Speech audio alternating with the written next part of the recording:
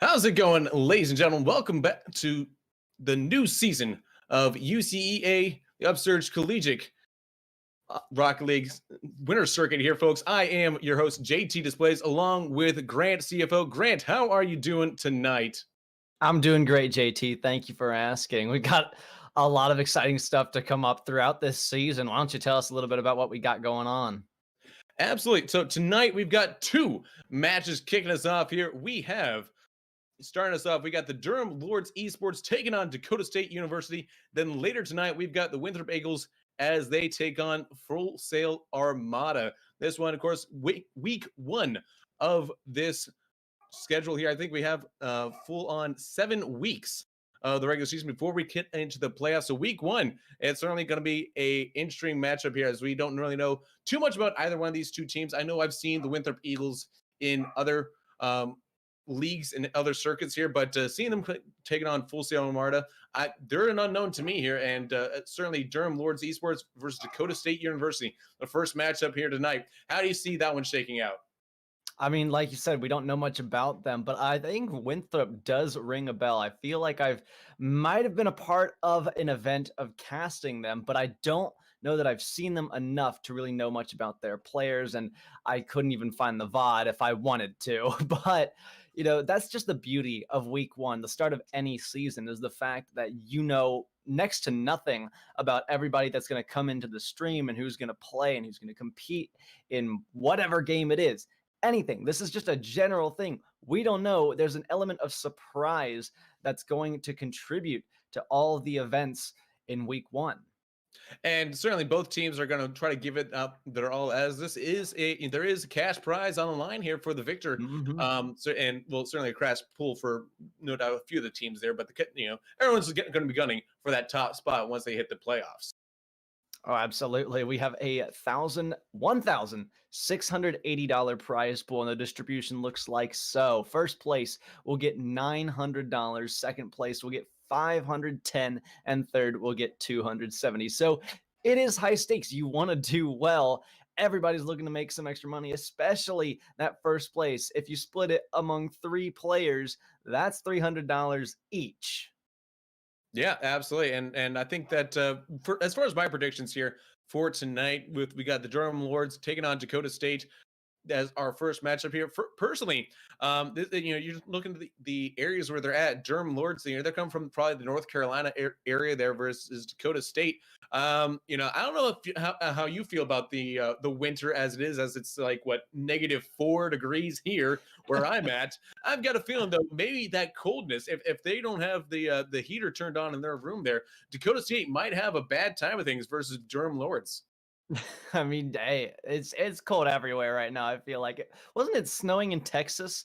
That just doesn't happen. I think that, like, if I remember correctly, I don't live in Texas, but I've seen literal school shutdowns if they get just like flurries on the road. It's ridiculous. So Texas, hope you're all doing well. I've heard there's even power outages and stuff. But hey, let's get out of there. I wanted to turn our attention toward the roster. I said I didn't think I knew much about these players, but I've just looked at the rosters that have been provided to us. And the first name I see is one that is super familiar to me. Vitali, a fellow caster, but also an insane player. I'm pretty sure they are Supersonic Legend. They are absolutely phenomenal, know so much about the game. I wouldn't be surprised if they were the captain for the team. They are very knowledgeable. They know what they're doing. So because that is the only player I recognize, I've got to go with Durham Lords Esports here to take the rest of this. Well, Durham Lords, they've got Vitali, they've got Volts, they've also got Wildfire on that team. Wildfire, I've got a feeling that could be the X factor for that squad as well. Mhm. Meanwhile, we've got Def Moss going in. We also have Hall Dog and Painted Harp for the Dakota State there. So I think that that's going to be a very unique situation here to see how these three react to what we now know as a very vaunted Durham Lords squad there. So certainly we are about to get ready to get into game number 1 in this best of 5 here, folks, as we will get ready on Champions Field tonight.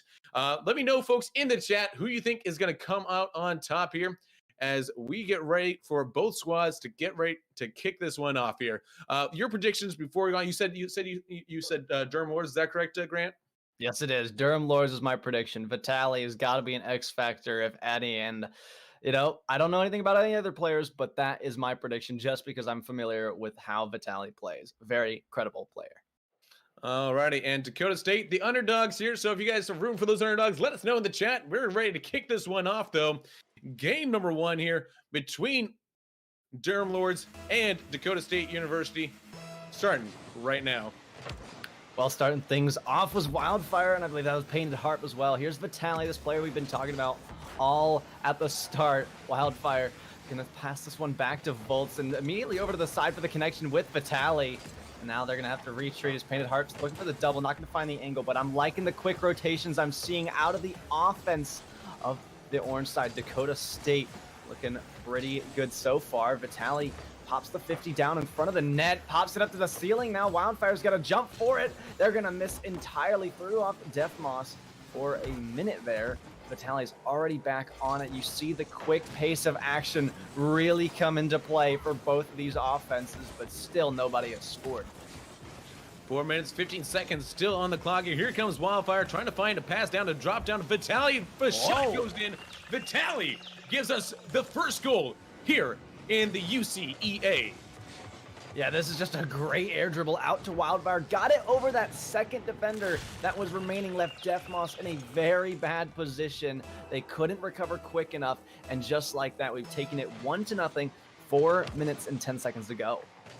As the neutral kickoff goes more in favor of Durham, here comes Painted Harp looking for a shot to put pressure on the back line of Durham. They're not going to fall for those. Vitaly tries to clear it out to midfield. Not going to happen as Volts tries to get the block in here. Halldog trying to put a shot towards the back of the net there. And it's going to be dropping down now. Opportunity for Durham Lords. Vitaly off the backboard trying to find Wildfire. Wildfire is going to make it 2-0 with 3:48 left to go. Yeah, there's a lot of defensive miscues happening right now. You see the first man push, the second man made a miscalculation, and so did the third. Tried to be the hero at the end because they had to be, but nothing to come of it. You go down 2 goals now. What's going through your head so soon in game 1? Yeah, I think when you're down early in a game like this, there's a lot of unknowns happening in this so far, and really you just have to think, all right, listen, we're down early, but a 2-goal lead, it's the most dangerous lead in esports. You never want to feel too certain about yourself if you've got a 2-goal lead, because too often can you find it biting yourself in the foot there, to put a spin on that euphemism. We see now 3 minutes 20 seconds left to go on the clock. Maybe see a little more construction out of the back line from Dakota State University. They knew coming in that they might be kind of seen as the underdogs in this matchup here, as Volts tries to put a shot on the back of the net. They're denied by Def Moss that time. An opportunity here. I think Dakota State, they're starting to understand and communicate a little bit better here, and there might be an opportunities coming more and more often for them. Yeah, I think you're right, but there's still a bit of mechanical misplay on those midfield lines that they got to get control of. Here's a good flick over the top of Vitaly, but Volts is so quick to push in on it. Wildfire from the sidewall pops it out to Vitaly once more. Redirect to the upper 90, and again the mechanics get in the way, and unfortunately Dakota State could not get in the way of the ball. That's just a pretty shot right there. I mean, like, Vitaly sees that, it's like, hey, look, this is free. This is freer than the dollar store at Kmart. Free, all right? Point being, Kmart doesn't really exist anymore, so that's, what are you going to do? Shot up now to Painted Harp. Is this look off the backboard? Wildfire able to defend it here with 2.5 minutes done and dusted. 2.5 minutes still left to go here in game 1. Oh, no, and this net is going to be freer than a sample at Costco. Vitaly takes it free. Where'd the defense go wrong here? Well, I can tell you what they did wrong. They didn't tip their hat to Vitaly at the beginning of the match, because now he has a hat trick here, and they are leading 4-0. Can Dakota State University find a goal in game number 1? I think that's going to be critical for them to get any sort of momentum here tonight. Yeah, I think you're absolutely right. They've got to do something with these pass plays. They got to make every last thing count. Every shot, Every hit, every touch needs to be effective, or else you're just going to fall victim to the Durham Lords and their swarming potential on offense. Here's Volt with a shot down low, blocked out, trying to get the back pass. Wildfire committed to put on that pressure, but you can see all three defenders kind of just clumped up in the net. It's looking a little scary. This is a great clear from Painted Harp, just thin margins separating that from a good clear to a bad one. Now it's over to Deft Moss from the right wall. Wildfire touches it in. It's going to be Vitaly trying to make the push. No, it was Volts, and now Vitaly makes the push to the corner. Deft Moss with the contest, and the 50 goes down to Wildfire. Turns into a pass connection. They tried for the pinch, but not going to find an opening. Instead, the post reads it for him. Vitaly out to the right side, and try to carry it down. Deft Moss, and a big double commit here for Dakota State, but Wildfire on the back foot is able to keep this ball in their control on the defense. And you really have to respect Durham Lords there, the amount of control they are keeping on the field here, as they just like finding each other in space there. They're not really getting too bunched up too much. Vitaly looking for the pass down to Volts, and Volts makes it 5-0 here as we hit a minute left to go. This is turning into a bit of a bloodbath of game number one here. I just want to see at Dakota State, I really wanted to see one goal. I think that's the objective right now is, game number one is lost at this point, but I feel getting blanked completely is not, top of mind for you guys. You want to be looking, hey, can we just score one goal, get some of that confidence back here and think, hey, we can hang with these guys and try to improve ourselves. Yeah, I think at this point it's like, hey, we're not feeling too confident about this. We're not feeling too warm, and we just need to do what we know how to do best and take it as much as we can to Durham. But I mean, it's just so difficult when you're struggling mechanically. There's not a lot you can do. I like to tell a lot of the people, because I do coaching on the side, and what I like to say, especially for those lower ranked players, is, hey, if you can get your mechanics down, that's going to help me help you, because I can tell you how to play the game, but if you can't pull it off, then there's nothing I can do for you. And in this case, we can talk all we want about strategy for Dakota State and what they need to do, but A, they're probably not tuned in to the stream, and B, they're struggling mechanically. The very thing I talked about, in 3 seconds turns into none. The ball touches the floor. Durham Lords take this one convincingly. That they do, a very convincing in game number one. But I gotta say, it is Dakota State University. It is in Madison, South Dakota, and it is currently -11 degrees out there. So certainly you could say it's a frigid game one for them. Let's see if they are able to warm up and kind of get back into the that game mode of, all right, this is a competitive matchup here. But let's show how competitive we can be in game number two. Yeah, I mean, geez, I can't even fathom 11. I don't think it's been 11 under ever here in Indiana. It just doesn't happen ever. But my goodness, yeah, things were looking really cold. And I mean, great play on words. Credit to you, because that's exactly what needs to happen here. They need to warm up, put some gloves on, put some hats on, do whatever. There's a reason that pros bring hand warmers to arenas that they play in at LANs. It's because their hands need to be warm, their fingers need to be able to move, and when they can't, they're all locked up and they can't do much. Now, I'm not saying that this is the case for Dakota State in a literal sense, but there was just so much on the mechanical plays. You saw a triple whiff on defense at one point. You saw one try to contest the corner, try to contest that near post, and then try to contest the back post. All three of them missed. We cannot have that if we want Dakota State to do better. They need to hit the ball. It's the basic needs of Rocket League. And with a fresh clock in game two, let's hope they can pull it off. Right. And game two, I always view as an opportunity for redemption. So you had a bad day, you take a bad song, and then you turn it around, hopefully, in game number two. That's not how you do it, though, says Volts. And he says, listen, no. It's still the Durham Lord show until we say otherwise. Yeah, this is a case of a bad day. I'm tempted to play it on the piano, like over here. 4:45 left to go on the clock. Game number one, an opportunity. Game number one done. An opportunity now. Game number two to see how Dakota State, again, what they need to do. I think if they can just consolidate themselves here, play good, solid fundamentals here, they can try to work their way back into this one here. Because no matter the skill ceiling your opponents may have, the opportunities are still there for them to see a good crossing ball opportunity from them. Not quite hit it there, but I did like the ingenuity that it takes, the imagination to try to create some of those plays. Yeah. There's a lot of demos coming out here from Durham State to try to cut out the offense of Dakota State University. Yeah, there is a lot of good stuff going for them. And, the skill gap probably isn't even that much. I mean, I talked about Vitali probably being in that high GC to SSL rank. And, I mean, the Dakota State team doesn't look like they're that much less. There's a lot of good things. It's just they're being outpaced right now. You can see how quickly Durham Lords are all over this ball. And just like that, Vitali to the top shelf. It's this quickness in those 50s. What else do you do? Yeah, Vitali reading that pass there from Volts, slam it home here, makes it 2-0, 3:45, and well, roughly thereabouts left to go here in game number 2. Dakota State University. I mean, I know that we've kind of harping on them, but again, this is still week number 1 here, and obviously, I think for Durham Lords, to their credit, they certainly are doing the most John Madden of John Maddenism things here. It's like, if you want to win games, you got to score more points than your opponent does, right? So in order to do that, you got to put more balls in back in the net. And certainly, they're doing that with aplomb. Yeah, I mean, they are. They're just, I mean, they have to.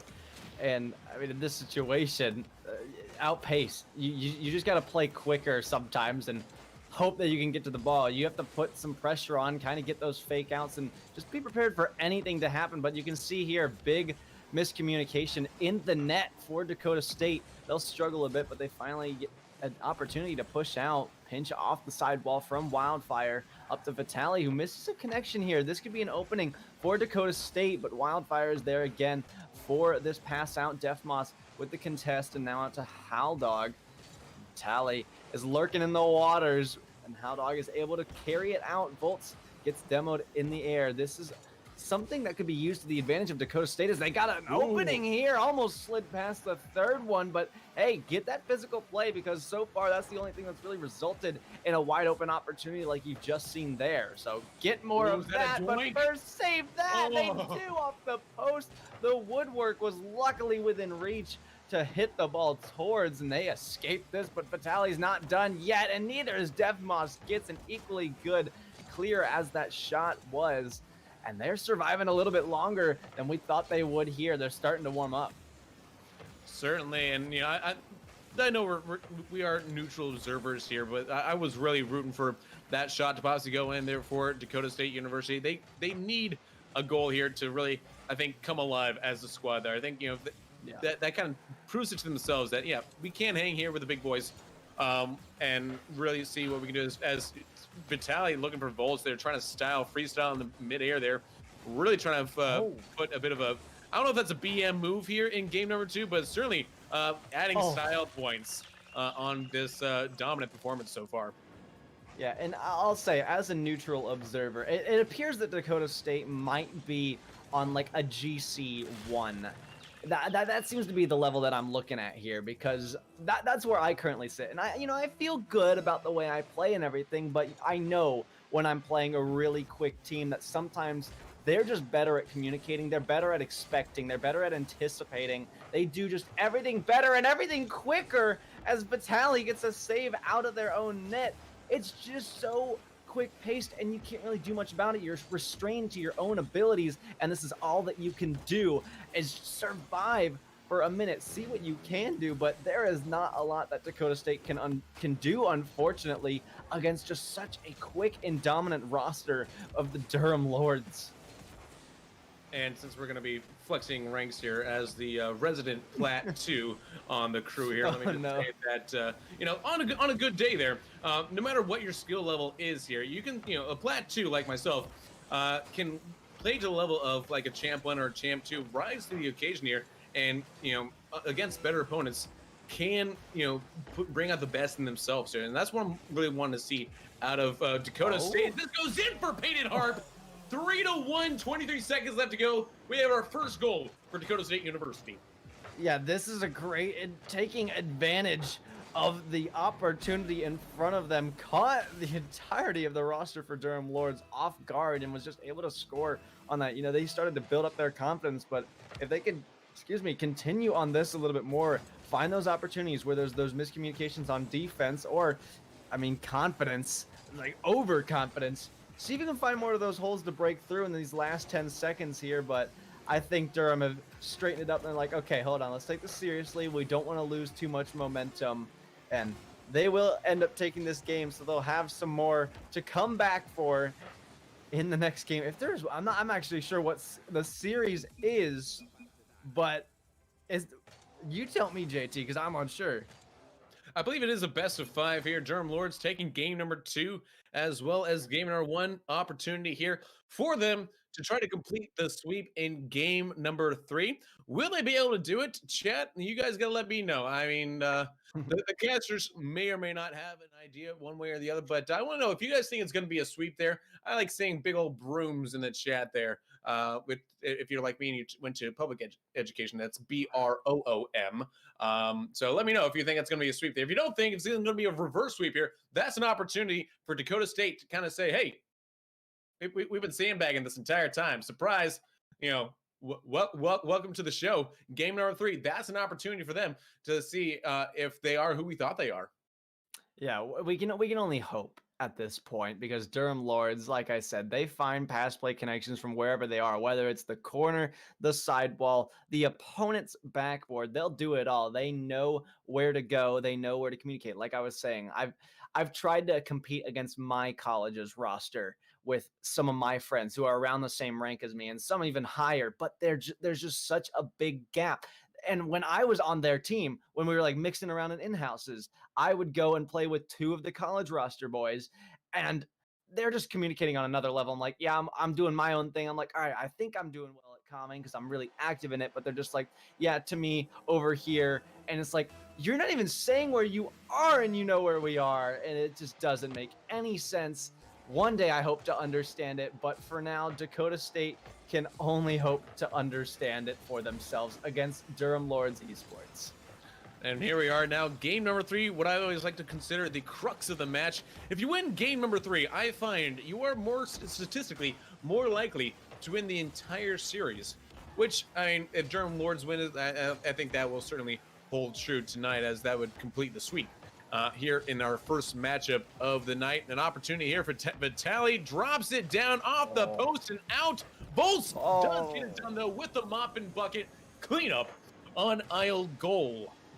This is just unfortunate to see, because you know they want to get this out, and Volts put the shot off the crossbar and down. Unfortunately, it deflects off the roof of Deft Moss, and it just finds its way into the back of it. So 1-0 with 34 seconds shaved off the clock. Wildfire already taken a carry, but has been sent to another planet. Doesn't even matter, because we're seeing shades of game 1 with a miss like that.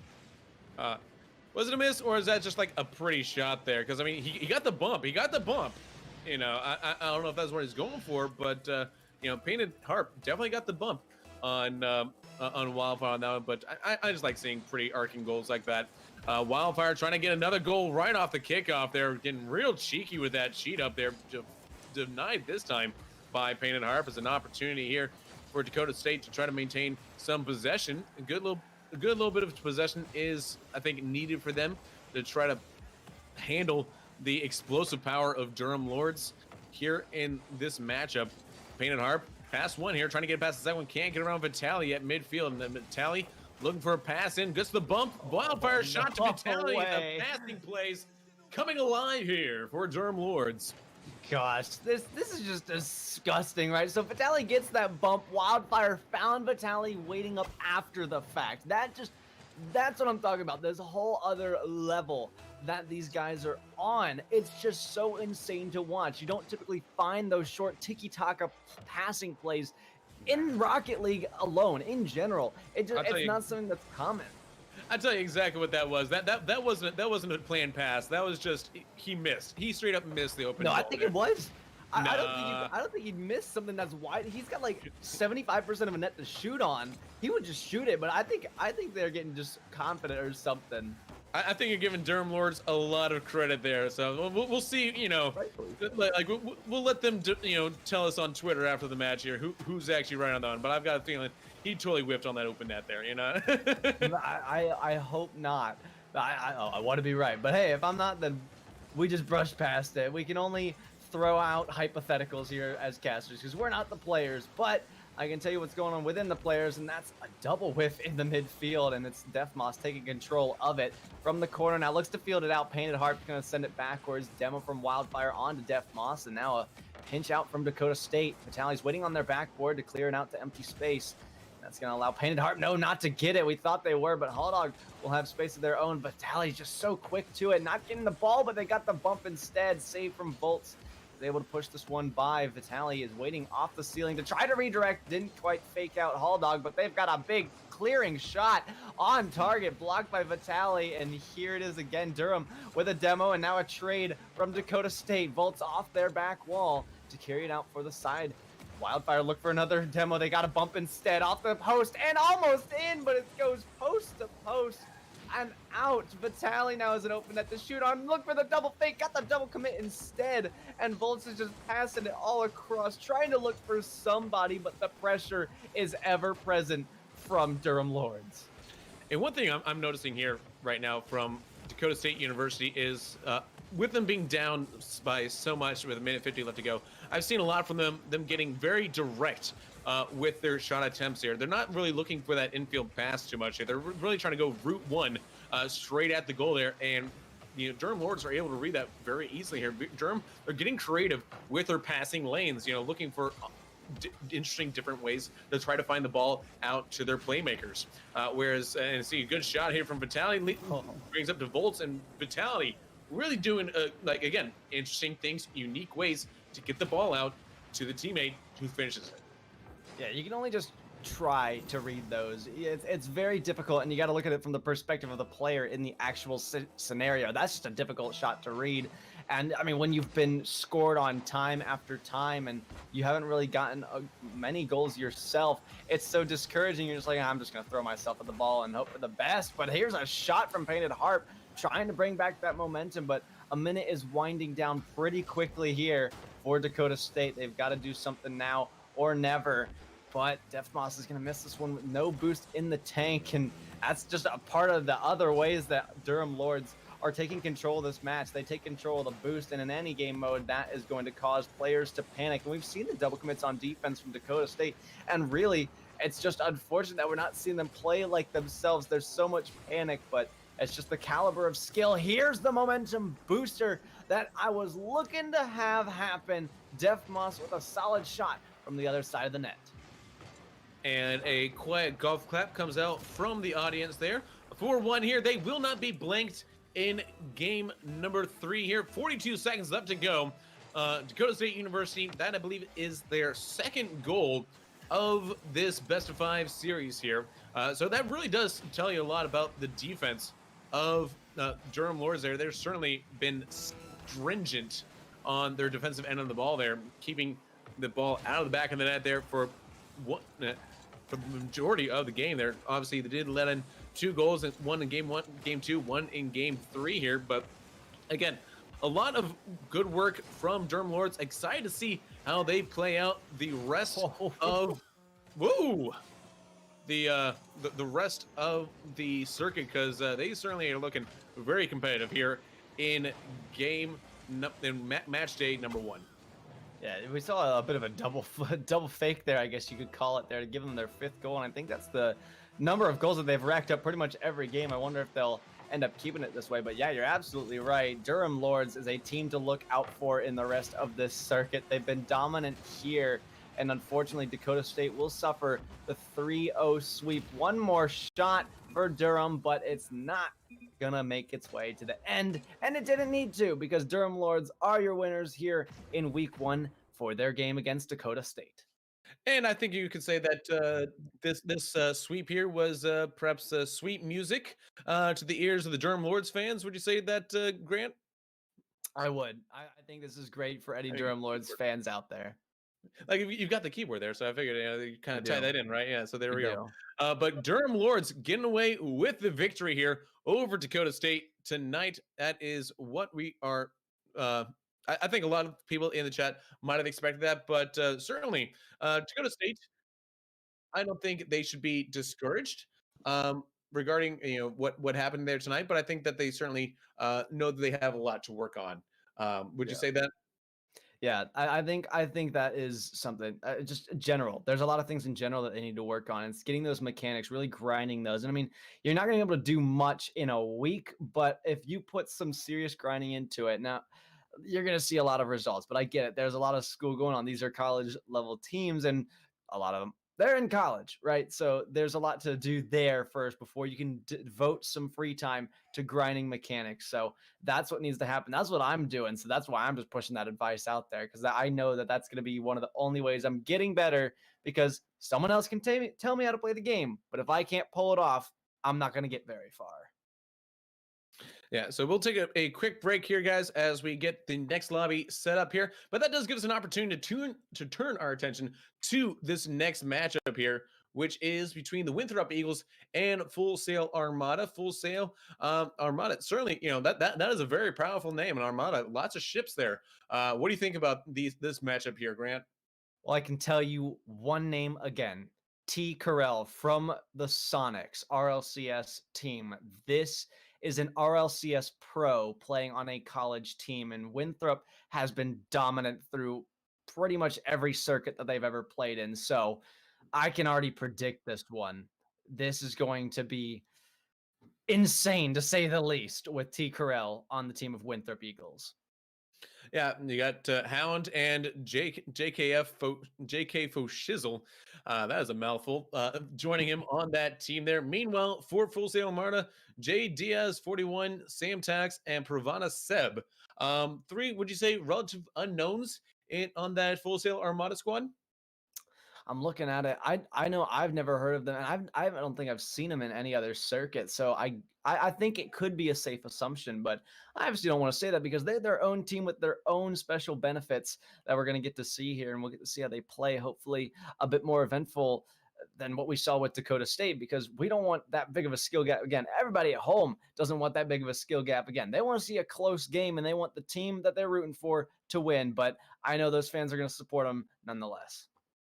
Certainly, as we wait for both sides to join the lobby here, it gives a little opportunity here to kind of take a step back and breathe a little bit after that sweep coming from the Durham Lords Esports squad. There, I mean, full credit to them. They certainly did everything in their power to say, listen, we're here to make a statement.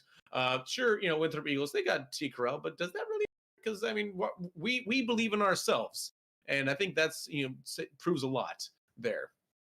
Yeah, I think believing in yourself is, I mean, priority number one when you're playing Rocket League. You got to go out there with the assumption, even if you are playing RLCS Pro, that, hey, I'm the best player on this field and I'm going to show them exactly why. You have to have that confidence. That's not cockiness, or maybe there is a little bit of cockiness, sprinkled in there, but you have to have that mentality that you're the best because if you don't, you're going to give so much credit to the other side and you're going to be sitting there wondering, well, why do we do better? It's because you made them better than they really shouldn't have been, if that makes any sense. You have to tell yourself, I'm the best, and I'm going to do that. And I'm going to help out my team to the best of my ability.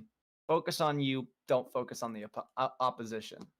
And if you're in a situation where maybe you're like a plat 2 and all your friends are champ 1, you got to say, listen, maybe I'm not the best on my squad, but I know exactly how I can distribute the ball to my playmakers and be the rock, be the anchor of the squad that knows, hey, I'm going to be at the bottom of the leaderboard, but that's just so the rest of them can excel and be at the top.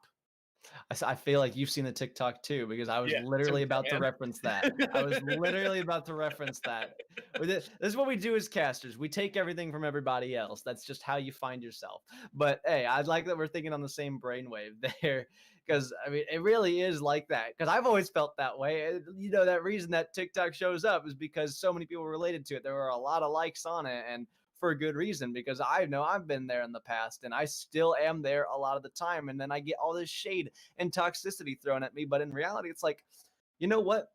I'm going to take this because back when I grinded solo standard, I knew that I had to play passive and only rack up maybe 160 points at most 90% of the time that I played that game mode. I knew that those things were going to happen. And it's like, you know what? I'm going to silently take the victory on this one because I know I secretly carried my team. And hey, that might happen. Solo standard. Rest in a very fiery, warm place there. Let me tell you, not a fan of solo standard. Still waiting. Looks like we are about to get all the kitties to join us in the pool here.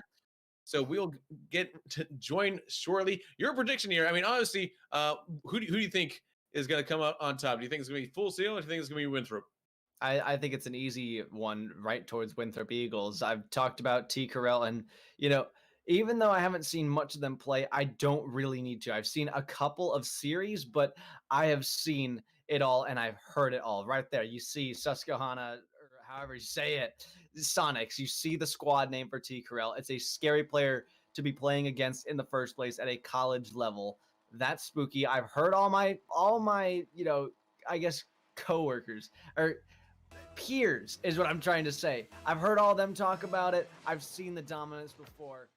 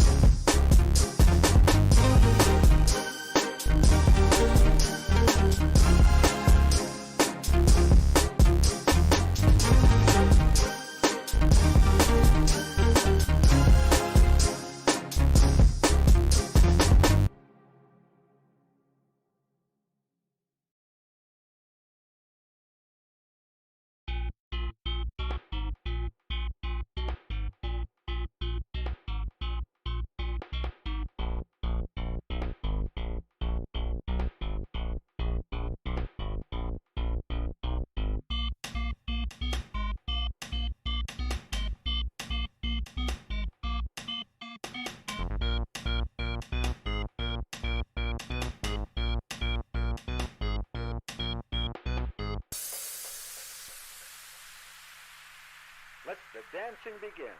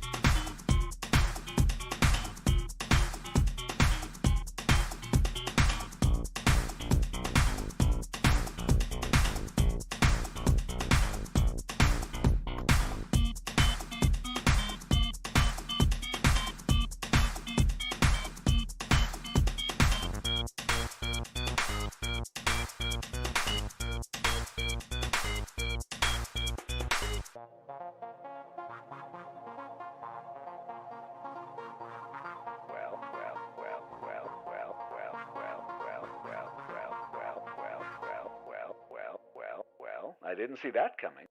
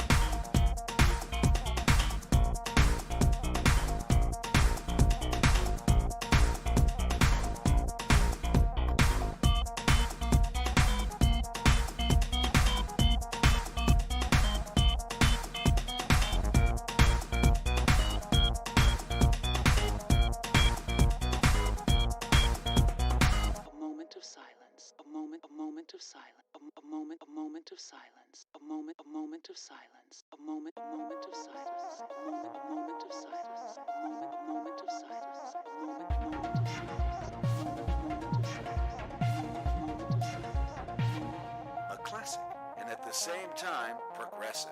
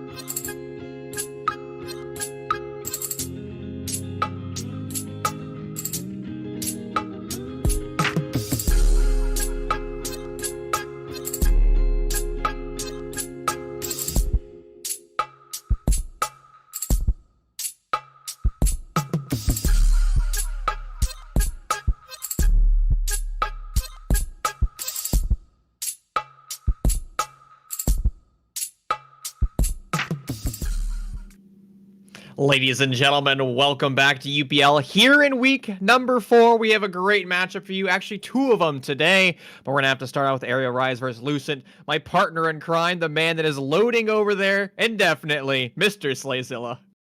Hey, man, good to be back. This is an interesting thing. Look at this. I'm trying to look at it. Is that... Hey, wow. What is that? What is it doing? I don't know, but I do know what we're doing tonight. We've got 2 great matches coming down the pipeline for you. First match is going to be Aerial Rise taking on Lucent in what should be a great one. Then later after that, it'll be Trust Only Your Squad. I've disappeared completely going up against Dallas Vendetta, which should be very exciting. So some great matches tonight. But yeah, our first one going in, Aerial Rise in Lucent. I'm excited to see how that one's going to go.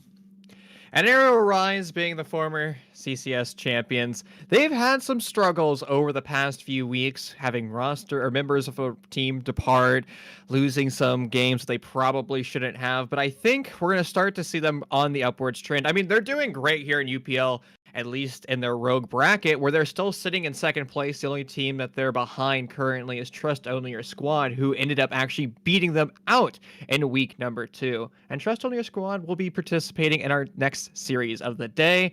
And Lucent, on the other hand, they have been struggling here in UPL. They're currently sitting at 1-2, and they're going to need to start the redemption arc relatively soon.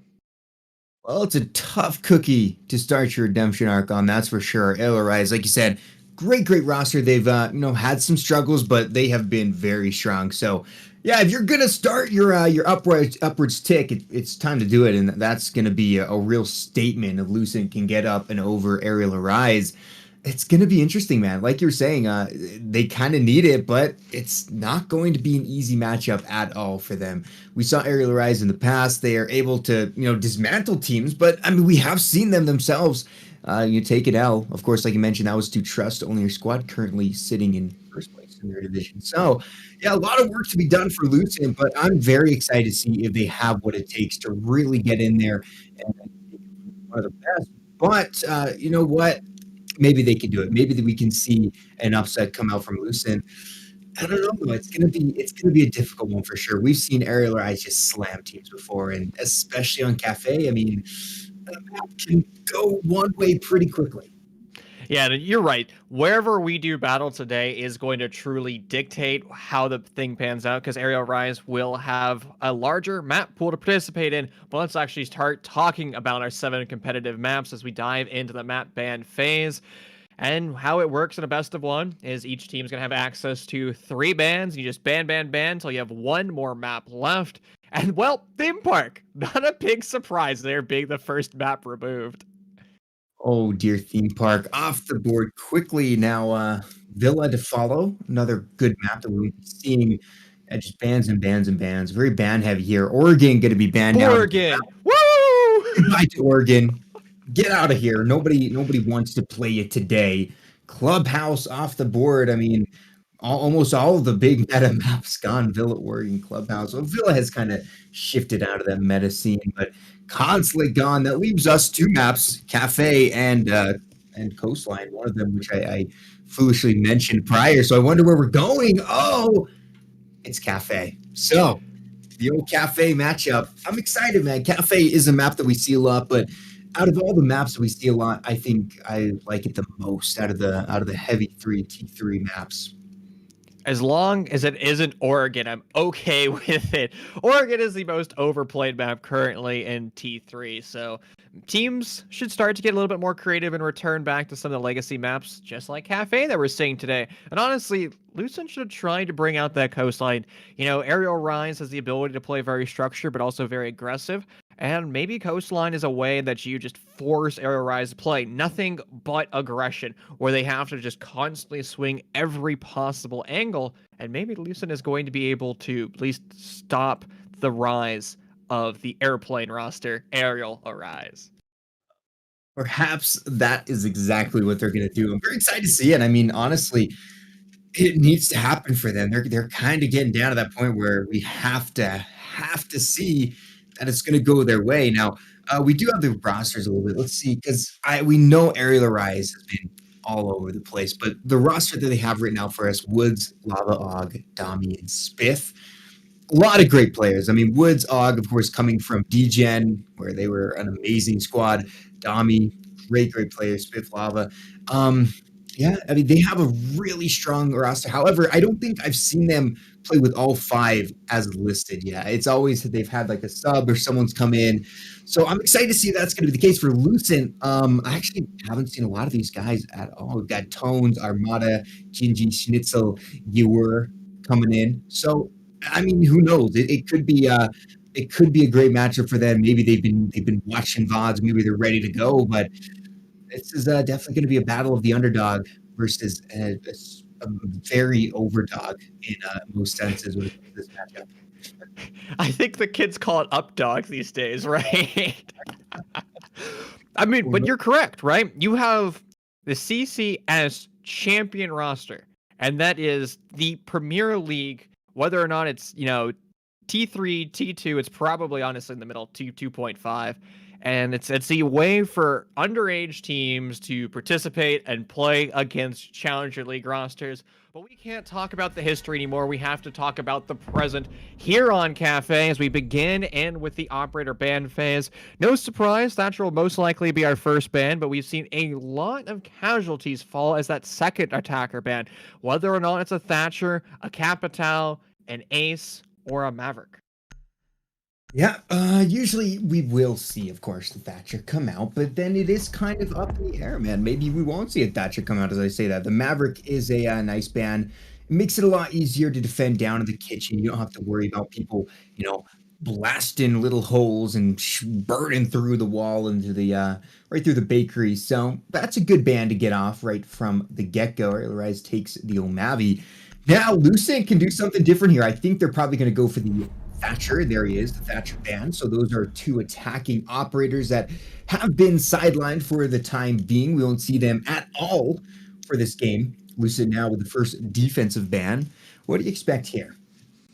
It's going to be an information op, probably starting off with the Mira and then potentially a Maestro or Valkyrie, because when the defense has access to so many operators designed to basically isolate all of Piano, it becomes impossible to push through. And all those three operators do the exact same thing. Whether or not it's the Mira over deep impalers looking straight into bar back and just swinging the Mira window, whether or not it's a Meister Eviline that's constantly red pinging you the entire time, beating out a Nitro Cell, they all play exactly the same way. Valkyrie and Mira will fall in the end, which means the mini game of those Meister cameras are still up and active. Well, good stuff. We got some good operator bans going out. Maverick and Mira for Aerial Rise, and the old Thatcher and Valkyrie for Lucent. Now we will begin the moments we've all been waiting for. It's time to get into this matchup and see really if Lucent can stand up to these big bad boys. We do have, in fact, the roster as it was stated, which is very exciting for Aerial Rise.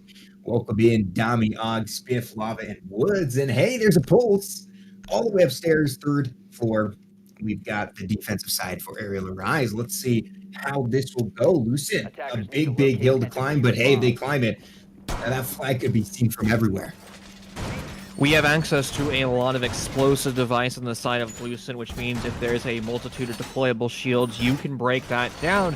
However, it is only going to be one of those shields. It's not going to be any type of Goyo shield with an explosive twist. It's just going to be the one from Woods on that smoke, which again really means how are you going to hold the west side of the map, and it's going to be through those Nitro Cells as you're highlighting earlier, particularly Og on that pulse. You can bury pulse in a lot of ways, and you could also relegate a lot of your reinforcements downstairs over by Train Museum. We've seen rosters put like 3 to 6 reinforcements down there, which means, wait, where are the rest of my reinforcements on the bomb site? But remember, if you're playing long angles behind deployable shields, you don't necessarily need to reinforce every one of those walls, because if you leave it open, that's going to force the attackers into a very awkward position, almost like crossing a no man's land, because they're not going to know if there's a defender lurking in some hidden corner while swinging them some type of information. Gotta be careful, absolutely. So now we do see the Twitch come in. Twitch had a brief appearance where we did see her right after Jaeger's nerf, I think, is when I saw the most Twitch, but she kind of fell back off a little bit, and here's Og going for some just pure aggression. Finds one, finds two. Og off the rip has proven that you don't mess with him. He is a scary, hairy operator, and you don't want him to get your heartbeat on pulse, because you will most likely feel the pain. What a tremendous run out. No fear. Did you notice no fear there? Because I sure did. Dami gets lit up pretty low, around 20 HP, and well, there's still 2 minutes in this game, or in this round, but already you're missing a good chunk of operators. Your Twitch as well as your Ash dead and gone. Let's see if they can stabilize here, but the fact of the matter is, Og's still downstairs getting so much information. All the pings, he's getting every ping, and well, that's going to be some great call-outs for the remaining defense to work with. He's holding off and sitting that nitrous cell above because they're standing on a floor that cannot be destroyed. Wood's going to find one with his SMG-11, and Lucian's going to fall relatively quickly. It's a double wide swing, but unable to find the one. He's going to save his life, but Spiff from behind will ended up aerial rise just like that. They spawn every single one of their targets and swiftly find the demise. Lucent needs to be a little bit more present on their attacks. Oh boy, if this is if this is a glimpse of what's to come, I am worried for Lucent. They just absolutely got demolished by the run out. And then, that was a good little move. You take 2 off the board, but the follow-up to that from the rest of the team just tremendous. Hardly had a chance. Almost a flawless round. I think it was Gingy, the last man standing, if I saw correctly, who was playing as the ace, was able to take down one of them and will then shortly die thereafter. But this time we've got ourselves a little bit of a fuse switch to Sledge and a kite switch to Lucy. Heading downstairs, it's going to be in the kitchen where we'll try to cook up something nice and tasty for you. We'll see just what the Aerial Rise boys can do. Head in round 2. I mean, that was a very strong round 1, but it doesn't mean that Lucent's out of it. They got to shake this up. They got to do something, and it's going to come down to the simple fact that, I mean, you have to somehow stabilize. As hard and as difficult as that is going to be against Aerial Rise. You cannot allow them to just beat you down, or the memes will start coming out, and then everyone just feels sad about it. I mean, Aerial Rise just had information at every turn of that defense. And if we go over to round number 2, they're not going to have quite as much access to information, but we can utilize those Mozzie passes, not only drone denial, but as soon as Spiff captures one of those drones, he can bury it in a position maybe over by small bakery or wedding, and that can provide a lot of free information that the attacking team of Lucent might not be looking for. They may get tunnel vision and then execute, and Spiff is going to repeat some success that his fellow teammates found in the previous round. A double melee of the west window of Piano is a potential way to fly out a window and just win those gunfights. But he's going to be holding his ground, at least as of now, and just trying to take a casualty from Lucent early on before jumping out that window and rotating to safety. Got to be careful. There's a lot of pressure that is going to be coming his way. If he gets out of this alive, and with a couple of kills, that'd be epic for him, but it'd be a very sad sight to see for Lucent. Spiff taking some shots, having some fun, trying to make his presence known. His presence is known, and Tone says goodbye to Spiff. Beautiful shot right on the dome, but now there's more coming after. Tone's so low on HP. Lava gonna get done down. Oh my goodness, Tone is setting a tone absolutely so. Makes it a 3v5, almost a reverse of what happened last round. His HP doesn't look too great, but you know what? Two great operators off the board does make for a nice Gabi, though, with the Alda takes down Schnitzel. And now things might turn the way, but no, Armada right back at it, taking down Og. It is going to be a tight position for Aerial Rise. They're going to have their 2 anchors against 4. We're going to see some aggressive play coming out from Woods, though, as he posts up on those white stairs, challenging with an SMG-11. And if Tones, that primary entry, decides to push down that stairwell without any information, his life could be forfeit. But Woods is going to go up the stairs once again. A difficult position to be in. He has still access to those 3 smoke grenades, and if he falls with all that gadgetry in his back pocket, that is 30 seconds of denial absolutely wasted. Wood's going to finish off what's left of Tones, but he only had under 25 HP, and now it's Woods' turn to find himself under 25 HP with about 7 remaining. It's not a lot of HP to work with, but I mean, again, you ask for operators at the end of the round. You would like to see Maestro and Smoke potentially a little bit more HP, especially considering everyone from Lucent has full HP, except when they die. There's Dummy taking down Gingy. He'll be down but not out. That's a good shot to put him on the ground, and this basically puts Woods as the sole survivor. I mean, he's trying to take dubs out here, trying to get that $1 million cash prize from Survivor. What a great TV show, and now it's just him against Armada and Gewur, which I'm pretty sure it's like a gun from Battlefield 5, but that doesn't matter here because he's being pushed in. That's the AK-74, and well, that'll take him out. Lucent strikes back with a tremendous round win off the initial moves from Tones, taking down a nice 2K to open it up, really set the pace, and a good job to take that round away from Aerial Rise. Aero Rise played round 2 far too aggressive. We had Spiff and Lava just off-site in positions where, well, at least for Lava, he should have been able to rotate safely. He got an unfortunate wallbang, but Spiff's whole strategy over by the piano was to play it super aggressive, forcing the 1v1 gunfight. But with positioning like that, especially after being droned, at best, Aero Rise are going to take that gunfight 50-50. And I always say, when you're a defender, your job is to take an 80-20 gunfight, which means you have an 80% chance of winning, not just a coin flip.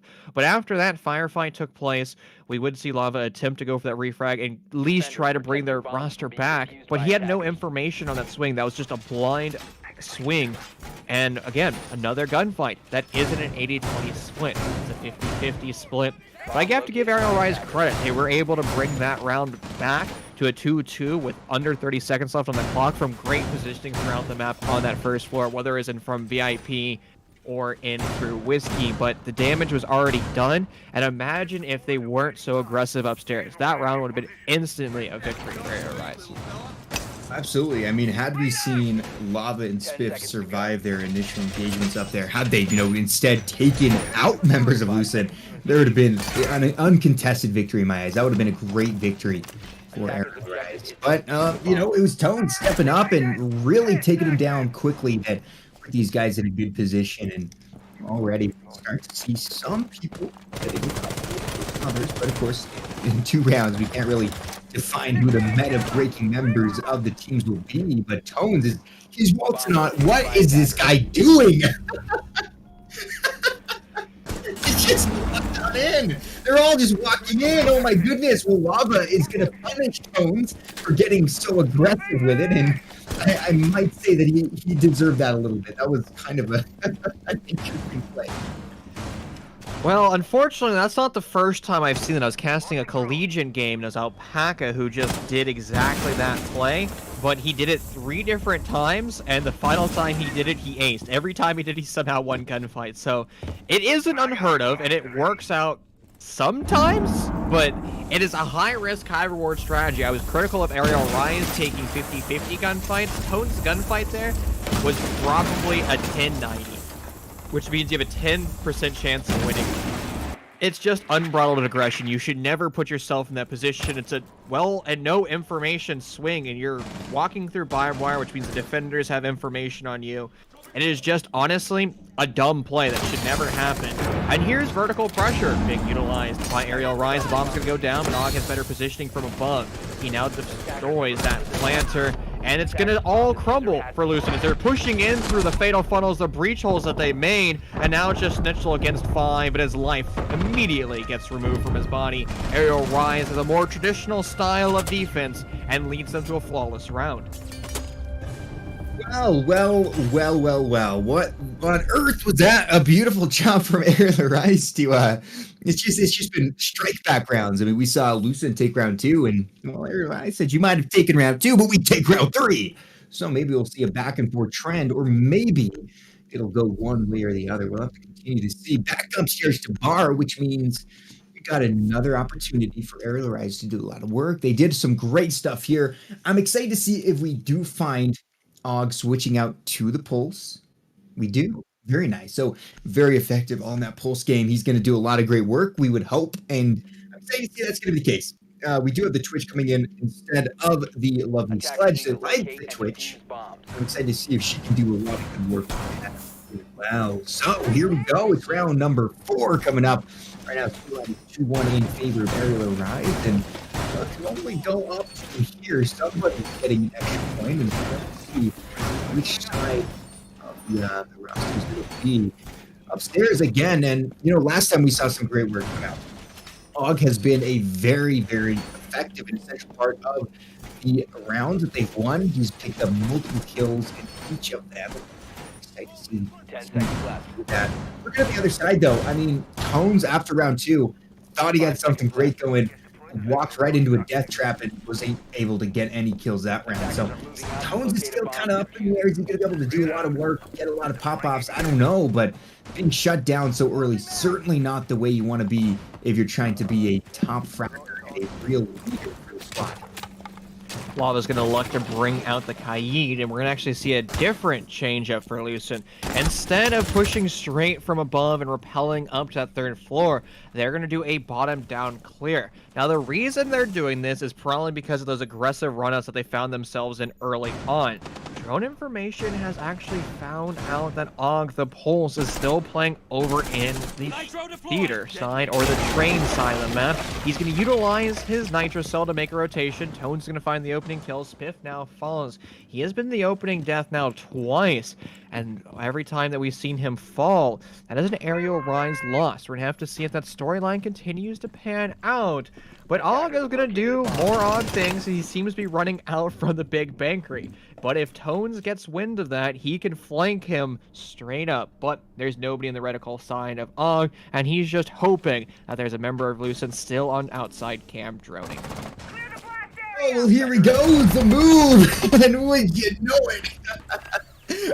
Gets his daily bread, takes down the Spanish Armada in its entirety. They have nothing, and now he's getting extra pings. That could be a wall bang here. We'll see what he does. Now he's going to play it a little bit more safely and then try to wait out. That looks like it might be Tones. Is that the Ash? It is Tones. Okay, yeah. Getting good at those silhouettes, man. You have to, but he's got the information he needs now. Tones in this engagement shoots out onto Og. Both of them exchange a couple of blows here, but this is going to be a big round. Dami takes down Schnitzel. All of a sudden, Aerial Rise pulls ahead by 1. This becomes more of an essential fight to win for Tones. Such a battle. They're fighting. All the while, time is still ticking down. The bomb is all the way up there. The bomb site, rather. Tones looking to go for it. He's pushing in aggressively. Wants the swing around. Wants the win, but he doesn't get it. Og shuts it down. And there's Gingy making a 3-2. Og just lived rent-free in Tone's head for greater than 90 seconds. You said it perfectly. Og was on the 1st floor. The bomb site is upstairs on the 3rd floor. Og's gonna find another kill this round, and it's all on the poor ace against 3. His life is forfeit, and Aerial Rise wins round 4 because of some shenanigans they did on the 1st floor. Incredible. I mean, I get it, right? You want to make sure that no one's going to come behind, but it certainly wasted so much time and put your manpower down there, and Tone's unable to win that gunfight. Just heartbreaking, man. Sucks for them, but a great round for Og and the rest of Aerial Rises. They're able to take that. Another round well done. So far, they've won 3 out of the 4, giving them a 3-1 scoreboard. 2 more rounds, including this one, and then we'll get to the side switching. Look at this. Instead of the smoke, we see the frost come out. That is going to be very exciting. Are they going to fall for the frost mats? I don't know, man. I'm excited to see if they do, but oh boy. Lucent starting to grasp a little bit here. It's starting to look a little bit rougher for wear, and we have to see them really step up. Tones has been on and off from what we've seen. He's getting good kills, but also has been getting killed by Og a lot, it seems. Armada, 2-3, got 2 and 4 from Gingy, 1 and 3 from Kawir, and Schnitzel, unfortunately, has yet to find success in this difficult world we're living. Compare that to Aerial Rise, 7, 5, 3, 2, 1. A lot more kills on the side of the Rise. So, I don't know, but kills don't mean everything, but they certainly do mean that you're giving your team a very nice advantage. Sometimes you get a good man advantage on the ground. So for Lucent, they really need to identify early on how Aerial Rise is playing. And if they're playing aggressive downstairs, where you're just roaming, utilizing that pulse, well, you as an attacker have to decide, do I actually clear out this player? And if I do, I'm going to have to relegate a lot of my manpower to it, not just one entry fragger, but you should also put your secondary entry down there as well to establish a multi-angle crossfire. So even if Og is capable of winning one of those gunfights, he guarantees the refrag instantly down the road. Now, the same style of play needs to be applied upstairs as we execute on the 3rd floor first before we actually have to execute on reading and feeding room.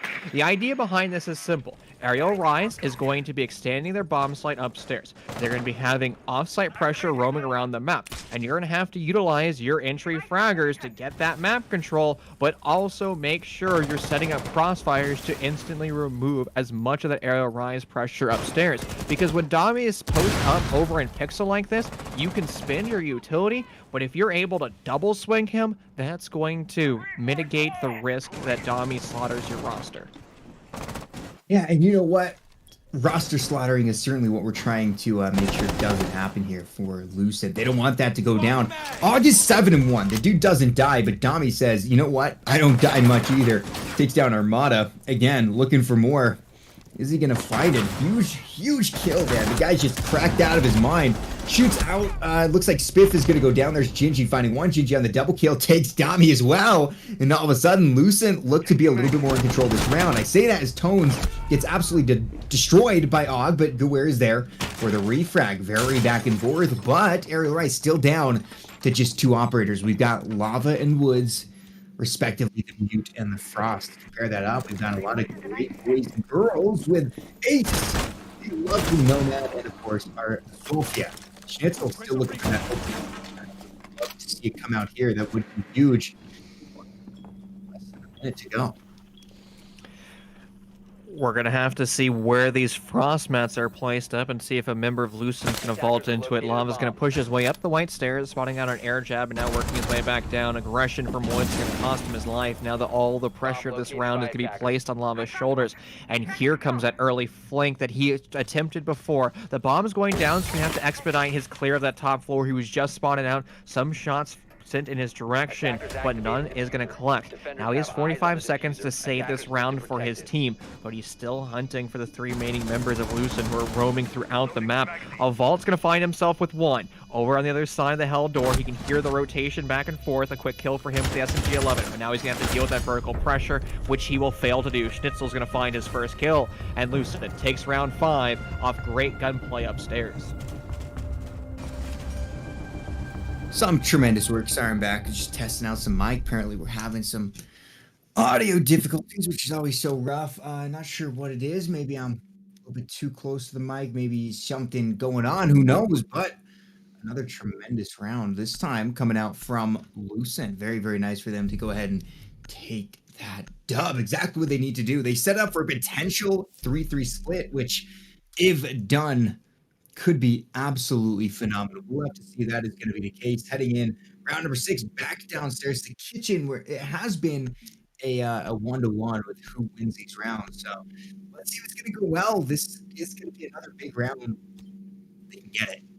Defenders, protect your bombs. Final round on defense. There's going to be a lot of pressure for Aerial Rise, but their kitchen hole, at least the second time that they utilized it, was perfect. Mute Mozzie combination is going to shut down the Lucent drones, which, to their credit, hasn't really been a lot. Lucent is making a ton of droning errors. Let's talk about Cocktail Bar upstairs. The fact that we just saw Tones push in haphazardly with no information whatsoever, looking in just about every possible position except for the right one, is concerning to me, because those levels of mistakes are going to start to compound. Now, to Lucent's credit, they're still able to come back from mistakes like that, but they should never be there in the first place. And again, it comes down to the IGL mistakes that we're identifying throughout every one of these attacking rounds. And since we're going downstairs, how is Lucent going to elect to take this? They've gone for a full roam clear of the map. That was back in round number 2. But then in round 3, they elected to go for a linear take through Big Bakery. So the roam clear might be a little bit more advantageous for them, especially if they forced Aerial Rise to overswing as many of these angles as possible. Yeah, still trying to figure out if we have this audio issue. So kind of tentatively speaking here, got me a little bit scared, but we'll see how everything goes. I don't know how to fix it, man. Testing OBS sounds fine in the OBS, but who knows what it's really going to come down to. Again, Lucent with the opportunity to make it a 3-3 split, that would be monumental for them. We'll find out if that is going to be the case as we continue to move in here. Dami looking to hold it down. 6-3 so far, doing quite well for himself. Og 8-2. Spiff having a little bit of a struggle. 1-3. Lava 4-3. 2-2 for Woods. So a pretty balanced squad when it comes down to it, but Gingy just popping off like nobody's business, getting multiple kills. We'll see if he's going to be able to keep on going with that trend. However, within the first minute and 20 seconds, still a very slow game. 5 up. Well, there's Armada taking down Spiff. Another will fall. No, it goes the other way. That is Dami taking down Armada, but more go the other way. Og takes down Gawir, but Tones finds Dami a 3-3 with 1 minute and 28 to go. This is the best round from Lucent so far, at least from the IGL department. They immediately identified exactly how Aerial Rise was playing in Reading Room. They established the multi-angle crossfire, and they put a lot of their attackers, 3 of them to be precise, into executing upon Reading Room. Now that that mini-game has been dealt with, both these rosters are going to be forced to fight the remainder of this round at 3-minute limit apiece. Og is going to pre-detonate a Nitro Assault. It seemed like he had an information that there's somebody pushing up from those white stairs, but that information was void as there was nobody in that vicinity. However, he will collect another one in this round. Schnitzel's going to fall. He's still been on the struggle bus, and his gun is going to go quiet once again, and Lucent is going to say, hey, we need to retake this top floor because Og is bullying us once again, and the bullying, the schoolyard punishment that Aerial Rise continues to deliver is almost unstoppable, and I think Wood summed it up the best right there. Tremendous job, man. That was a fantastic round. Exactly what you want to see, and well, it's getting a little bit rough here. The 4-2 split does come out, in fact, and well, now we switch the sides. Now we're going all the way home. This is going to be a potential win within 3 rounds for the guys over on Aerial Rise, or it could try to flow back in Lucent's favor. It'll be interesting to see which way it does end up going. At this point, we got a lot of great players on each side, but heading into the attacking side now, there is a lot of talk about whether Cafe defender side, attacker side. I'm not really sure about it. You know, it can go either way, but let's see if Lucent can really batten down the hatches here for their defensive half and try to bring this back. I mean, a 4-2 split is expected on some maps, but other maps, 4-2 split can be just almost a death punishment. I mean, if you get a 3-3 here for Aerial Rise, it's a win. Lucent have got to try to match that 4-2 to take us to overtime, or just grab a 5-1 and end it within regulation. You know, it could happen. We'll see how it all goes. Lucent feeling very interesting here. A lot of kills coming out. Tone starting to get some more, but yeah, we're still facing Og 12-2 and Dami. There's just a lot of scary guys on Aerial Rise. You gotta choose your one. So Slay, I actually have an answer to your question. I've talked to a few analysts and coach, and they say that Cafe is going a little bit closer to 3-3 splits. It hasn't gone to a 50 win rate yet, but it is starting to approach that. So I think when we see it back in competitive play, it's going to be about like a 57% win rate for the defenders. So defender-sided, but not crazy like a map. I think it was Theme Park and Clubhouse that were sitting at above a 60% win rate for the defense, which is incredibly strong to say the least. But Aerial Rise has been relinquished from their spawn, and they're going to start the first round of attack here on Cafe, trying to get that top floor control as quickly as possible. But Lucent has brought out a very old school strategy. It is going to be that Jaeger and Wamai. All the possible thrown gadgetry that Aerial Rise has will be grabbed by their utility, so they're going to have to burn those ADSs and Wamai pancakes as quickly as possible, and then destroy the deployable shield. It's a tall order, but a team like Aerial Rise at 1 CCS back in Utility Consumption Simulator, this task could be relatively easy for them. Nah, you have to be methodical. You have to make sure you do it, or it certainly can't bite you in the butt. It's a power position for Wamai. Back when he had a shield, he could do this by himself, you know, but there it goes. Explosions, meaning that shield is completely dealt with, and now the push is going to be very available. About half the round is bled away, 1 minute and 30 left to go within it, so still no deaths on either side. Gawir as well as Spiff have taken a bit of damage, but nothing quite lethal as of yet. Here's Tones again playing the Oh My. Had varied success as the Ash on that entry frag roll. Sometimes a very entry roll without many frags. I'm specifically talking about round 3 into the kitchen, which did not go well, but hoping to make some things go well for themselves here. Minute left in the round. Aerial Rise, Lucid, both of them just stuck. 5-5 to go.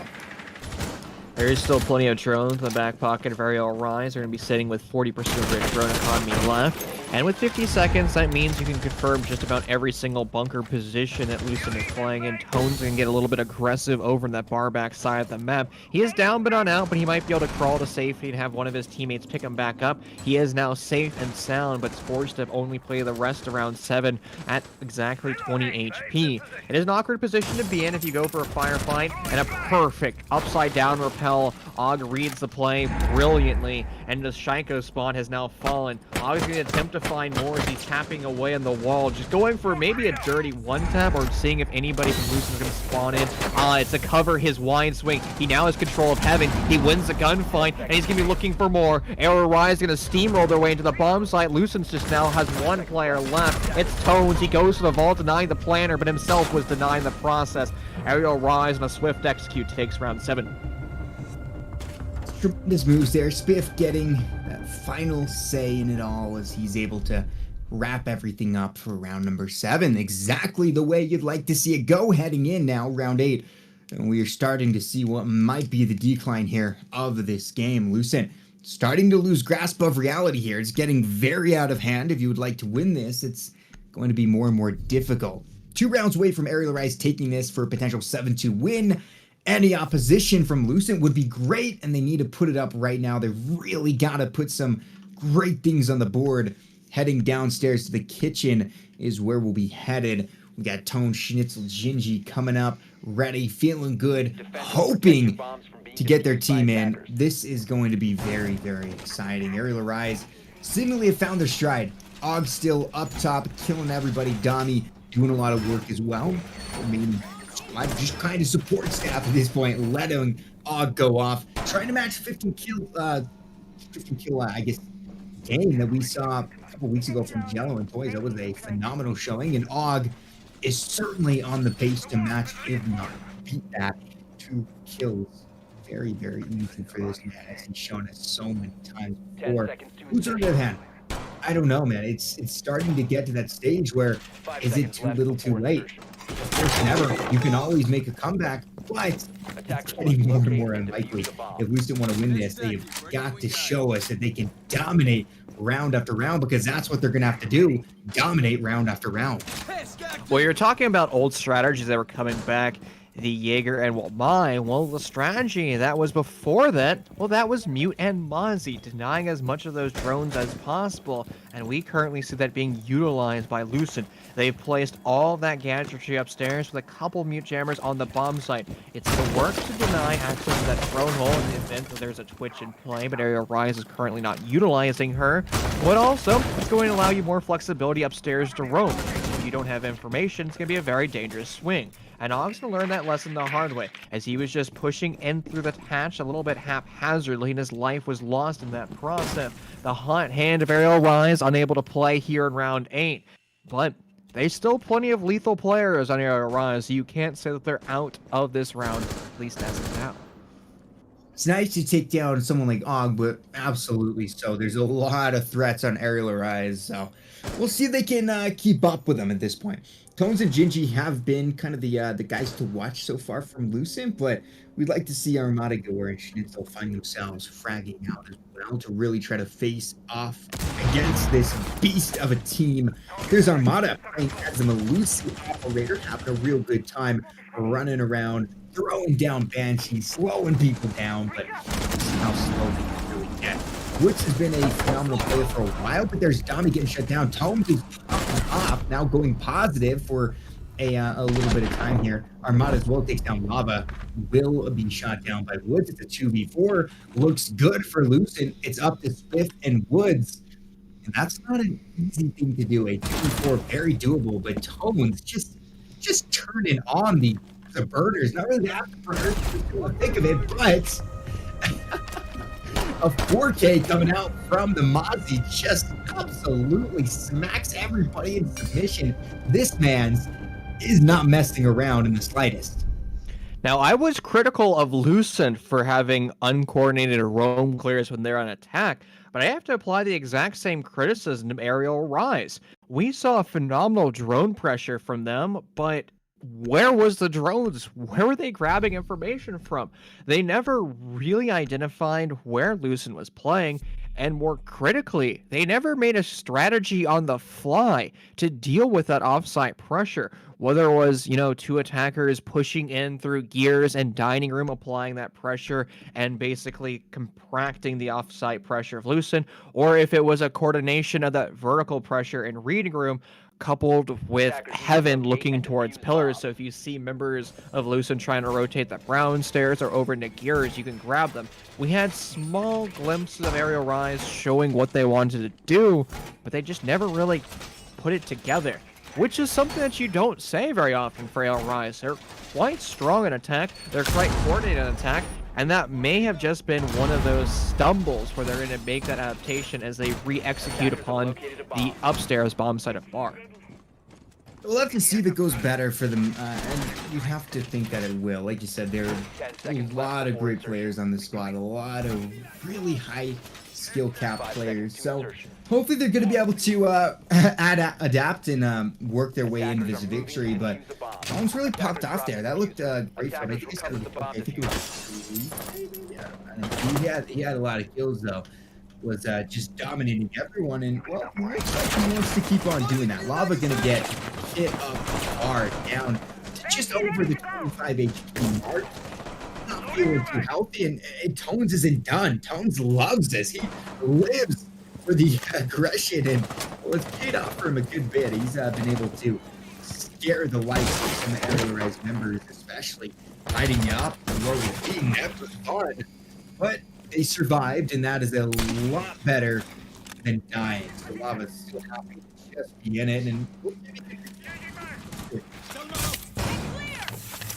Utility being identified by Aerial Rise and instantaneously being removed as Og's going to spot one of the Malusis over by the new drop. Haphazardly placed, and Tones is going to replicate exactly what Og did on defense, flying out one of the windows. Fifth is now going to fall, and that is your Zofia that was lost in that process. Now Og's going to pay that respect back. Tones is going to lose his life.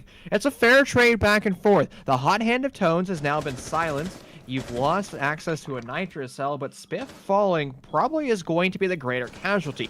Losing two of those explosive impact grenades as well as those stun grenades in the lifeline is going to hinder you greatly when you go for the execute over by Pixel. You have to burn those ADSs, you have to eventually destroy that Goyo shield. Now that Lucent isn't running a smoke, you don't have access to a traditional shield, but nonetheless, it's still something that you don't want to lose. Dommy's going to pre-fire box one. He was accurate for the most part, but his bullets never penetrated through the wall itself, but his frag grenade will be more than happy to say hello as he collects the kill. looking good for Aerial Rise here. They've got a 4v3 situation, not too shabby, but Gingy still wants to make work of it. Armada, Schnitzel, all of them still up and ready to fight to the very end.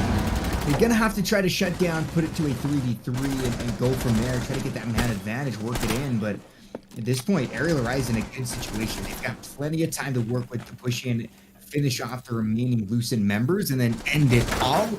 See, that is going to be the case. A lot of fire here. A little bit of a stalemate at the final second. They're going to take on, try to get some advanced positioning. Gingy in danger of that top upstairs.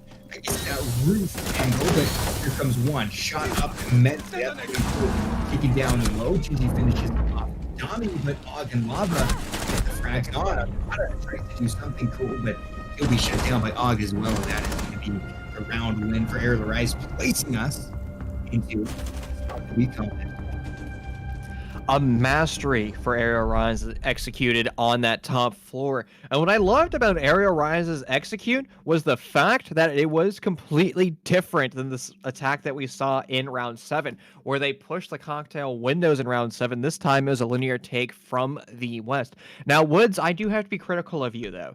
You pushed before your smoke grenades detonated. why would you send smoke grenades down range if you're not going to wait for them to pop open? The idea behind a smoke grenade is to cut off the line of sight of those defenders. But if the smoke grenade is still flying in the midair or rolling on the floor waiting to detonate, it hasn't yet accomplished its job of denying line of sight to the defenders. But nonetheless, that one small stumble wasn't enough to stop and crash the plane of Aerial Arise. Lucent unable to go downstairs since they won it back in round 8, which means they're going to be forced to either reattempt upstairs and bar, which they've been unable to win, or bring out the secondary or tertiary or quaternary bomb site, and they'll be bringing out the tertiary bomb site of reading and feeding. We're going to have to see if Aerial Rise can be able to combine their lessons learned from Kitchen as well as Bar, since both of these bomb sites have similar characteristics. It'll be very, very interesting to see how this goes. Of course, Lucent now placed on this match point means they need to win 3 rounds in a row. Aerial Rise only need 1 out of those 3, and they take the dub, and well, that'll be the round and the game over for our first matchup. Aerial Rise, I mean, they've looked good here. You got a lot of great players, but I mean, Tones has been a pleasant surprise. 10-8, despite some questionable plays back in the early rounds, has really shown dominance here. But then you look at Og, 17-3. The dude just does not die, but he sure does kill over and over again. Kills so much. He's the killing man. Dami right up there. Lava looking great. Woods and Stiff having a good time as well. Now, we'll see if Lucent can work to shut them down, but we've seen before, I mean, just because you kill Og doesn't mean you've won the round. There's a lot of skill that goes into this. Lucent, on the other hand, losing Tones does not bode exactly well as Dami shuts him down. What was Tones doing? He was trying to play over by Pixel, but he's in the middle of the west side of Piano. Not sure what he's doing there, but his life has now been sacrificed. Spiff is going to also lose his, as he wasn't prepared for a wide swing of the Alda over by Ginny Box. There's still upside and repel on the cocktail windows, trying to challenge deep into pallets. But the Alda has a nice line of sight also to the east window, so make sure, Lava, that you don't show too much of your body. Armada's still roaming downstairs. Access to that Nitrocell could be very powerful. Schnitzel's also going to claim another. So Aerial Rise, a haphazard execute once again, has cost them 2 of their players' life. But Og is still alive and breathing. The primary entry can once again show his worth in salt.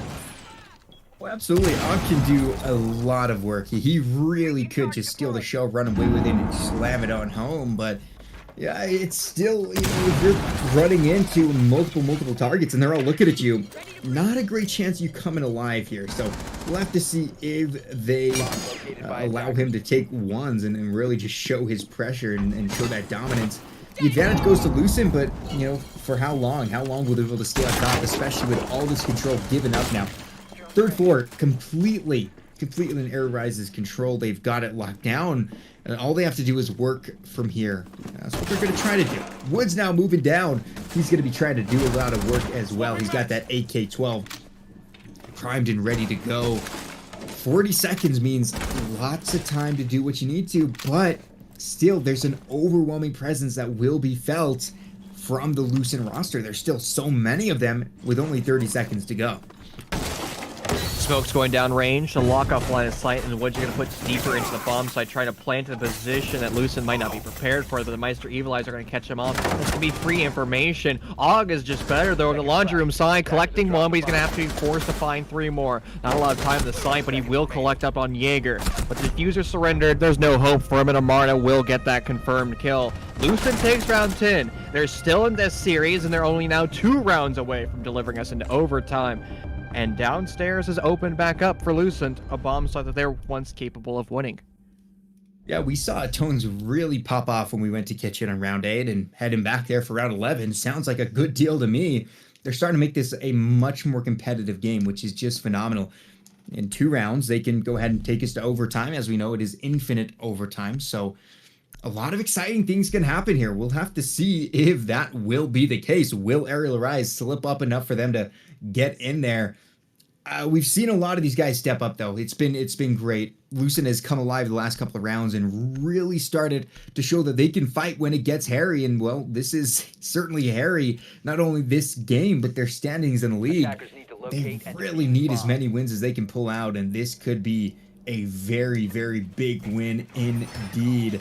Heading in, it's going to be round number 11. Like prophesied downstairs, the kitchen is where we'll go, as they are looking to string together a couple of good wins. Now, the problem is, they win here, where do they go? They've got bar open, and they've got, of course, the lovely mining and dining open. Mining and dining, not a site that we see, but at the same time, bar has so far netted them no wins on the defense. It has been very Aerial Rise favored. In fact, I think every bar we've seen has been Aerial Rise. They own that site, whether it's on the defense or the offense. That's their site. So it's going to be a little bit of a scary situation, even if Lucent are able to win this kitchen.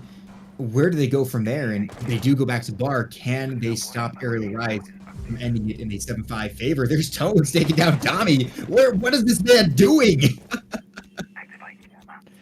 That was another spawn kill. All right, Lucent, we see you. All right, Tones, we see you. He's just trying to do his best impression of Og, and so far, it hasn't been bad at all. On the side of Aerial Rise, losing that sledge is so crucial. The best operator at vertical control has been forfeit, but you do have access to 2 sets of the flat floor-based breaching charges that is going to be on your primary and secondary entries on Og and Spiff, the Ash and Zofia. So at least you have some success, but it's not going to be as much holes as once you could have created when the sledge was alive. Tone's going to relocate over the bakery sign. Og's going to find Armada, and things are going to start to spice up for Lucent as they collect 2 more kills, and the reverse Uno card has been dealt. Diffuser has been surrendered on the other side of the map, and Lava as well as Spiff has to save the day for Aerial Rise. This is tremendous. I mean, Lucent are looking great here. We did see Armada go down to Og. Og pulling a 20 bomb. That's a 4.0 KD he's rocking right now, but it doesn't matter if you're dead. Spiff and Lava are left alone.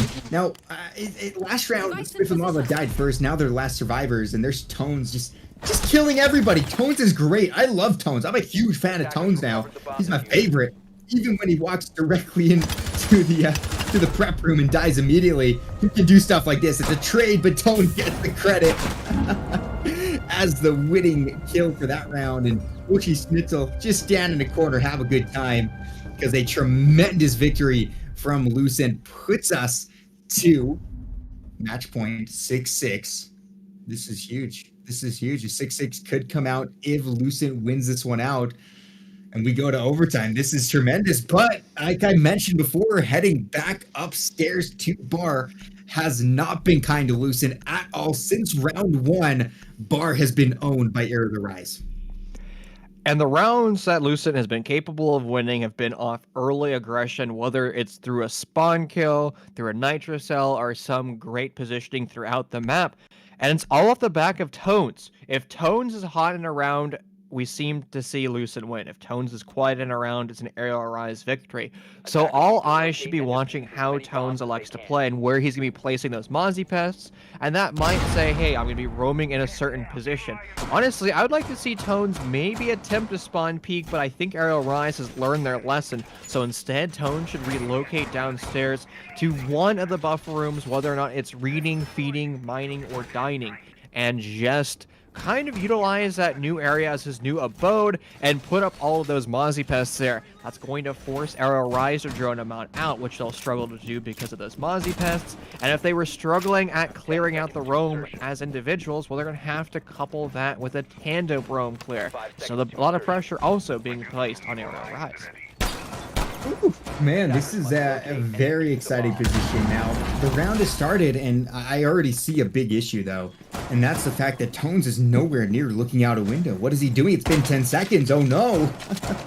He needs his fix, but hopefully, despite not getting any major spawn kills like Dami faced last round, Lucent might have a chance to take us to overtime. That's honestly what we're looking for. The underdog story, always one that is worth writing, and Lucent is in the middle of penning a masterpiece, but Aerial Rise still very capable of just shutting that down in their tracks.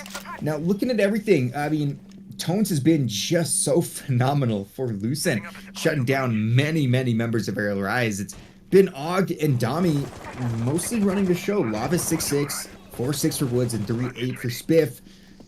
Not the best of records, you have to say. I mean, Og has been taking a lot of kills, but when Og goes down, where do they go from there? Can they still face up? And after last round, it was just a very good round for Lucent. And here's Tones again making the moves. C4 up, you're gone. Survive. Did it not? Did he shoot it? What happened?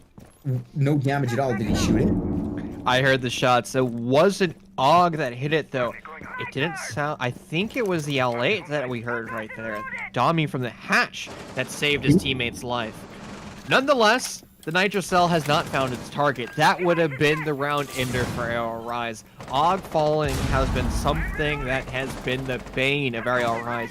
He is so good in this series, but Aerial Rise still has to deal with the minigames, particularly over here by Pixel. They have thrown it out that is currently being occupied by Armada. That's going to come back for a full flash, as well as all the explosive might that Aerial Rise still has, but that shield is standing. Not for much longer. What the ADSs and what my pancakes have done their job. Armada on a brilliant shot. A quick lean span for him, but Tones has fallen, as well as Og. So it's on the supporting casts to save the day for their rosters.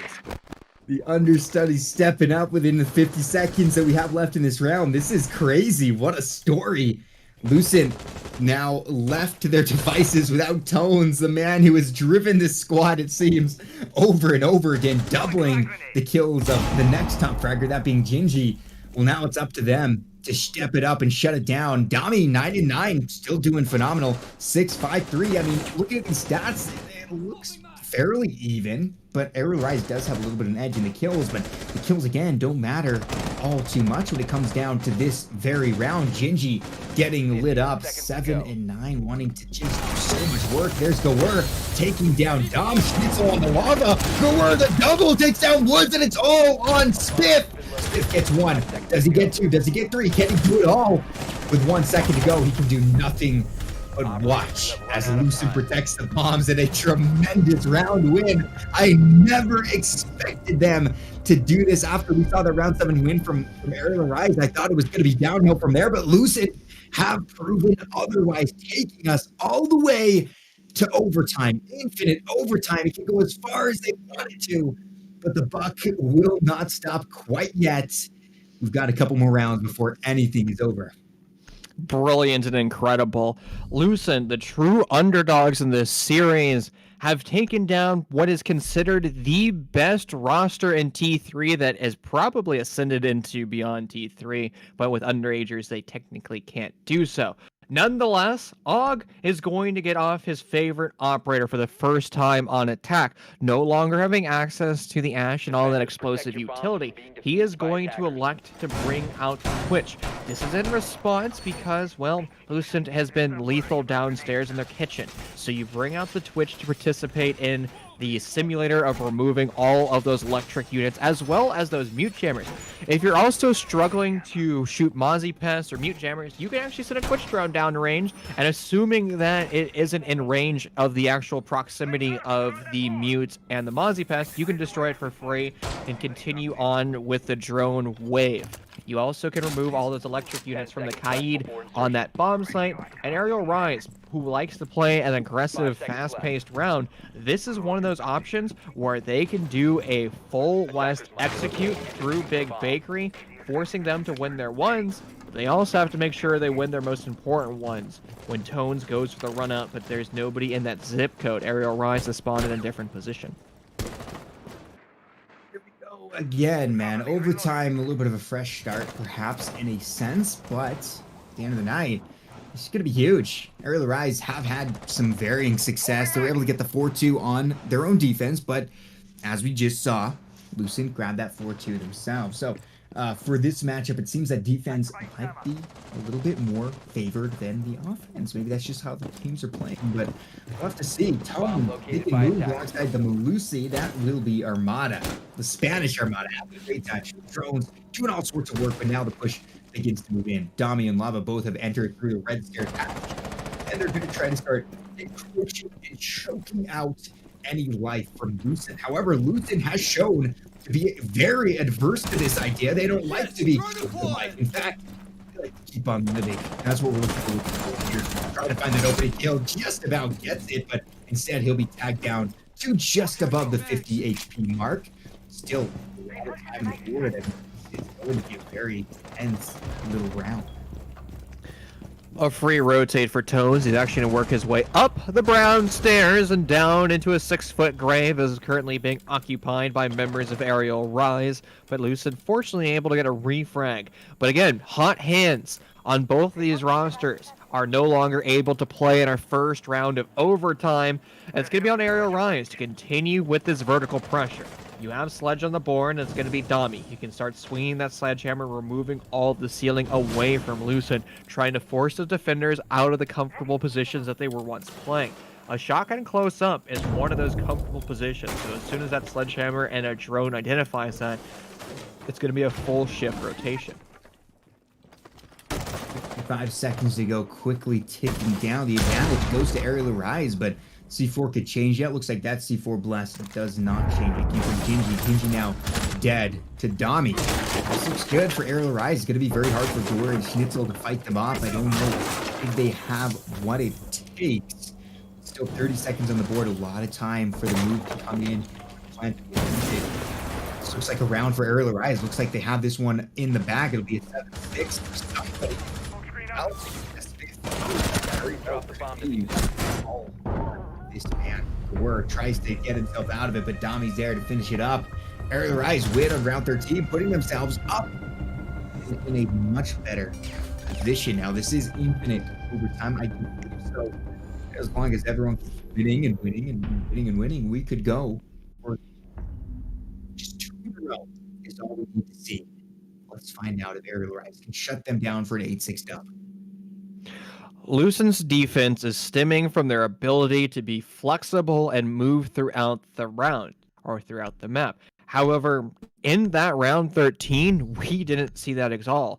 Lucen was pressured at every single door frame, at every square inch of the map. Tones was constantly being shot. He had nowhere to rotate. Even the top hatch, which he wanted to rotate, that was his whole strategy, was being occupied. And when he did end up dropping in through Meat Locker, he probably should have stayed on the bomb site, but instead he wanted to test his luck going back up the brown stairs and try to retake that second floor. But as soon as he dropped, Aerial Rise had a good read, whether it was off the audio cue of him falling through the hatch or if it was off drone work. They knew that the entire third and second floor were cleared. It was just a swift execute from there to reestablish that they did have that real estate underneath their thumb. And when Lucen attempted that refrag, it was just an easy stop by them. So that fluidity is going to also now work out well for Aerial Rise, as when they were on their defensive stints, it was Oz who had the fluidity of roaming around the map, but Lucent was struggling in identifying that from an IGL standpoint and cracking down on it. We've seen both of those rosters fall into that trap, but since Aerial Rise is now in control of this overtime match point, it's going to be on them to dictate the pace and force Lucent into an error. Well, again, Bar has been a great sight for them on the defense. They were able to win both of these, and well, defense was favored for both of their respective sides. We saw 4-2s from each team. I mean, that should add up to Aerial Rise having a very nice chance of winning this one out. Lucent now down in a rough position, but you know, they've fought out of tough ones before. They've been down in match point and they were able to fight out of it.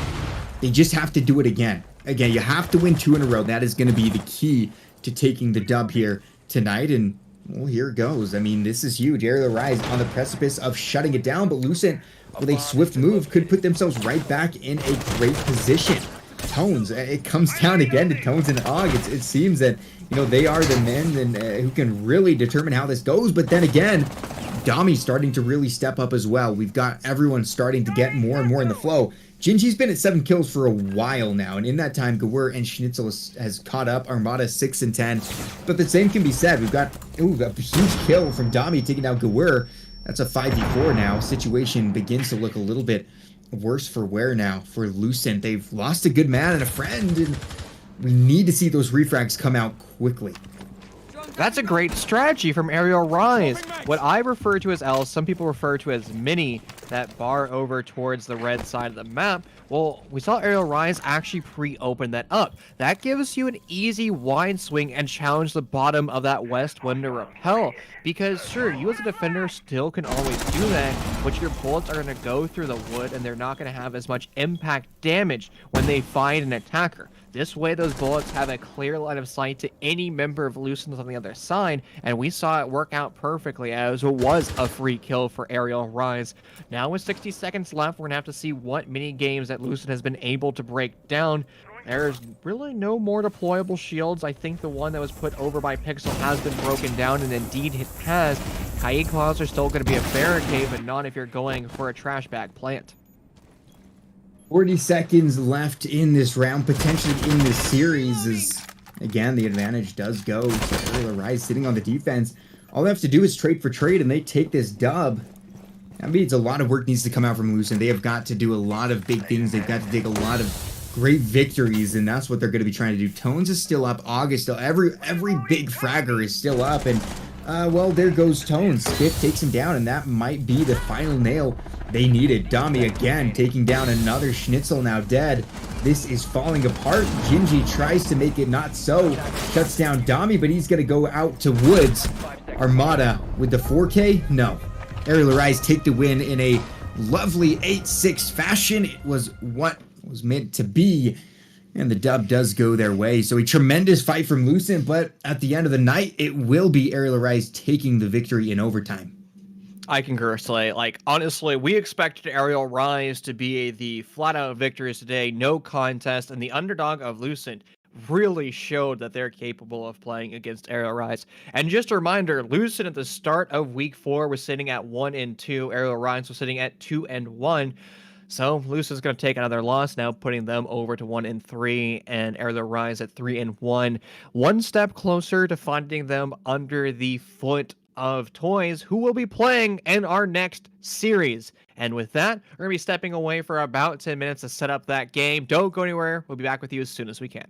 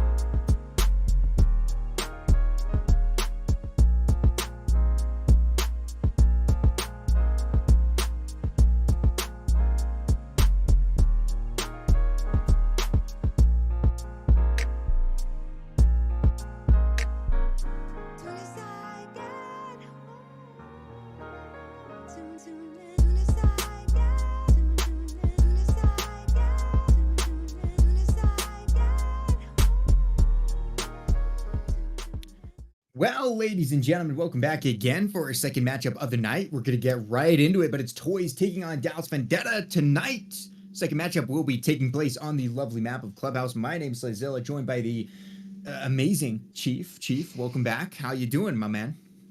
I'm hyped from the series that we just saw. We saw amazing entry fraggers. We saw everybody going nuts today, but we're going to have to a little bit expedite into our game. We're a little bit behind schedule, so we're going to start sending it. Our battle today, it's going to be Trust Only Squad versus Dallas Vendetta here on Clubhouse. And if we're all ready to go, we'll start it off right here and now. And indeed, we are ready.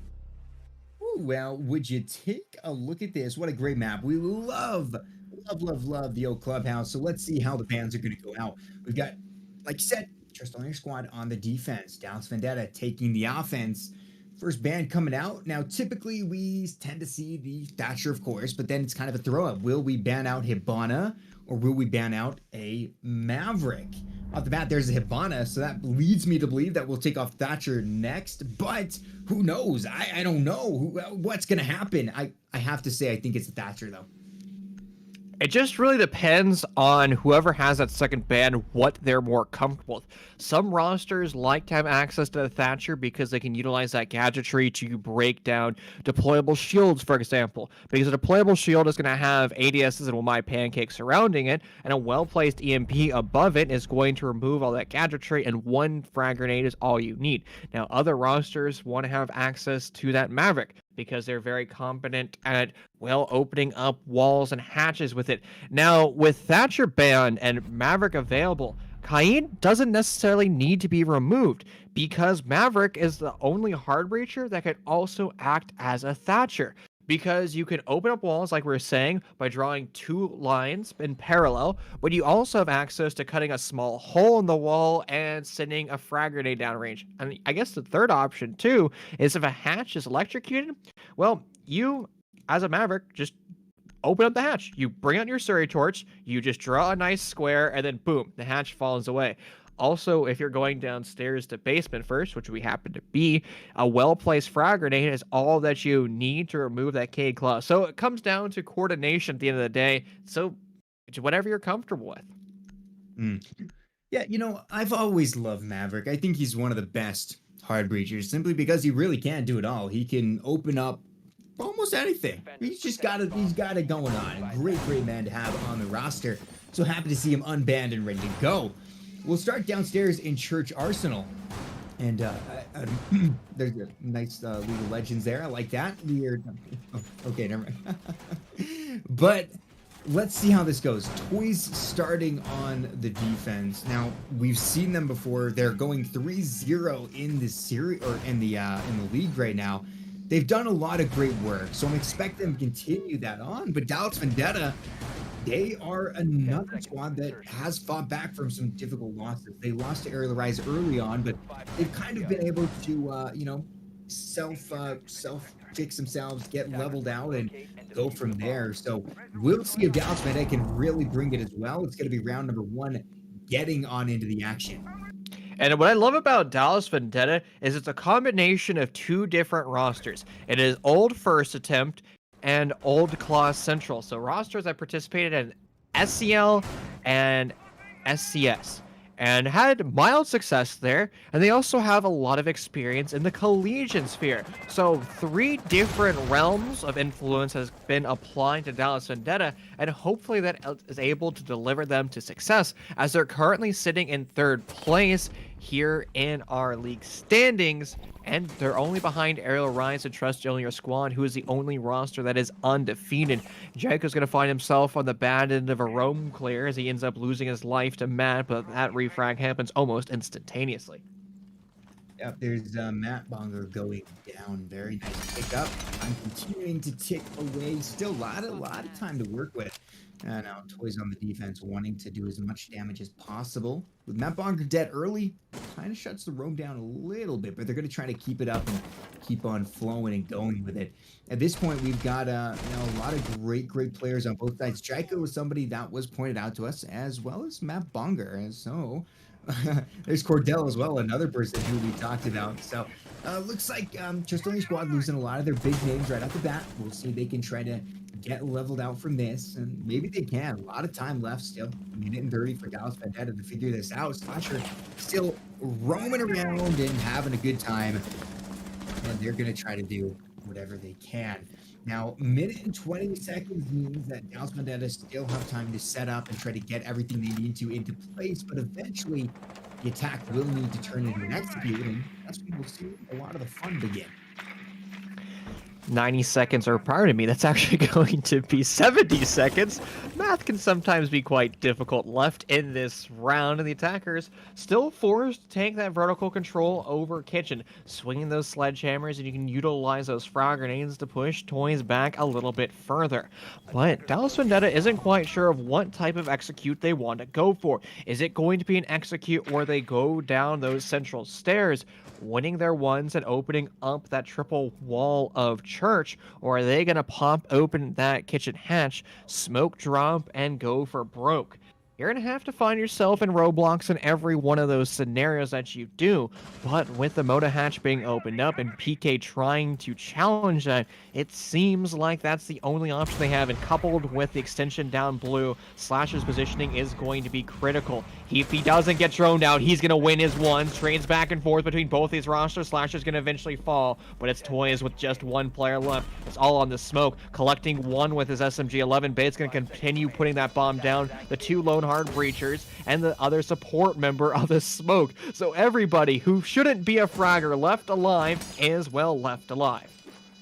Yeah, time down though, that plant being off is very nice. Puts it in a post-plant position, gives a lot of advantages to Dallas Vendetta, and there it is. PK able to finish it up. A tremendous round win in favor of Dallas, as that'll be the Mavi. Shut him down. Exactly what they'd like to see here. Getting that plant down is so big, and a tremendous job for round one attacks there on Dallas Vendetta's behalf. Certainly, they're showed up to play, and we'll see if Trust Only Your Squad can really get under this one. They're going to take us upstairs now to CCTV, a very, very fun site. Lots of exciting things to do, and, well, if there's any site that really can suffer from a one-dimensional attack, it has got to be this one. Trying to force your way through one single place is so unadvisable here. So I'm excited to see what Dallas Vendetta does, how they're going to spread the love around. There's so many different angles that you can break into the site. Let's see if they can figure out a couple of them and really pressure Toys in to an 0-2 beginning to their defensive half. So to build upon that, with access to a Maverick, you don't necessarily need to take that vertical control through stock, but you maybe want to save that Maverick torch for a different position on the map. If you want to utilize an access point through the garage, and if it's currently being mute jammer, that's a perfect way for PK to open it up, and he's usually not going to be swung in that scenario. Now we can see shotgun holes being made over by stock, and that insertion point is going to become very risky, as there could be a member of Trust Only Your Squad way deep down, almost in the graves by Strip Club, holding that at an incredibly long angle that a drone from Dallas Vendetta might not capture. So that will probably confirm that PK's only true option is to open up that East Plat wall with his Surrey torch. But again, he does have to be very careful, as there's also shotgun holes in that wall. The reason why you put shotgun holes there is the way nitro cells fragment. And if you don't put those holes there, sometimes the shrapnel won't catch players on the other side. It's going to be a little bit of an interesting situation here. Some lovely smiley faces placed into the wall. PK trying to open it on up. Have a good time. So far, again, Clubhouse does tend to be a map where you don't see a lot of early kills unless we've got a lot of roam game happening, a lot of roam clear. And in this situation, not a lot of kills have happened. About 50 seconds have gone through, and there's Jaiko with the first one. Cordell will indeed fall. Getting a little aggressive there, as will mine. Not an operator you want to lose super quickly, as he does generate continuous value from having his lovely discs, being able to throw them out. So nice. Now, still up, it's going to be our Maverick. PK trying to open up this wall. It is a difficult task when they make it all ugly like that, and there he goes. He's able to get it done. Jaiko will most likely pop on up and smack that, get it open, get a nice line of sight here. So the advantage, again, early on is in Dallas Vendetta's court, and now with Crispy making a move into construction, Bait as well, ready to go. this could continue to fall in Dallas's favor. With control of construction, you have to be very careful, Crispy. When you swing that angle, make sure you have cover so you're not swinging without your primary weapon up, because toys can swing back and end up ending your life. Once that scenario never panned out, and it's a two-pronged assault for Dallas Vendetta. They're pushing from the west, they're pushing from the east, but the majority of their man count is over towards the west. And this is an opportunity for Dallas Vendetta to rotate an additional attacker, maybe to the CCTV window, because if you can challenge Juck over here as well as his teammate of Slasher in the top rafters, those power positions by the defenders might be nerfed. Now Juck's going to relocate, able to take one with his SMG-11, re-attempting that engagement with a different member of Dallas Vendetta, but he won't actually end up winning that engagement. Swinging into construction as ill-advised, as now his life has been forfeit. Now stuck all on Matt and Slasher. The wall is going to continuously be opened up, and Matt's rotation up the red stairs will be good for him as PK now falls. But with 30 seconds left, it's going to be an answer by Bait as he starts to put the bomb down, and Slasher has nowhere to go until he wins his gunfight against Jaiko, and it's everything working perfectly in favor of Toys. It's now just on Fonday against 2 with so little time left, forced to go to the SMG-11, but his life is lost. Matt saves the day as well as Slasher. Oh my goodness. I mean, some insane shots to be hit, but Matt absolutely doing a tremendous job there on round number 2. Both of them absolutely getting the clutch up. I thought it was all over, man, once that plant was going down, and Slasher was kind of in a tough position. He was stuck in a little bit of a no man's land. Crossing that could be so dangerous, but wins out the gunfight. And then Matt takes down the planter, putting it all alone to Fonde. Oh man, what a move, and what just a succession of events that happened there. Heading back downstairs to church. Now this one did not go so well for Trust Only Your Squad. They're going to try to turn that around, flip it on its head, and make something big out of it. Now they're switching from the mic to the mic, hoping to get some extra intel, some extra firepower in the form of the see how it goes. Toys re-attempting the downstairs site, and what I liked about Dallas Vendetta is they had the option of pushing just about everywhere, whether it was through blue and through Moda, which they ended up doing, but they could have also opened up that hatch over the B bomb site where currently Junk is sending a lot of his shotgun shells vertically because he wants to go for those impact grenades. However, you only have access to 2 sets of impact grenades. One is going to be in the back pocket of Jello, and the other one is going to be in the back pocket of Matt. The thing is, Matt is a roamer, so most likely his impact grenades will not be utilized on site. And as I say that, he's going to start to reconstruct that top floor to give him a lot more angles and a lot more avenues when he wants to roam around the map. He's also going to be, well, forced to have Cordell rotate upstairs with him to make sure he has a little bit less pressure from Dallas Vendetta, and those cameras are going to be a nice way to grab information as well.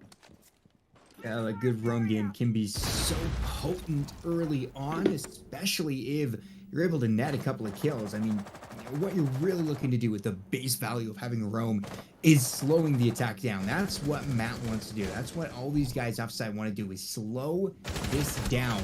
Getting kills is going to be extra. Matt Bonger absolutely dominates Jaiko, shutting down the Zofia. No problem there, as he's going to be able to take that one. Takes a little bit of HP damage, but nothing too huge, and I'm excited to see if it's going to keep on going that way. A lot of pressure, though, with 2 minutes to go. Already Jaiko dead.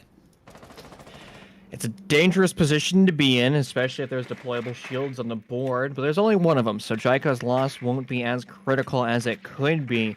But Dallas Vendetta is concerned that there are members of Toys still lurking on that topmost floor. The drones are kind of going around like ants, haphazardly with no communication, and that's allowing Dallas Vendetta to drone positions that they once droned. That doesn't sound like a bad deal if you're confirming that a location is clear. However, when you have multiple drones intersecting over in construction, I don't think it's necessarily teammates just making sure everybody's doing their due diligence. However, I think it's just almost a bad IGL call that isn't saying, hey, so-and-so drone out this position, we need to coordinate a little bit better. Cordell's going to get very aggressive on these central stairs.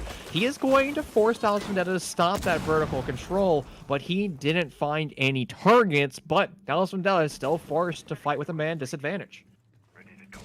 And down. What they're saying now, this is an unfortunate situation. Jaiko dead now with under 60 seconds left on the clock. It's time to really try to get that man advantage back in your favor, at least mitigate it. Matt Bonger has been popping off, 5-1 opening up. Wants to make it 6, wants to make it 7, 8, 9. Who knows what he can do at this point? He is a tremendous fragger, but there goes one. A good shot from Crispy to take down Cordell. He'll be looking for more as well. There's that man advantage evened out. With 30 seconds, the push is going to have to be very effective. And it might be Matt Bonger caught just not looking. And Jay is going to swing right into PK, taking him down. The plant going down from Bait now. But the squad is on the move, ready to shut that down. That smoke's going to do so much. Yellow taking out Fonde. And now, with Bait, everyone down on the ground. It's all but over. Plant down, but it'll be defused easily. What a chaos round, honestly, for both these rosters. A great read by Dallas Vendetta, realizing that they had the option of breaching straight in through Ash Wall. And did you see at the very end of that kill cam, there were still reinforcements that Trust Only Your Squad had access to because he started to reinforce. Now, that might not sound like a big deal, but wouldn't you write a strategy where you're capable and utilize every single one of your reinforcements? Because at the end of the day, reinforcements are free. They're always part of your economy. You're always going to have access to 10. And remember, there's now, well, a pool of reinforcements instead of everybody having only 2. So that's perplexing to say the least, but also going back to Dallas Vendetta, great read, understanding where to plan, but they lost their manpower early on. They probably should have coordinated a little bit better to have somebody forced to hold that hatch and, well, force members of Toys to challenge angles across 2 different floors.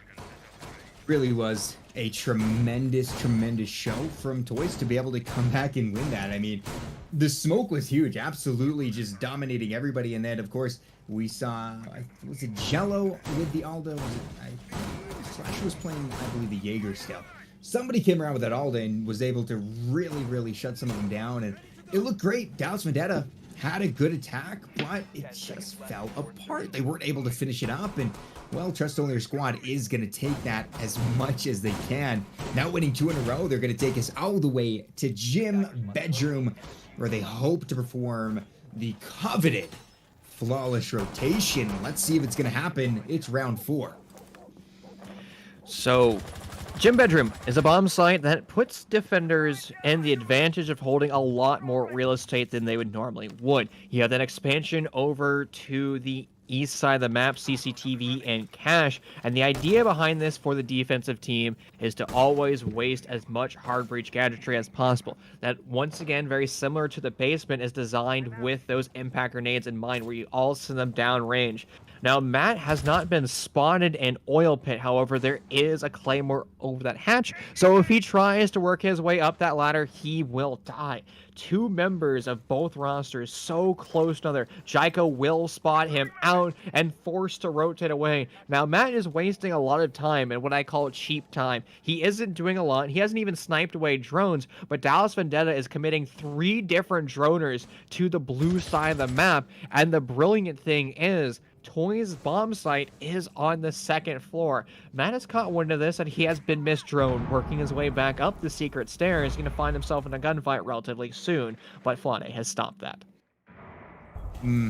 Jello gonna open up a nice kill, shuts down the PK. That's a good kill, man. Taking out the Maverick, always nice. But again, the man advantage continuously seeming to go ways. There it is, refrag. Jaiko takes down the Slasher. That's your Alda gone, a very potent weapon.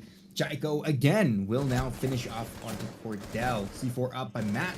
He might try to hold down. He's going to swing around, hoping to find somebody lacking. And well, there's Jaiko blowing sky high. Back to a 3-3, minute and 10 to go on the board. Jaiko has been having a pretty good day, but shut down by Matt. Matt continues to be a force to be reckoned with. Jello, Jay, and Matt, all of them look very nice right now. All of them 3, 4, and 6 have some great kills on the board. And now in the final minute of play, Dallas really would like to get a win here. Let's see if they can mark it on up. The crucial factor is Dallas Vendetta hasn't done any hard breaching other than on CCTV.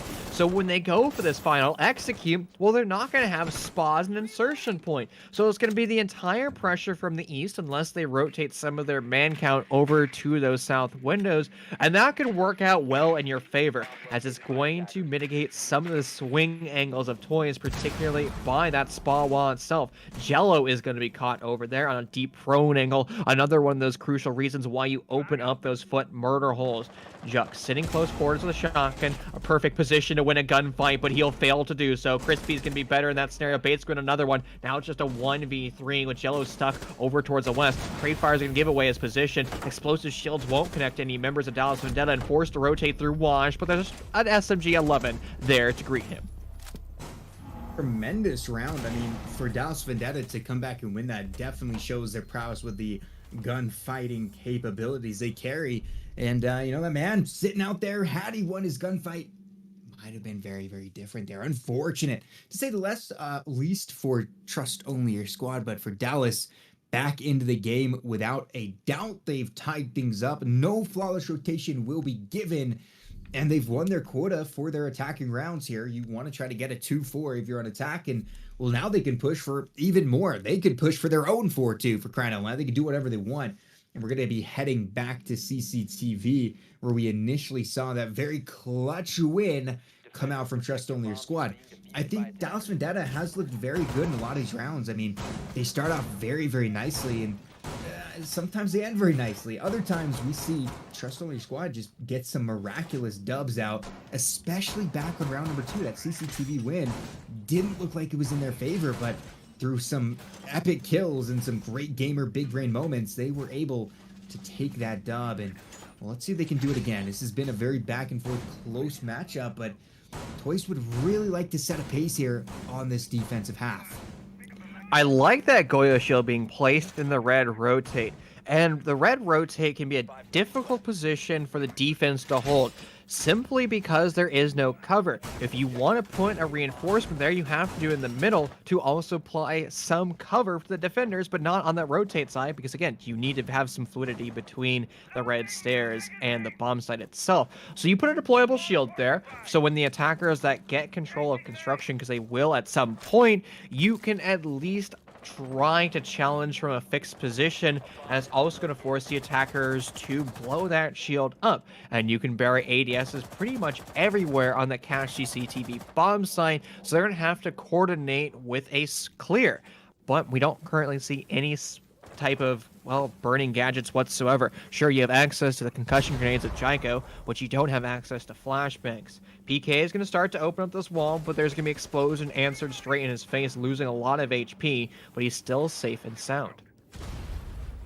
Safe and sound for now, but again, Bullet's going to be even more effective against him when he finally opens that up. Low HP is always tough there, and that smoke is going to try to ward him off as well.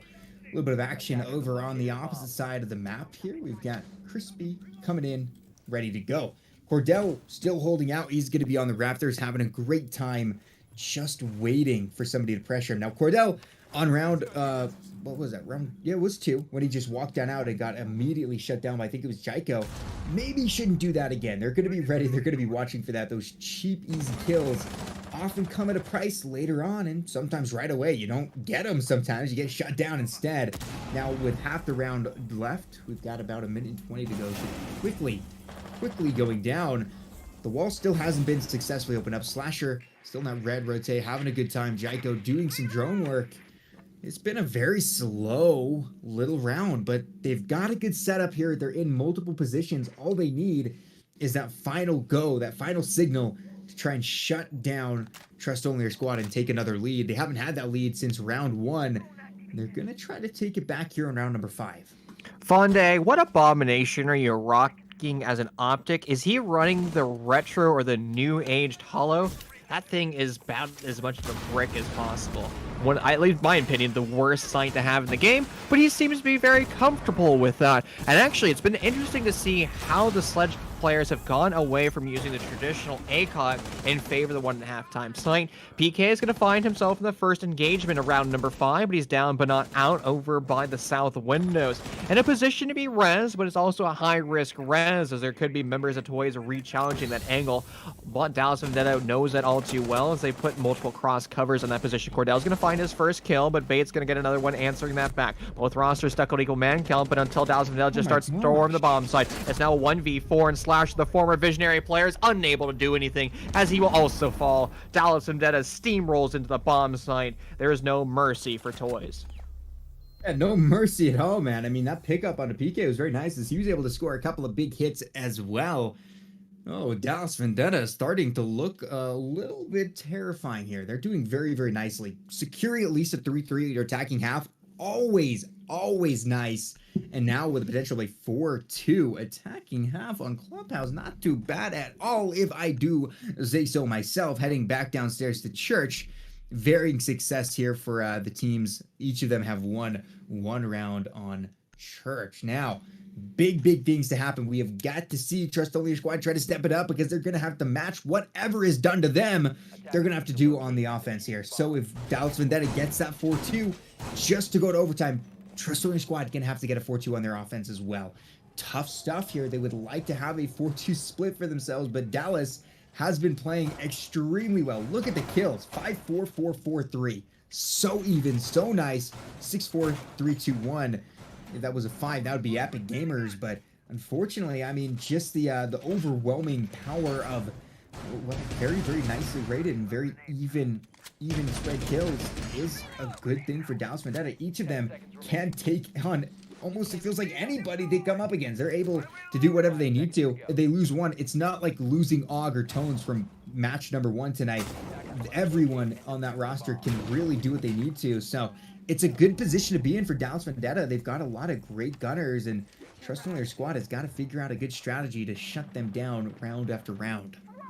Something small that I just noticed was how Cordell was placing those Valkyrie cameras, or I guess the lack of placement is a better way of putting it. He looked at the entire bomb site, was just kind of hunting around for a place to put that camera, which means they don't have a strategy for a camera, because if you're dry running or you're creating strategies, you'll say, hey, place a camera in this position for XYZ reasons, usually to cover the hatch, to dictate when to throw your impact grenades, when to throw a nitrocell. There's plenty of reason to have it. Matt has been droned out twice. He's going to find himself in a quick gunfight if he doesn't drop that hatch. He's going to stand his ground, at least temporarily. Jacko's going to be that first line of defense, but Matt has now rotated downstairs into the bar.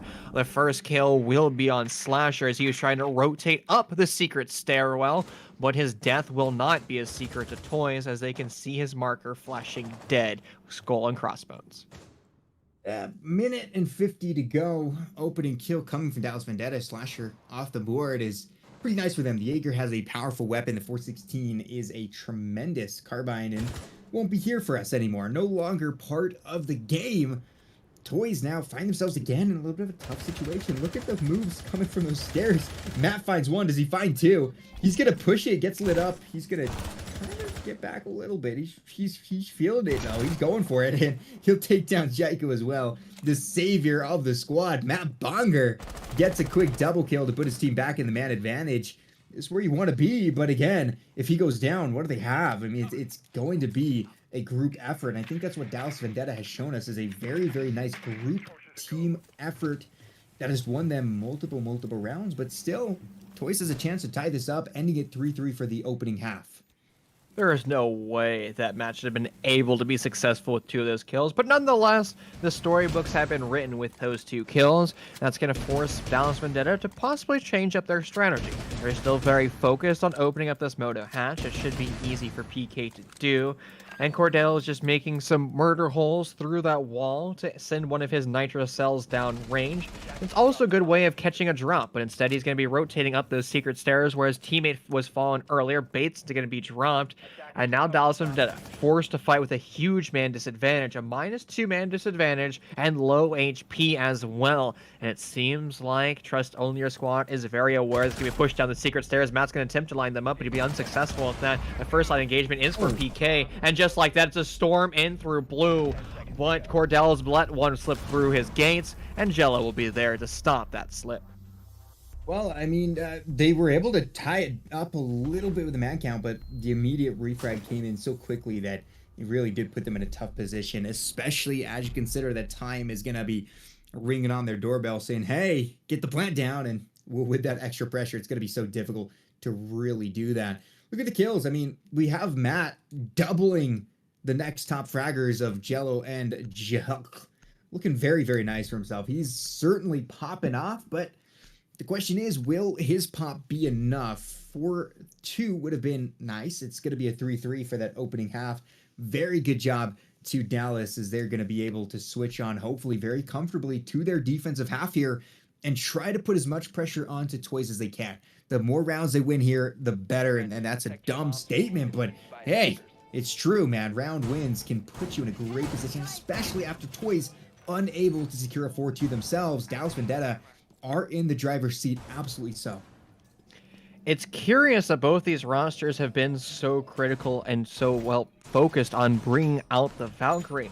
But the difference between Dallas Vendetta and Trust Only Your Squad is the fact that Trust Only Your Squad was bringing out the Valkyrie as well as the Meister, trying to grab as much information operators as possible.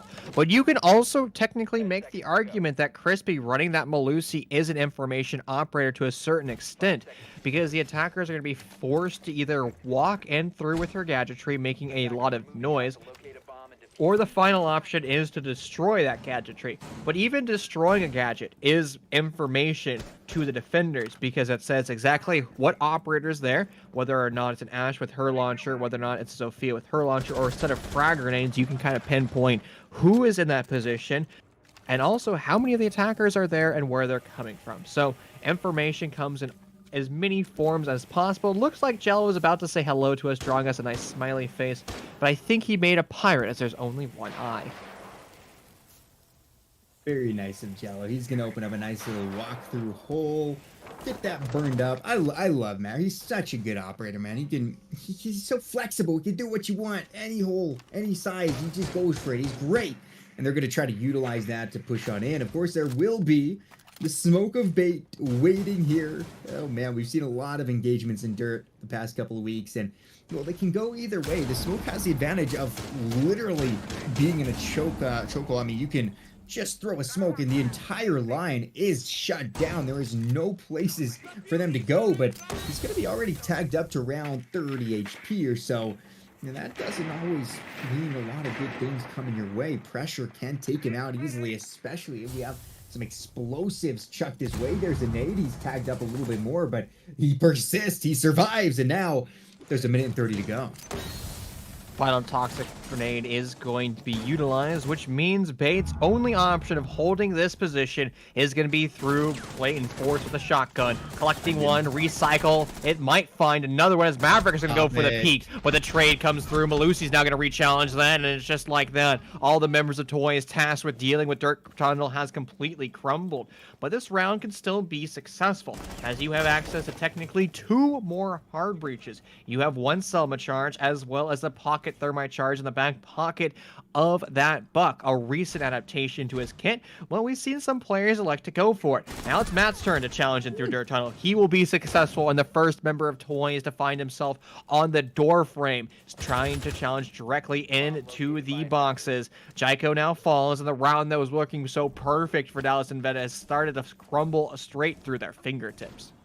35 seconds to go. Still, man advantage is going to be in Toy's favor. It might be more so. Matt is a phenomenal player. He's great. And now Jeff with the plant going down.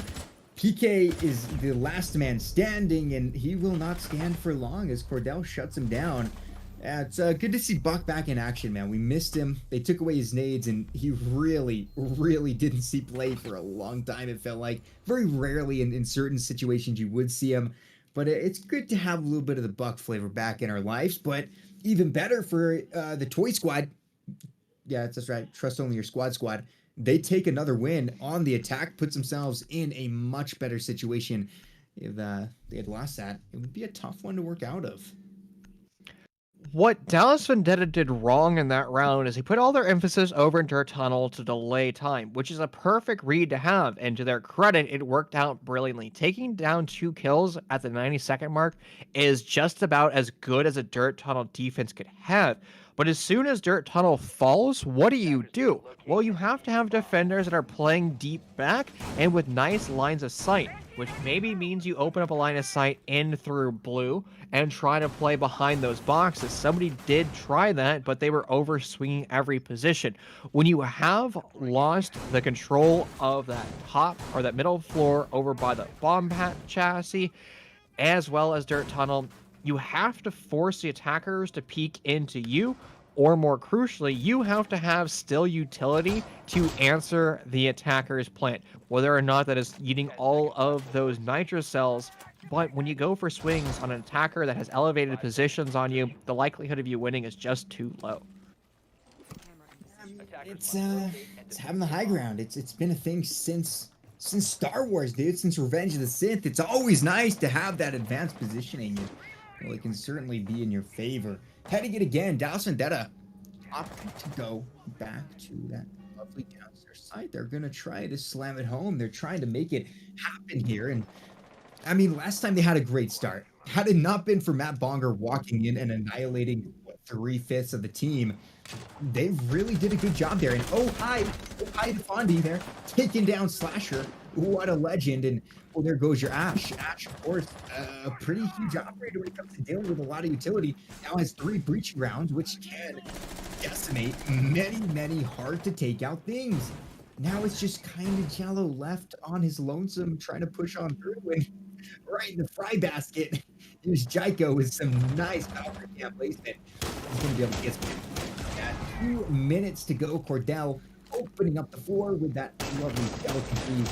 He's having a good time. Any ideas to why it's called skeleton key? I've never learned that. Yeah, so the reason it's called a skeleton key is that that's used to breach doors. And so, like, if you have a master key or a skeleton key, they're designed to open up everything. So let's say, you work in an office building. Well, you would have your skeleton key that can open up every single room. At least that's my understanding of it. The same idea with the master key, because it's a master key to everything.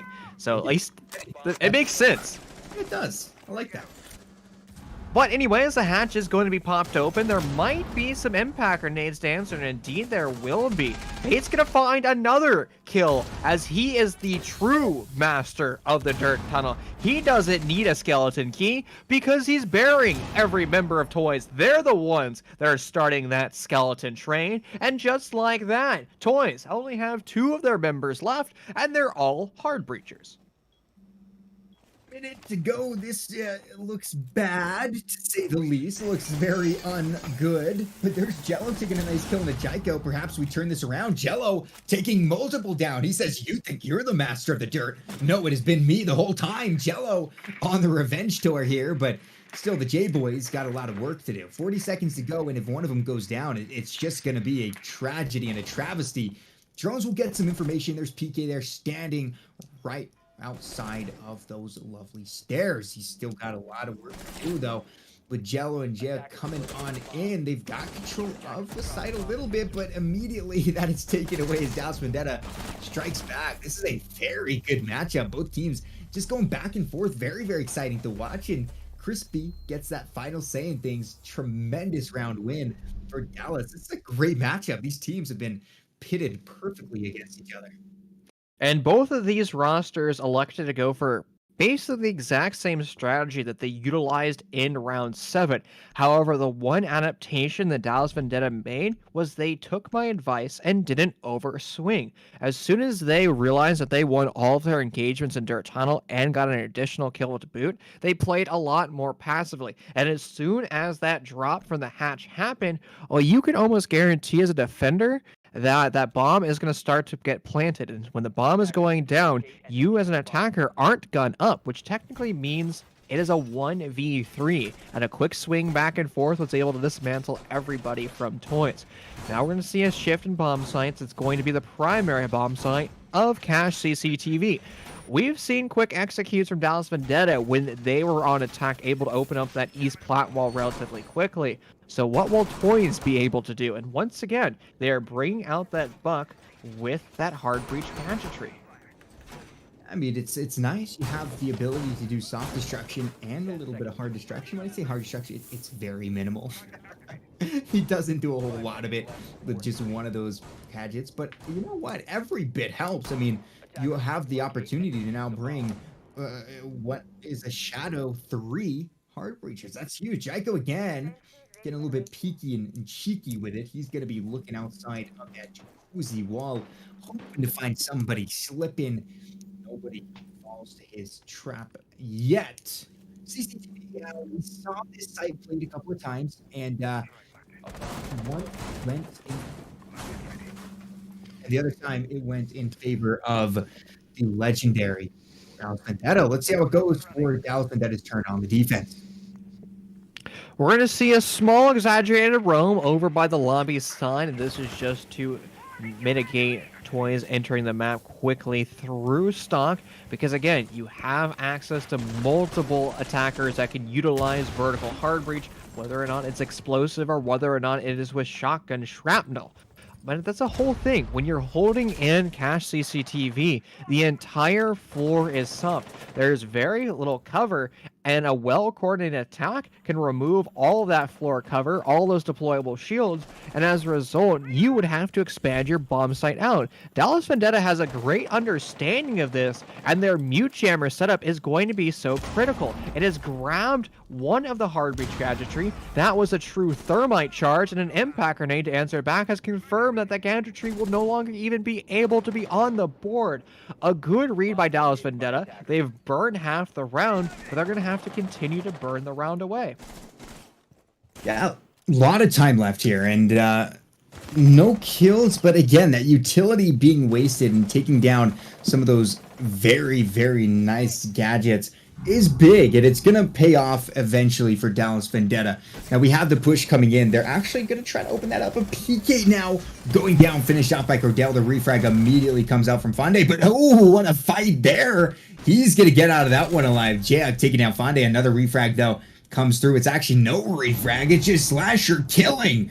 Now, Jaiko and Bait, the last two operators standing, the last two lines of defense against an overwhelmingly positive team from Trust Only Your Squad. They've got 4 against 2. This should go their way. If it doesn't, that would be very unfortunate. We're getting down to where the rounds are going to start adding up what seems to be quicker than normal, because 2 rounds away from someone going to match point, and with 20 seconds left, Dallas Vendetta are in a tough position. Bait does find Slasher. Does Jaiko find someone as well? Not looking like it.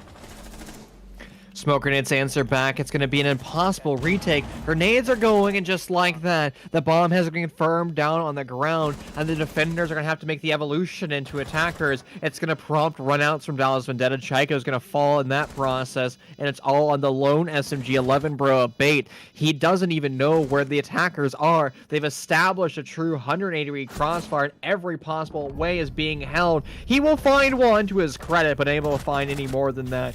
Toys take round 9 and a great execute, but I have to say, where was the droning from Trust Only Your Squad?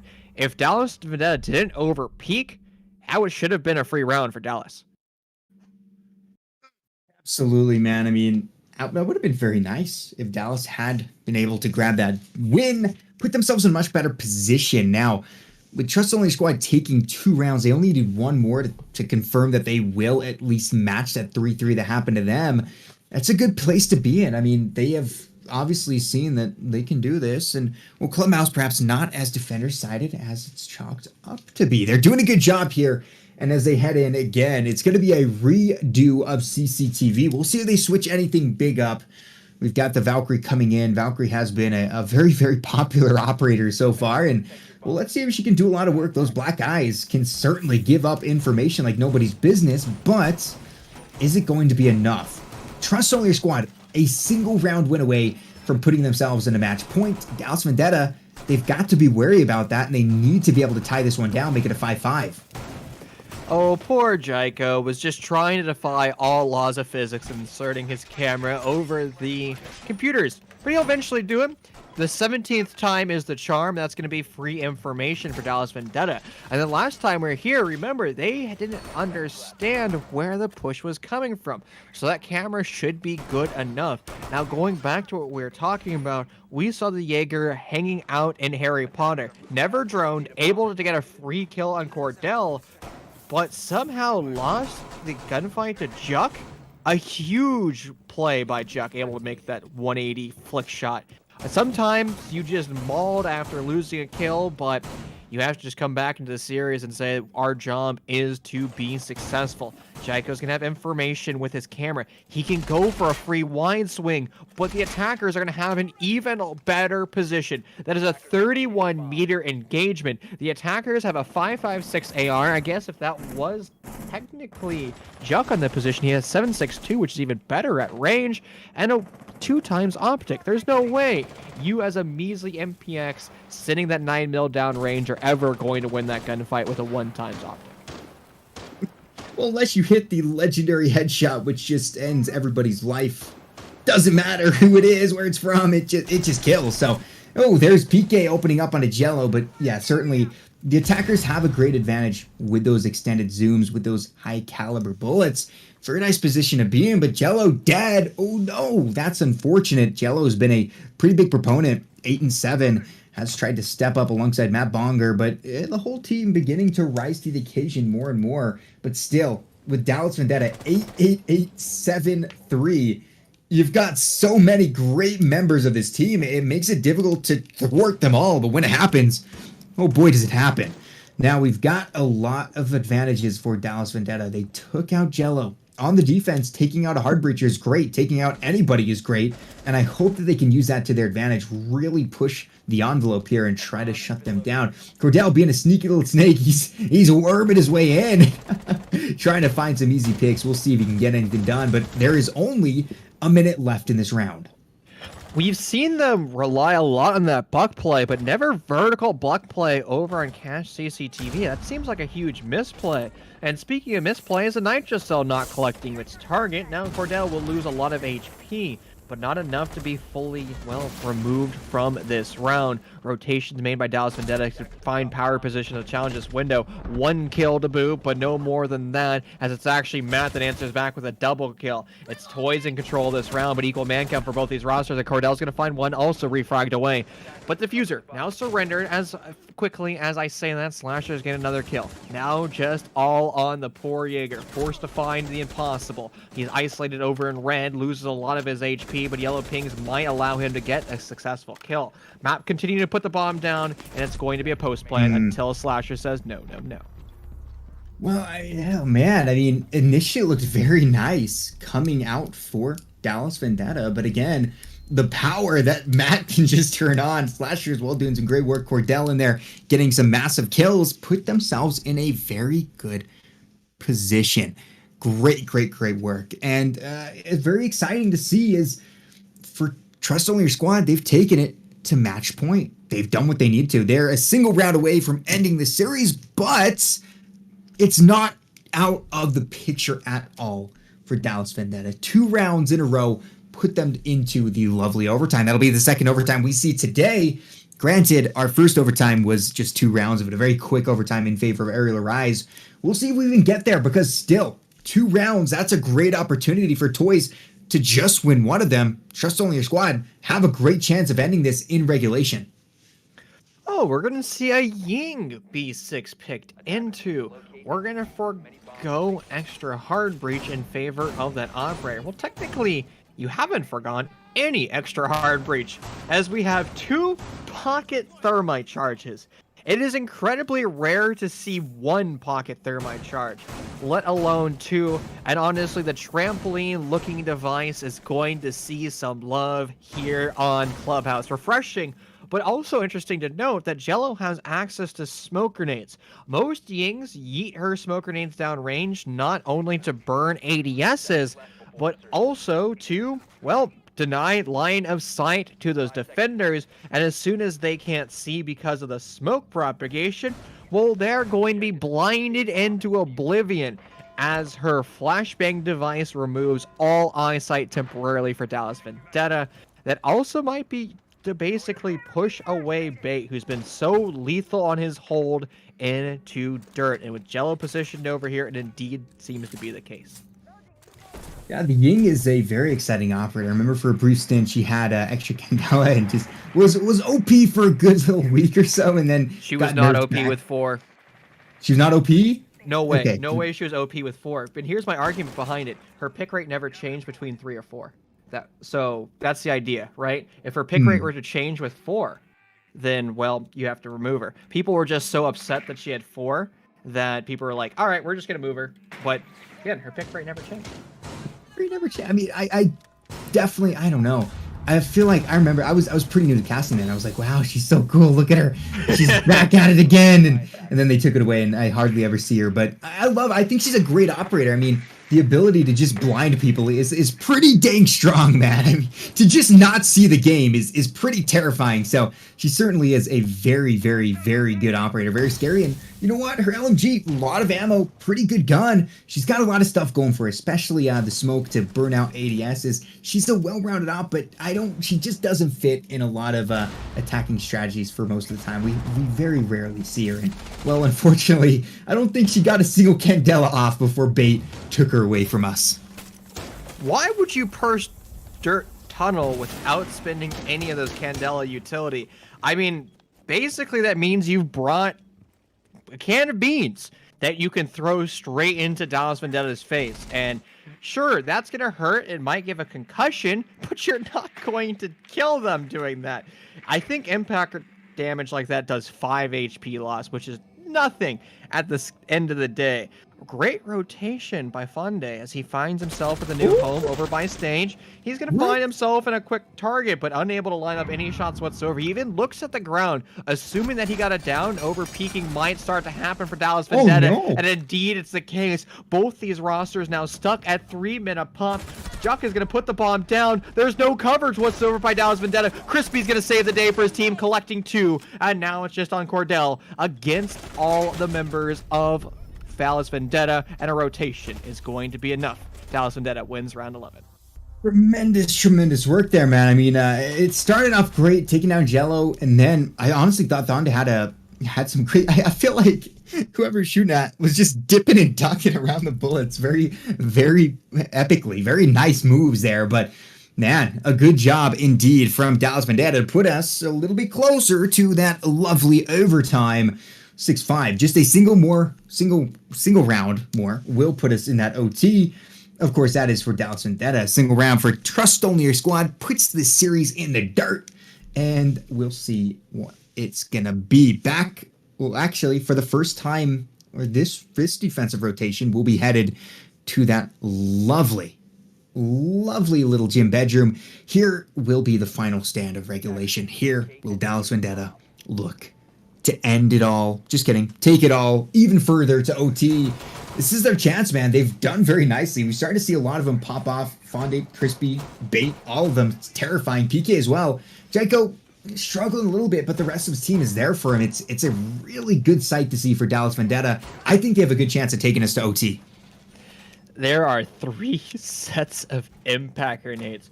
Good luck getting any of those hard breach gadgetry off, particularly on the east side of the map.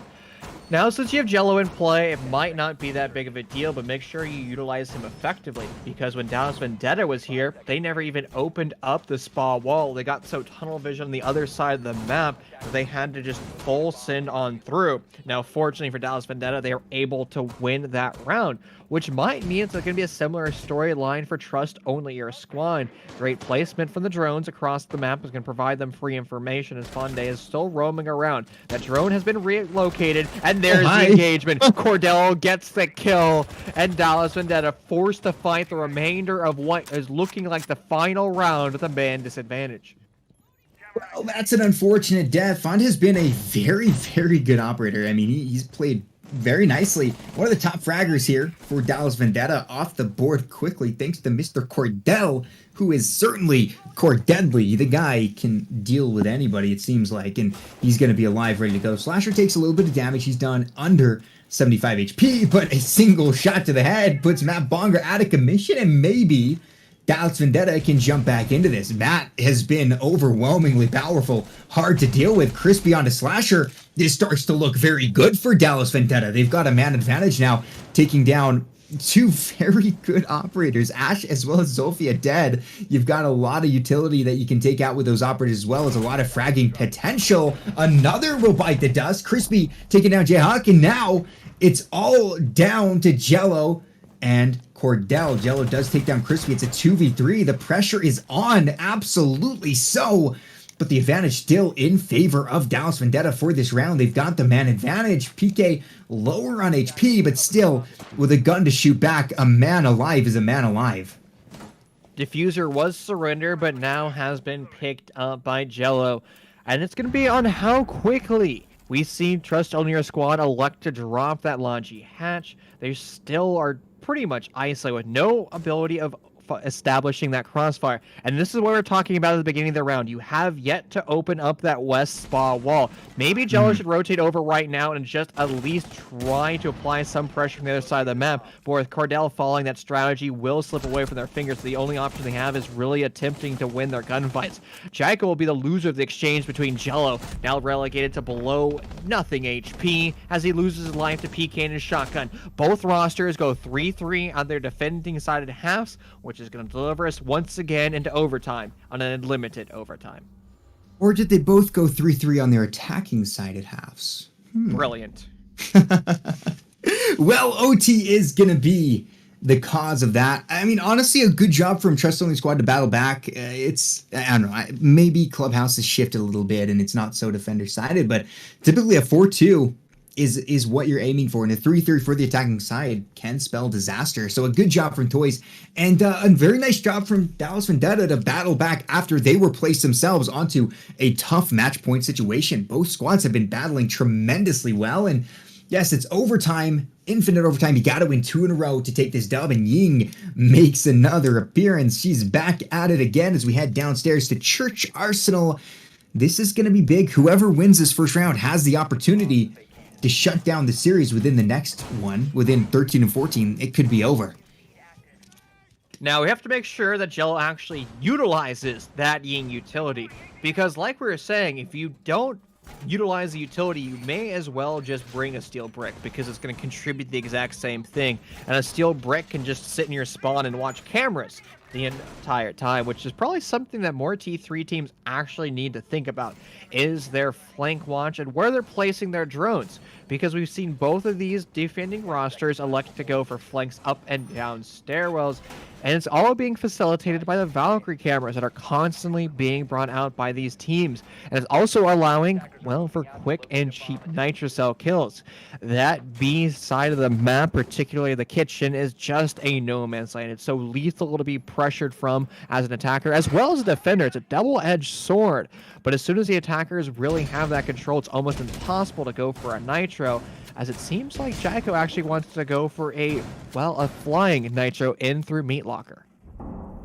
Love this positioning, man. It's just like point of view what the fries see as they're being dipped into boiling hot oil vats of death.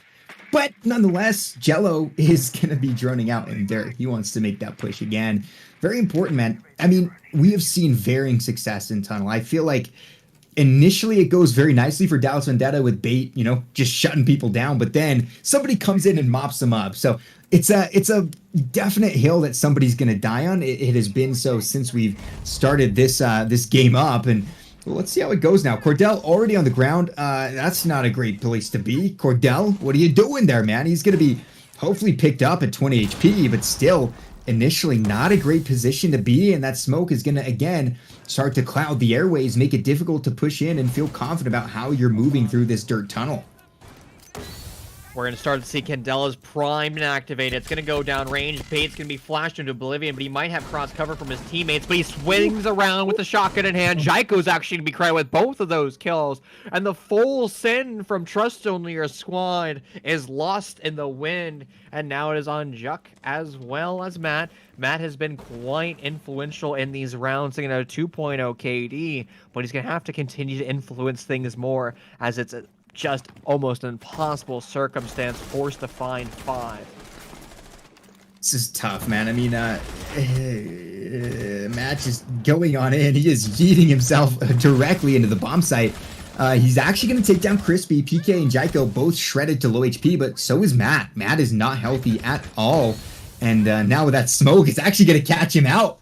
Jock is right behind him. He's going to try to help out his teammate, but this is not a position you come out of alive. And there it'll be. Bait finding one with the gun, the other with the deadly smoke canisters of doom.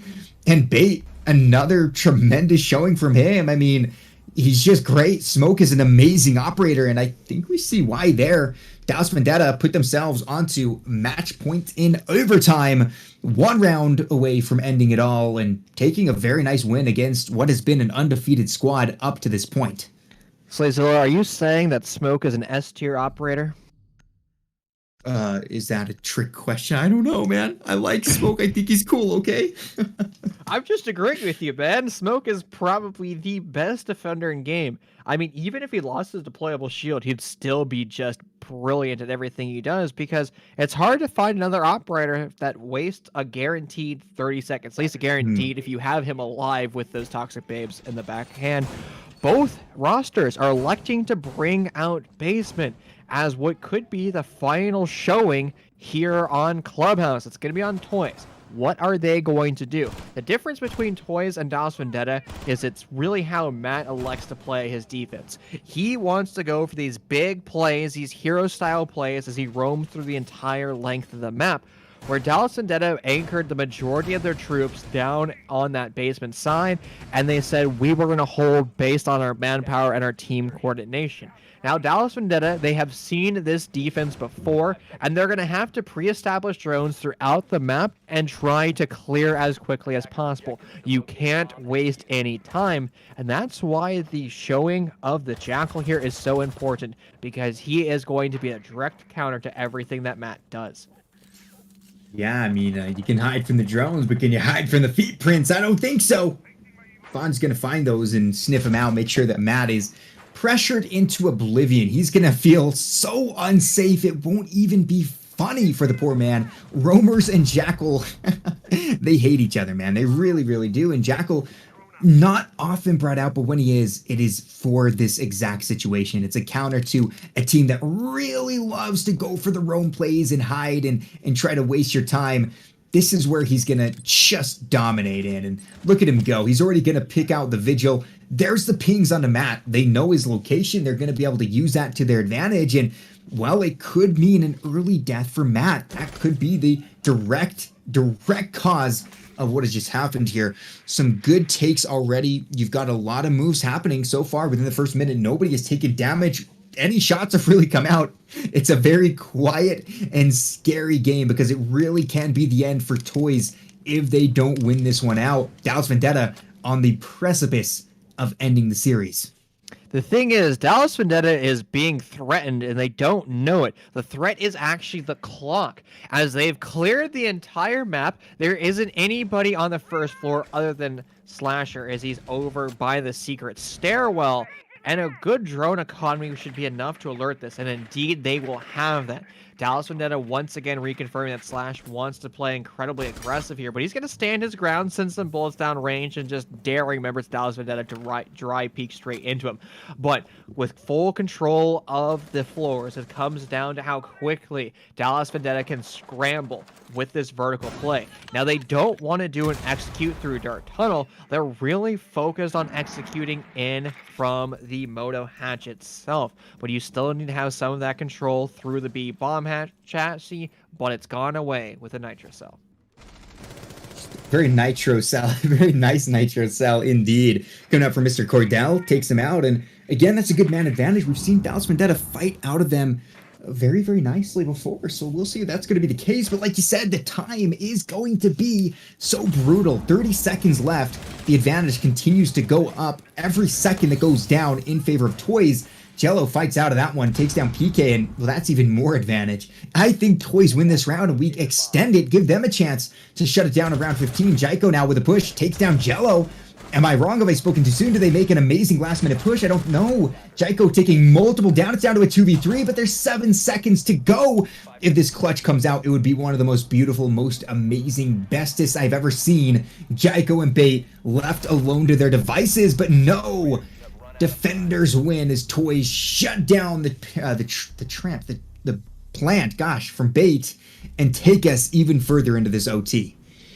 And that was such a miraculous play there by Dallas Vendetta. They did so many things in the dying seconds around to almost deliver themselves to that victory. And imagine if Bait planted in the other corner. There was about a second left on that plant timer when he lost his life. And if he was in the other corner, well, that Valkyrie would have looked in the corner where she first looked, where he was planning, and then the bomb would have been down. He could have got the gun up, but that scenario panned out. And a great hold, too, from the Zofia, as she was trying to hold the cross cover from long. However, she was looking the wrong direction. She didn't expect the moto push, but that was because she was being, well, challenged from every possible scenario. With the basement being locked by both of these rosters, it's going to prompt out different bomb sites. Dallas Vendetta has struggled to find success in cache CCTV, and this is going to show them with the tertiary bomb site of Gym Bedroom. Now, we did see them go once. That was round 12, where they were actually able to get the dub. I mean, we saw, I think it was, yeah, that was when Cordell took down Fond immediately, and we kind of felt like that could be it. That could be the final kill to upset the balance here, but Dallas Vendetta struck back and were able to take that round. They're back here again. Now, this being said, they have to win 2 in a row, so they'd have to win this, and then round 16. For Trust Only Squad, all they got to do is win this round, and, well, series over. They continue their undefeated streak. Certainly a great game as everybody is starting to really pick up. We've got almost the entire Dallas Vendetta team up in the double digits for kills. Jaiko on 9, which is very close if you did not know, to 10. And on the other side, we've got Juck and Slasher stuck at 5 apiece. So very, very good from each team, especially considering Matt Bonger has continuously been a terrifying man to go up against. Let's see. I mean, Trust Only Squad could end it here, but Dallas Vendetta, they're a strong squad. This is... Oh, dang, dude. That guy's deleted. Jaiko shuts down Matt. That's not good. Well, you're highlighting the impact of Matt. Well, I think you missed one of the most important aspects of physics, when the body just falls from a 3-story building and hits the ground. That's the real impact there. But the adaptation that Trust Only Your Squad has made is, the last time they were here, they were so focused on clearing out the east side of the map that they never even got the opportunity of opening up the spa wall. That adaptation has now been made.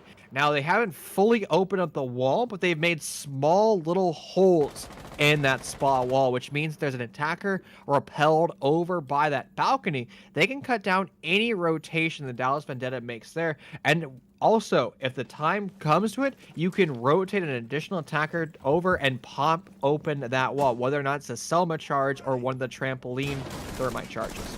Oh, no.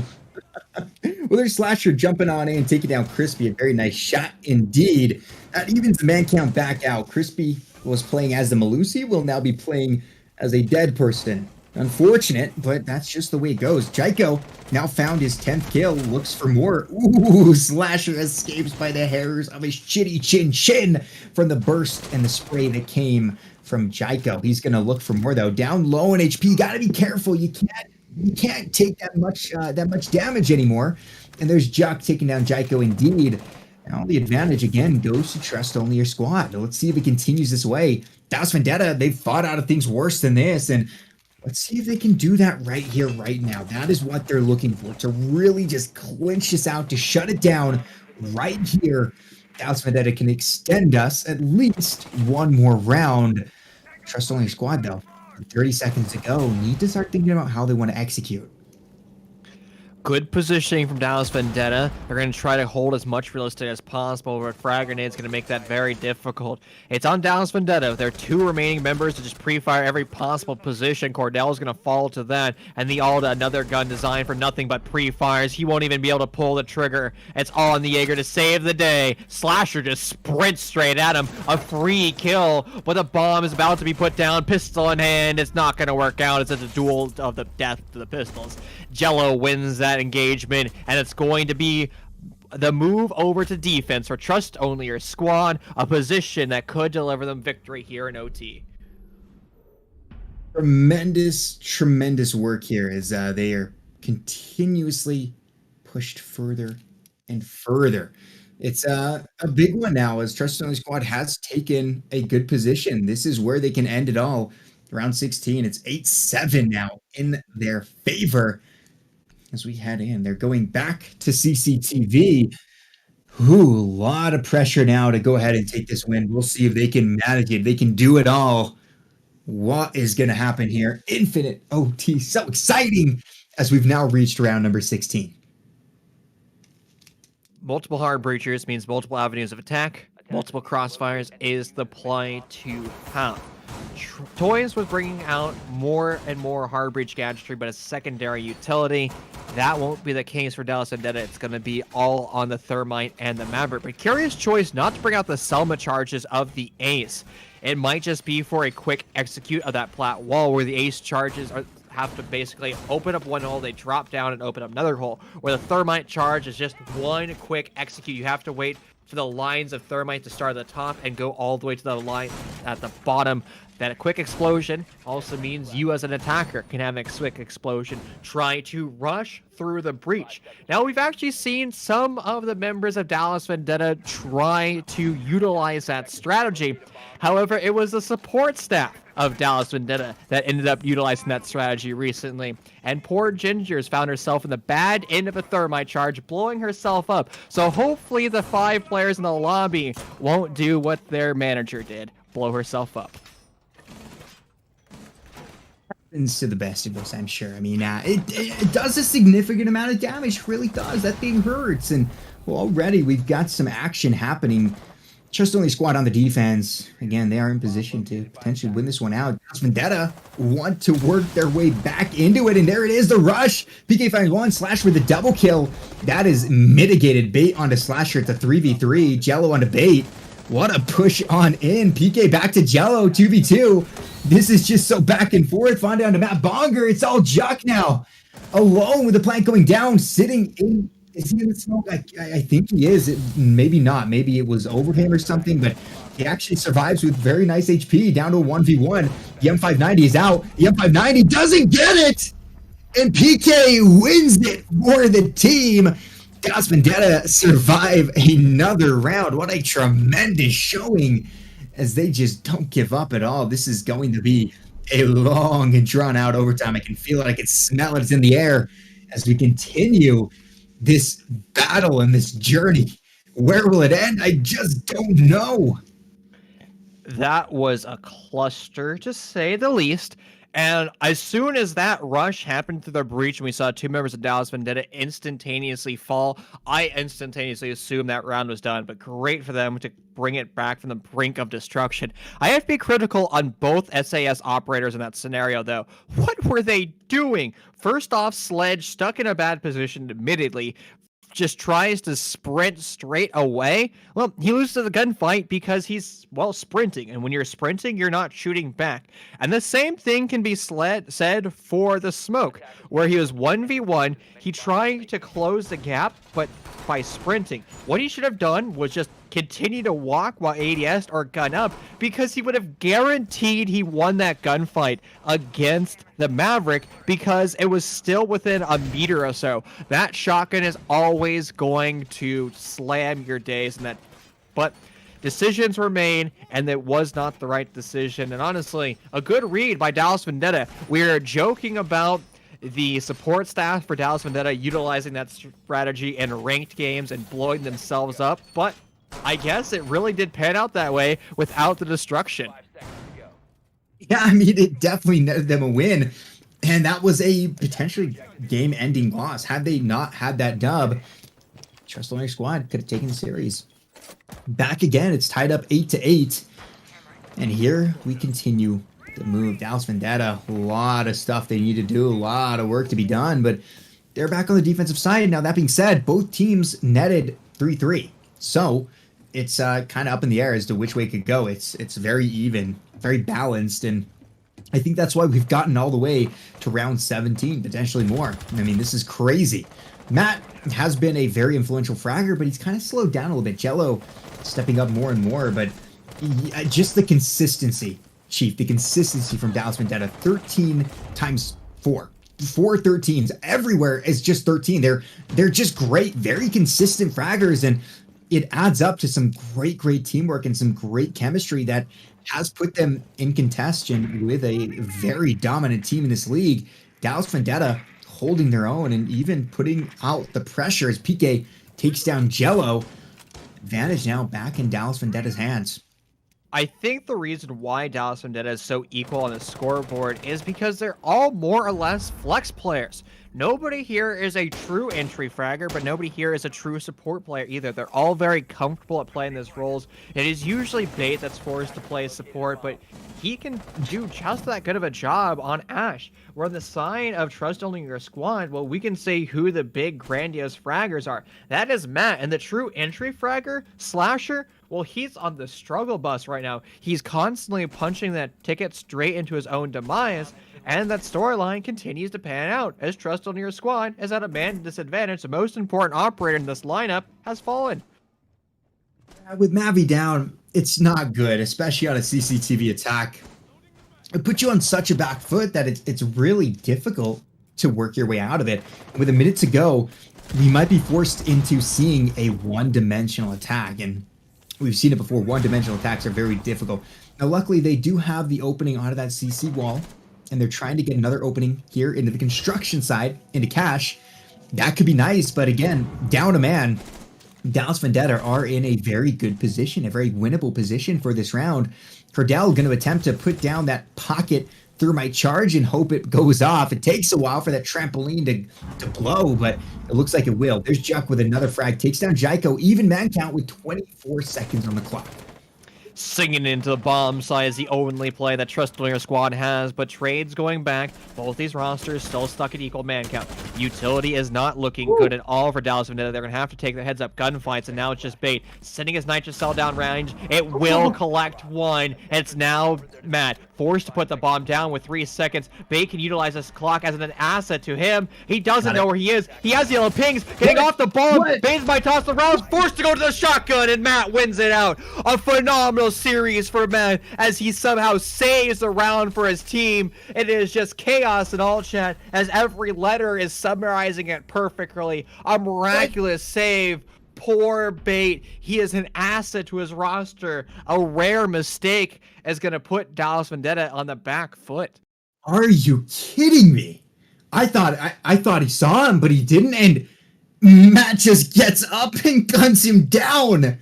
Oh my God, I guess there are advantages to having one star player, and that is that star player makes star plays, and that certainly was an amazing gunfight to get out of. Oh my goodness, I just kind of feel a little bit heartbroken for Dallas Vendetta. They should have had that round. I mean, the rotation up, just a second longer stuck on that animation of putting the bomb down. Would have been all they needed. So, heartbreaking play, but Toys takes the round win, and CCTV is the name of this game. As we head there again, it has been 3 rounds in a row where we have seen CC, and now Trust Only Squad back again, trying to win by 2, and well, it can happen here. We're on round 18. How far can we go? I believe you, Chief, hold like the record alongside, was it Blue Panda, to get like the longest T3 game in history or something like that? So yeah, the second longest cast ever across T1 through T3. Oh wow. It went to 26 rounds. The longest one was a CCS cast that went to like 34 rounds. So we're not quite there, but I'm not looking forward to breaking that record again. That's basically 2 full regulation games put into one, and it is a challenge on players' mental set, because it forces you to be in that flow state the entire time. And when the rounds just go back and forth, that flow state can be broken time and time again. But nonetheless, the flow state has yet to be broken. What has been broken are those Selma charges on the plat wall, and impact grenades are still plentiful for Trust Only Your Squad. They can deny the remainder of those Selma charges if Dallas Vendetta isn't careful. Well, if Dallas isn't careful, I mean, they could be in a very sad position indeed. They're going to try to win this round out, take us to a 9-9 scoreline. I mean, this is big. This is absolutely big on the defense here. Oh, man, it's not going to be that crazy rush play that we saw in round number 16 it was. And, well, Jello holding out. He's playing as the Maestro, wanting to pick people off without all the... You said it's a pre-fire machine. It really is. That gun just shoots and shoots and shoots for days and days. And when it has to reload, it takes a minute, but then it just shoots and shoots again for days and days. Very good gun. Matt Bonger has crossed the 20K line, doing a nice job for himself. But again, consistency from Dallas Vendetta have kept them up to this. Those flex players doing all sorts of different roles, making everything happen is tremendous. And with about half the round already dissipated, it's been a very, very slow game. Damage taken by Trust Only Squad, but none given back to Dallas Vendetta.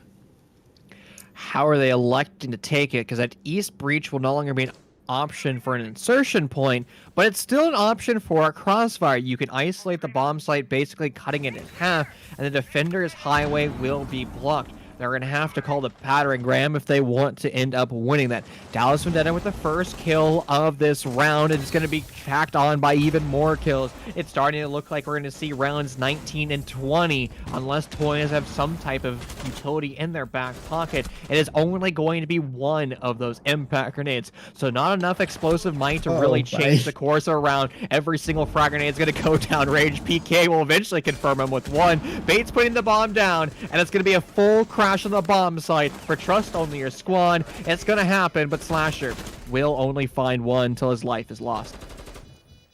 Oh, Cordell, my dear man, is in a position that none would envy. He's low on HP with the time ticking down, and well, he did take down one, but won't be able to take down the remaining three. That's Crispy with the shot.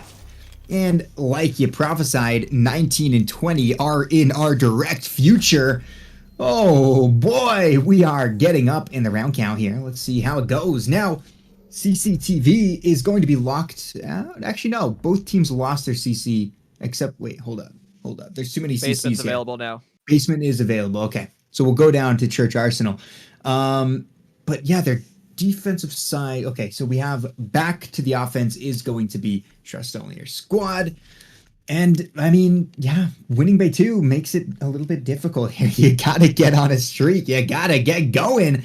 And that is much easier said than done when it just is so back and forth. Winning 2 rounds in a row can be a tough thing to do. But the journey is going to start here for one of the teams. One team will set themselves up to win on round 20. But if the trend continues itself, that team will lose round 20, and then we'll just be back in the same spot for eternity. More and more of these Malusi plays, and both these rosters are stuck in their ways. They don't want to change up their lineups. But you're an overtime match point. You have to break up something. You have to do something different, because if you're bringing out the same strategy over and over again, eventually the attackers are going to catch wind of it, and they're going to be able to break it down. And that's the advantage of a roster that has multiple in-depth strategies. And for example, we've been seeing rosters go for a very linear defense. Maybe you bring out, an SSG style roam or one of its derivatives where you force Toys into something that they haven't seen. Maybe you're going to force them to take gunfights. Maybe you're going to force them to go for a rush that you're prepared for. But you have to do something different. And I guess to the defensive credit, why would you change something that has been working out for you? Because, well, downstairs basement for both rosters has been unable to be won by the attackers.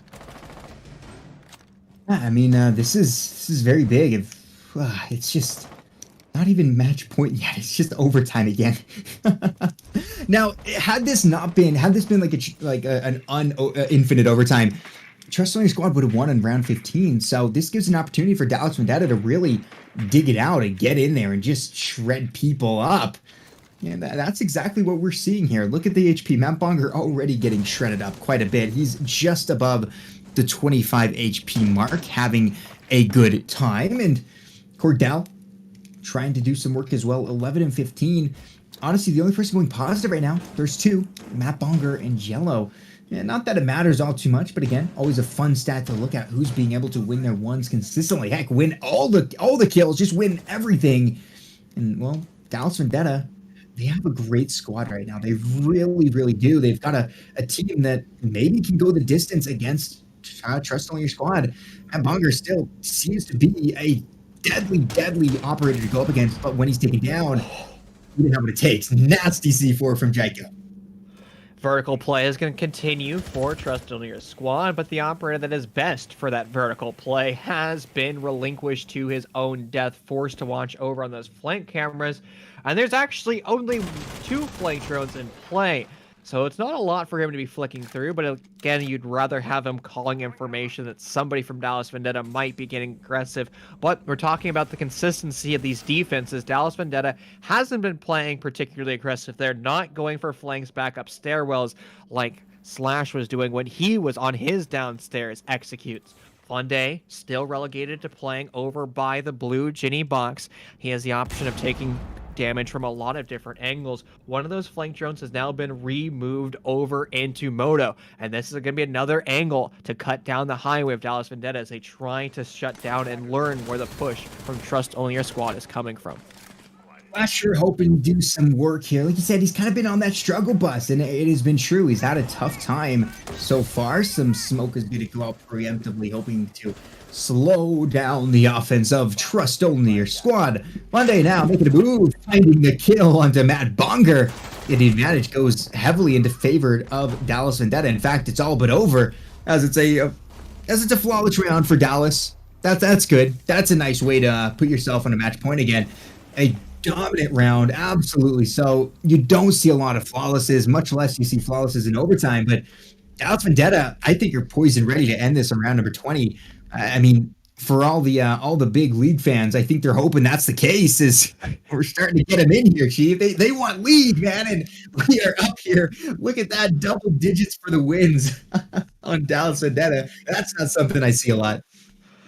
And it's starting to look like we're prepared to break the record for the second longest game of competitive Rainbow Six Siege. And if you're a League fan, maybe you select which team that you want to go right now. You know, if you're a fan of Dallas Vendetta, you better put all of your channel points and vote for them. If you're a fan of Trust Only Your Squad, vote for them, because your votes and your participation is the only way to hype up these players to be successful and win 2 rounds of overtime in a row, and then League of Legends will be on. But that won't be happening, because I think we're going to see Trust Only Your Squad win their defensive stint here on the basement, because both of these rosters have been lethal. Their strategies have been great, and honestly, I would say it's the attackers that are struggling on the defense. Not because of their inability to the drone, but their inability to establish crossfires and understand how the defense is really setting up the bomb sites.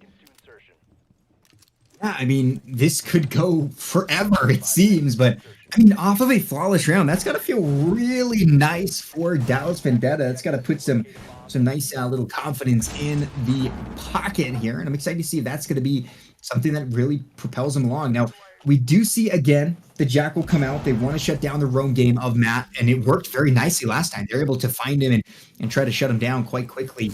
However, I think Fonda was one of the first to go from C4 one of those rounds, which is unfortunate for a poor Jackal, but we'll see. Dallas Vendetta on the precipice of, again, ending it. I've said that so many times because it just keeps happening. It's always just somebody ready to end it, and then it doesn't end. Just a tremendous showing from both teams, and they continue to fight back and forth. Matt's going to challenge straight into construction. He has bullets whizzing over his head, and he's going to be forced to go for the retreat. The pre-made holes that he established with his impact grenades are going to cost him his life. His unbridled aggression was not the play, and everybody from Trust Only Your Squad is just over-peaking everything. The off-site pressure was evaporated straight into the wind, and there was no real challenge whatsoever from Dallas Vendetta, or from Toys. It was a huge misplay. And sure, there was some damage taken away from Jaiko, but it's barely 35. And Trust Only Your Squad is going to have to rely on their anchors if they want to set us up for another bracket of overtime. Well, it feels like it's slipping away, but you can never underestimate these guys. Slasher, Jack, and Jello. They got to turn on the afterburners here, man. They got to slam it home. Get us to round 22. Please do it. I dare you. But I don't know, man. Dallas Vendetta in such a good position, and they're still taking it slow. They're still droning out. They're being very meticulous about how they're going to end this all. And I think they have a good chance of doing it. They grabbed a flawless round, just one previous, and that's got to be a lot of great mental stability given to them and taken away from Trust Only Your Squad. Not getting a single kill is tough. And, well, Dallas Vendetta, I think they're poised and ready to end this all within the final minute. It's going to be on how Slasher elects to go for the swing. There is Jock's utility. He has those smoke toxic babes in his back pocket that is good for 30 seconds of denial. He is situated currently over in Dirt Tunnel, so he can drop those grenades down towards the central stairwell as well as in towards New Blue. He's relocated over to B number 2, so he understands that the pressure from Dallas Vendetta is over by Blue. However, traditional smoke grenades are going to start things off. Opening up that triple wall, Crispy finds one. Things are really looking poor for Toys, as it's now just a 1v5. It is all on the altar to start to dish out pain and suffering. He collects one, but Dallas Vendetta removes a final member of Trust Only Your Squad. In round 20, 8 additional rounds into overtime, they will be victorious. Well, what a job, man. What a phenomenal... Hello, Hi. Slayzilla's father. How's it going? My roommate, man. I'll That's your tell him roommate? Quite suave. Was he wearing a I suit and know, everything? I don't know why he's wearing a suit, but he was suited up, ready to go. But that's the end of that, man. Kind of gave me a jump scare. Oh, it's over. Dang, 11-9 in favor of Dallas Vendetta. Now, I'm sure we're excited to get into league, but I mean, I'm pretty. Do we have anything else? Is that the wrap up? My friend, that is indeed the wrap up. We're going to transition over to some League of Legends. So if you're here for that, welcome. We'll be starting that off. But until next time, stay safe, stay well, and we'll be back with you tomorrow.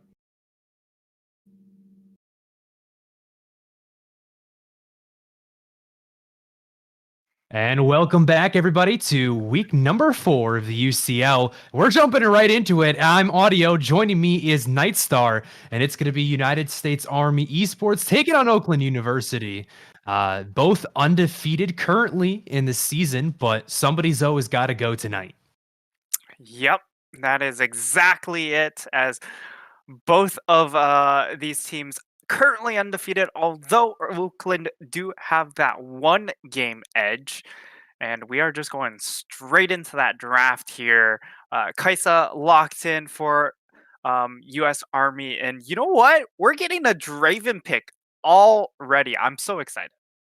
This is crazy. I mean, it does come out in response to the Kaisa. Normally, you don't like to see the Draven blind, but at least he knows the matchup. It's a gauntlet thrown down, right? You see the Kaisa coming through. She's going to scale to be an absolute monster. And Oakland's saying, no, we're not going to let you. They're going to pair that aside some picks like Talia and Thresh. There's a lot of playmaking already. And if Oakland get ahead, this one can be over pretty quickly. Yeah, and it looks like we're just a little bit behind with the graphics side of things. So I guess let's just go ahead and talk about the bans while we do catch up on screen here. The Yone, Senna, Galio taken away by US Army, whereas on the flip side, we see Oakland University taking away the Zillion, Seraphine, and Udyr. Both of these teams love the Udyr pick, so you know if Udyr is available, they will immediately snap it up. So I like the ban priority from Red side to go ahead and take that away. And for US Army, just talking about the Senna pick, pregame or before the broadcast, I was talking with you and we were discussing about the fact that for Oakland University, they've drafted 5 games of Senna out of their 7 games in this league. Yeah, they are very partial to this champion, and comfort is super important in a league like this. If you can get the same pick and go back to that over and over, it not only helps your own laning, but it helps the rest of your team because they know how to work with that champion. But going back to those bans, it is interesting that Oakland University decided to go for the Zillion and the Udyr ban. Zillion's a pick that I feel like is really only useful in pretty niche matchups. Udyr is one of those if you compare those two together, but this is Oakland saying that even though they're taking the Udyr off the table, that they're still worried that the Zillion might be paired with something else. So good on US Army Esports if this is something that they've been doing, having other pairings, because drawing that extra ban on red side can open up things like that Kaisa first pick. Yeah, and I mean, for that Zillion pick, it's just really nice scaling support when you do come into a more melee-oriented bot lane. Here, they are going to go for that Thresh. So Draven Thresh still going to bring a lot of aggression, but it also gives a safety valve for that Draven, sort of like that Aphelios lane where the Thresh is just going to be positioning a little bit further back, make sure if Draven runs into issues, he's got a Lantern out to safety. Yeah, Oakland University have shown their cards. They have said that they want to be aggressive in this bottom lane with that Draven coming through right away. The only question is what is going to be paired with the Kai'Sa? What are US Army Esports going to do to protect their late game scaler? Graves is good in the counter gank if you just want to hover down on the bot side, but he doesn't offer much immediate protection. He can't really set up his own ganks that well, and he really wants to kind of power farm through those early levels. So you can see Oakland taking away some of the very protective picks like the Morgana, like the Rel. US Army Esports also taking that Karma off the board. I would have imagined that maybe they would have gone to that pick, but there's still a couple things on the table.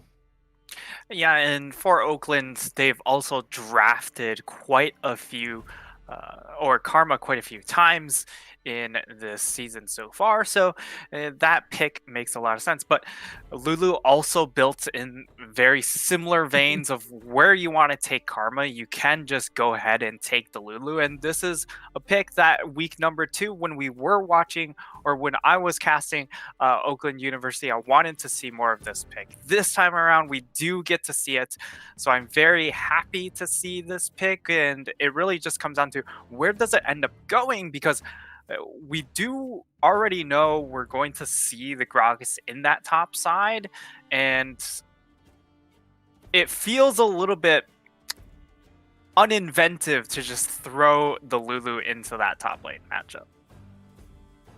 Yeah, it does come at a pretty nice time in the draft, though, because you get to also deny that Lulu away from something like the Kai'Sa. And that is a very strong pairing, but it's going to be the Braum in that bottom lane instead. Will be pretty useful if you can use that Unbreakable Shield to block things like the Draven Axes and like the Talia. But if Muzzin does take a trip down to the bot lane, all it's going to take is a nice seismic shove, and that Braum is not going to be much help. The Zoe pick coming in, though, talk to me a little bit about that. How do you feel this fits into U.S. Army's composition? Yeah, so because I haven't been able to see a lot of U.S. Army or any of their games, and it's just been pretty much conjecture based on what their drafts have been. It feels like to me, for the side of Army, that they play around this mid-jungle duo a lot. And Zoe is one of those picks that allows you to really play from Fog of War, play with your jungler, and just go for picks nonstop. And Gragas is also, I mistakenly thought Gragas was going into the jungle, but Graves just has so much combat power, and you just need a little bit of CC, which is brought in by the Zoe. Yeah, and that final pick will be that Aurelia for Oakland. Their counter pick going to the top side against that Gragas. Rather, we see that it's just going to be going to the mid lane against the Zoe.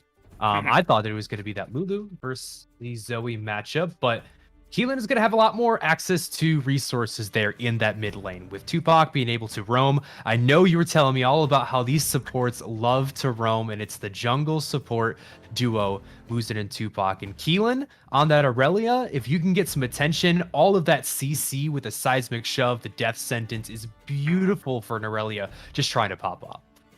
Yeah, and realm timings are going to be really key for Oakland University, because Tupac on this Thresh really has to make it count, because if he roams and leaves the Draven on his own devices, that's not the situation that Draven wants to be, because he wants to be in your face trying to put down this Kai'Sa pick. And that's why I like the Braum pick here, because it kind of neutralizes that aspect of Draven.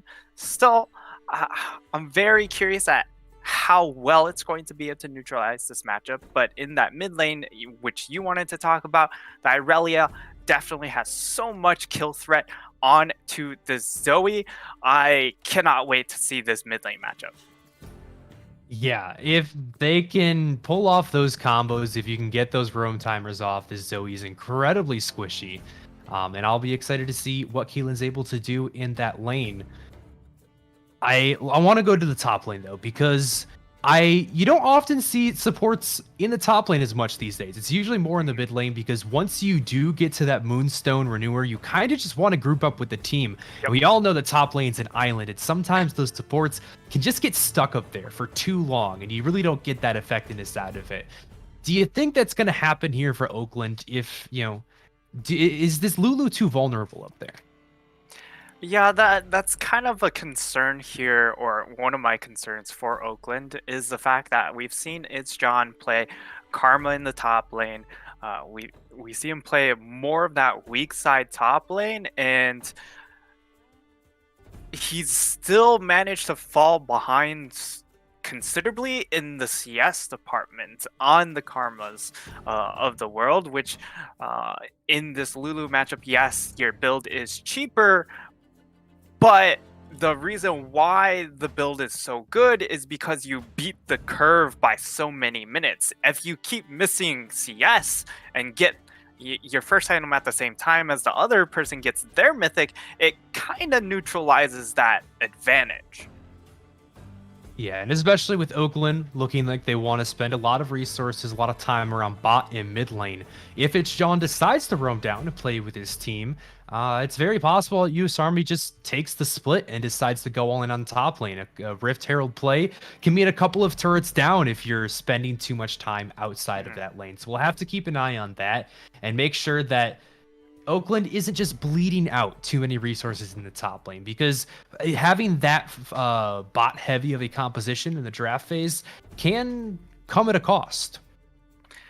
Yeah, and my expectations are for the side of Oakland, if Irelia is really able to get ahead, maybe you just early lane swap. You all of a sudden put this incredibly farmed, incredibly powerful Irelia into that tank matchup where you can just slowly whittle him away, and you're willing to then put the Lulu into the mid lane to just neutralize that Zoe pick.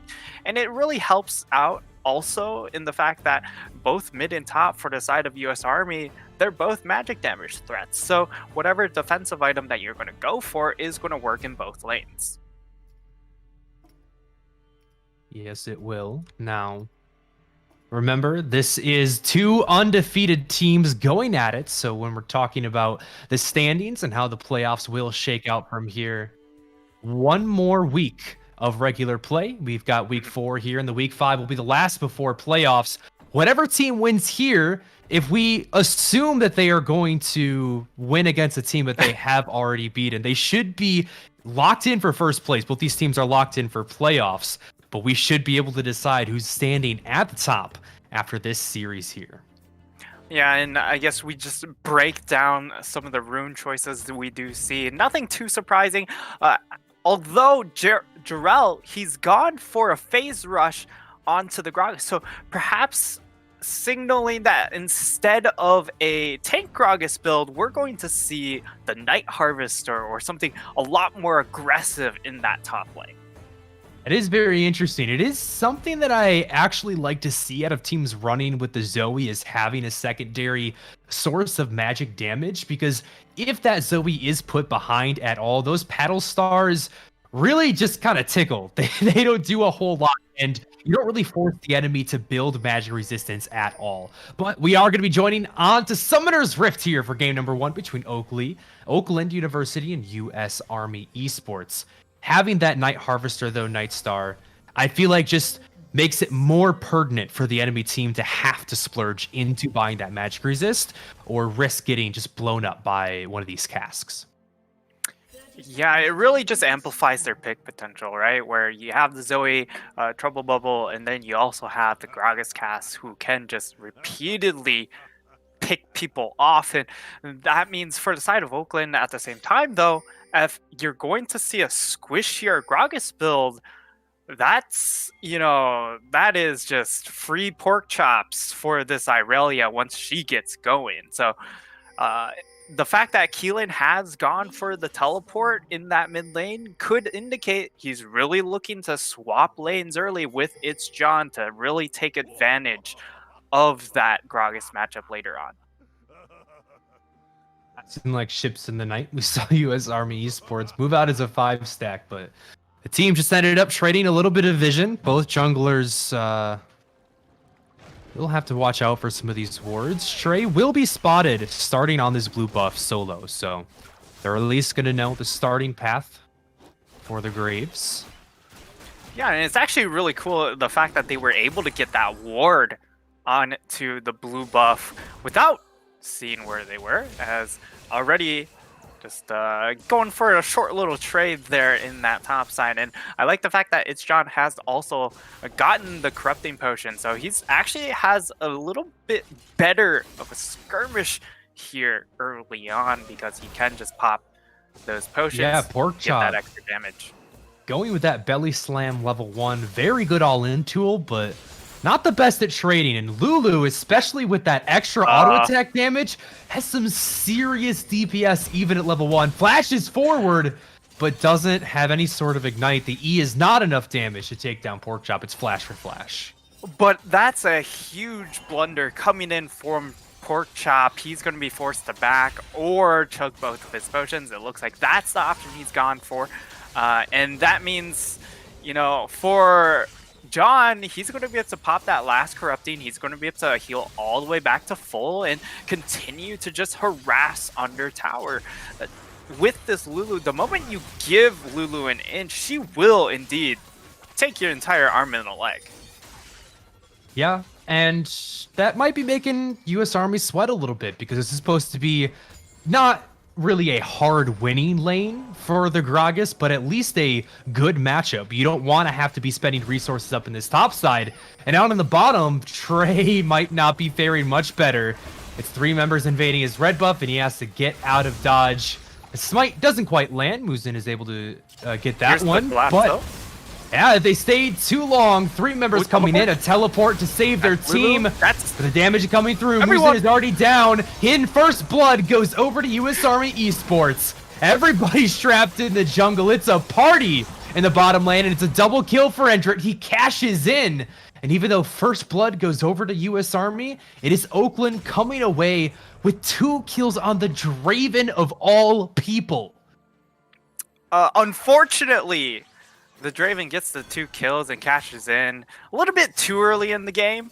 Doesn't have quite enough stacks built up to really get that massive cash in, but it's still the ideal champion to build your lead on, isn't it? As now he's sitting on 2 kills. He has the blue buff to give him extra axe sustain, and it's a good time for really both AD carries in this bottom lane, I feel. Yeah, Endrit has to be careful though. Hasn't gone back to base yet to spend that gold. That's exactly why the Braum looking for an opportunity. It's gonna make sure that wave crashes and the Draven has to stick around a little bit longer. Dragon gonna be spawning here in about 15 seconds, and Endrit never got to get a back off, so still sitting on that Doran's blade. They won't really have to worry about all the gold he got in the last fight if they do contest this one right away. Yeah, I mean, at the same time, though, it is still the same holds for Lil Thick in that bot lane as well. Hasn't been able to cash in onto his first blood kill, I believe. And he also will be waiting to get that buy-in for that first fight. Now, one of the big things that resulted from that big fiesta around red buff was the fact that for Alacrity, he's behind in EXP. Keelan, he's going to be able to hit level 6 first, and as a more assassin type champion, you can really just all in a champion like Zoe very, very handily. So Alacrity, he's going to have to play insanely careful. Yeah, you can see, did get that early tier 2 upgrade on the boots. Hang that thought, though, is in the bottom lane. It's a 3-man. Hook nice lands. Death sentence brings Troy under the tower. He takes 2 shots, and Draven's able to pick up the kill. That's 3 for him so far. Flash forward is not able to make it 4. Or can he? He's got his eyes set on the Braum. He smells the blood in the water. but he will not be able to quite close it out. Great seismic shove is going to bring him back in range. It's the Talia that picks up the credit for that one. 2 kills down in the bottom lane. It's the gank gone wrong. And Oakland is continuing to balloon that gold lead, now up 2,000, 3,000 almost. Yeah, and I mean, this game already feels like a disaster, man. Oakland are just shooting out to a massive lead, and anytime, again, you give that Draven an inch, he will take a nautical mile, and that's what it looks like here. As he's going to be going for, I believe he's looking for that shield bow, so going for a more durable build. As John is out of mana, so Pork Chop is going to try his hand. The ultimate comes through though, and John is able to just walk away. Completely out of mana now, but is very healthy still. And Tupac has roamed up to make sure that he can shove in this wave. You know, the worst feeling for US Army Esports just that they haven't been able to get anything back on the other side of the map. I mean, Troy here, he's getting his blue buff stolen away. He's getting 3-man bullied in the jungle. My man's just trying to finish his farm. Yeah, and I mean, this is exactly what I mentioned coming into this series. For the side of Oakland, you're going to be watching Muzen and you're going to be watching Tupac. Those two are going to be active on the map and as a duo. So if this Braum is just a little bit behind on the roam, he's just stuck. And I mean, in this top lane, it does look like we're going to see the tank Gragas build. So I do like the fact that he has made a build adaptation in the fact, well, I'm not going to be able to proc Grasp against the Lulu. Or at least it shouldn't happen. And instead, I'll get the phase rush, I can stick onto these range carries, and I can still be tanky. Yeah, and it's going to help him out a ton in the laning phase as well. You can see he's up 4 CS, which is nothing impressive, but the impressive poke that Lulu has could have made that a lot worse here in the mid lane, though. Is Keelan trying to make a play happen? Alacrity goes forward, but he has to come back. Keelan, though, takes a little bit too long in the play. And in the bot side, US Army Esports are trying to get something back. Little Thick dives in as Troy is just barely able to slink away. But Edric goes over under the tower. He's finally shut down. Kaisa picks up credit for that one, and she gets a second. The play finally goes US Army's way. Oh my god. What an absolute slaughterfest there. Holy moly. Breaking that down, like, thank God they were finally able to get that shutdown, and boy, was a massive shutdown into the hands of Kaisa. That does mean she's at least able to keep pace with this Draven, but again, Draven just continues to power forward a lot faster than this Kaisa at the moment. So this mid game is looking absolutely terrifying. As I mean, we do lose a little bit of the overlay, but great interrupt there, standing on a ward. Feels bad. You think you're safe, you think you're out of vision, you know, you take that, you always take that risk. There can't be a ward there. They don't have a ward yet. I mean, that's why a control ward in inventory too. Yeah, that's why you got to pop either the control ward or have a red trinket. But now I think she's dead. Oh, not much to say there. Tupac. Oh, great stopwatch. I was wondering why he didn't go down just on the edge. He had to have been single-digit HP in that fight. It's Gragas throwing out the ultimate in the top lane, but I'm not sure this is a fight you can win unless he has help. Troy is going to force away the flash, and Sean will go down anyway. Porkchop going to claim credit for that one. Finally, some reprieve in the top side. Yeah, finally able to gain something here, but it's just not enough because there's more gold being thrown into the hands of this Draven, as now Alacrity, he's in trouble. That's the ultimate thrown out. Yeah, Zoe doesn't really have many escape tools. You can kind of go over the wall and do the poke, but if that Aurelia gets on top of you, it's lights out. And Keelan is reminding Alacrity of that fact time and time again. 4-1-1 on this Aurelia, just 11 minutes in, and Troy, he could be doing next. pretty fantastic. Death sentence lands. They throw down the box, and there's nowhere for Troy to go. Keelan taking that to a 5-1 record. He is really starting to style on this game. Yeah, call him Harry because he is truly Oh, styling. Nightstar, I can't believe you went there.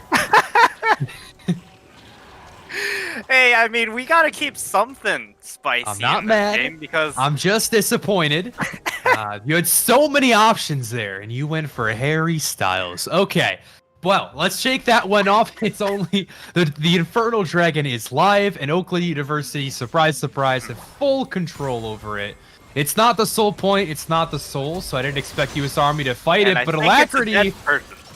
that's illegal. You don't get to farm your mid lane when you're this far behind. There's just absolutely no control in this mid bot side. All hell is breaking loose, and it's dire, man. It is absolutely dire here, Audio. And the issue is you can't even go in and assassinate this Draven either, as Tupac, he might be a little bit far away from home. Yeah, he He's just does gonna have walk through Lulu tower. above him. He's just going to take a couple tower of shots. It'll leave him a little bit low for a re-engage. And US Army, I mean, they need something right now. They need a win on the board. So they're going to try to force this play. Tupac will fall for sure. Eventually, it's going to take a while to take down. And the rest of the team is starting to roam up. Troy is getting beamed by the rocks. Musin as auto-aim turned on. As he's bobbing and weaving, but he's stunned up now, and he should fall as well. Here comes Kaisa to turn things around, and Oakland not feeling too good after that one. US Army finally get a couple of kills to themselves. Yeah, US Army are able to get those kills, but unfortunately, none of the people that they killed had bounties, so it feels less of a win than it could be, but you'll still definitely take that as the two very large and in-charge members, Keelan and Endrit, are still sitting on very, very large bounties, and they're absolutely terrifying. I do not want to watch this first team fight because I don't think it's PG or PG-13. You know, you look over at the side of US Army Esports, hold that thought. They're not even going to give me a chance to try my own analysis. It's just for you, Nightstar. We're back into the action as US Army are caught between a rock and a hard place. Porkchop does find a nice cast, knocks Musin back, but the teleport's coming in, and the health bars are running out. Wow, they found a double kill. The burst was there, but can they survive the onslaught of Keelan in the back line? They stun him up. He was almost next to fall, but he flashes away to safety. 4 members strong, and US Army are flexing their muscles. They're not going to go down without a fight, and they're going to shut down Endrit. That's one of those bounties that you were talking about back in their pocket. Their health bars are so low, though. Can Keelan and it's Sean do this? The Lulu gets a kill there. I didn't even see that one. And it does look like it's about to fizzle out. US Army not going down without a fight, though. Keelan, he doesn't want to let this one go. He's able to stun 2. He doesn't have his ultimate on him, and he's taking a lot of damage, but he's dishing it out as well. The turret brings him within kill range. It's a 2-for-1 at the very end of that fight. And members have respawned and are back out on the map. Wow, Nightstar. What a crazy turn of events that was. US Army, they came back, they lost it. Now they're staring down the barrel of a Rift Herald being started up. Yeah, Rift Herald doesn't seem like there's anything they can do. Right? Rift Herald's gonna get started up here. Yeah, I mean, Troy, he's cashed in a massive bounty, so he must be sitting on something like 1,600 gold just waiting to be spent, and there it is. He just completes a straight up Gale Force from that Noon Quiver, so a lot of money was just sitting on the man, and it makes a lot of sense that you're not going to go ahead and contest a dragon when you could definitely just go ahead and donate your reset gold. And it's definitely not what you want to do. Is for the side of Oakland, they're going to continue to push the tempo, which is exactly what this composition does need to do. Yeah, thankfully though, U.S. Army are feeling a lot better than they would have if that fight hadn't gone their way. Porkchop had a beautiful cask there to split Musin away from the rest of the team, send the 2 carries completely out of the fight. U.S. Army really got to take that one member at a time, and you're talking about all those shutdowns that went down.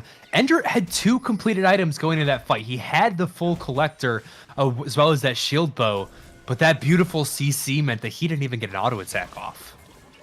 Yeah, he wasn't really able to utilize the amount of damage he already has built up because of the fact that when he entered the fight, I believe he got hit by the sleep instantly from Alacrity. So he got immediately chunked out. And that's just not how you want things to start. But with the teleport coming in from Keelan and the power of Moonstone, they were able to re-enter that fight and bring it really, really close. Well, for the first time this game, we see U.S. Army with a control over the bottom lane river, which is so important for any Zoe comp. Being able to control the vision and being able to go in for the fight. Musin fails the flash, and now he's in trouble. He gets the Lulu ultimate over the wall, and the rest of the team has turned their attention on Tupac and Endrit. The Draven slowed down, and it seems like Oakland might have found their way out. Alacrity goes golden, and that's Keelan's opportunity. He has a 4-man Vanguard, but he gets bursted down before he can deal the damage. U.S. Army have lost a member, but they haven't lost their fire. They smell blood in the water. Alacrity goes over the wall, has that flash available. It is a 5v4, and U.S. Army is just going to turn back to the Drake.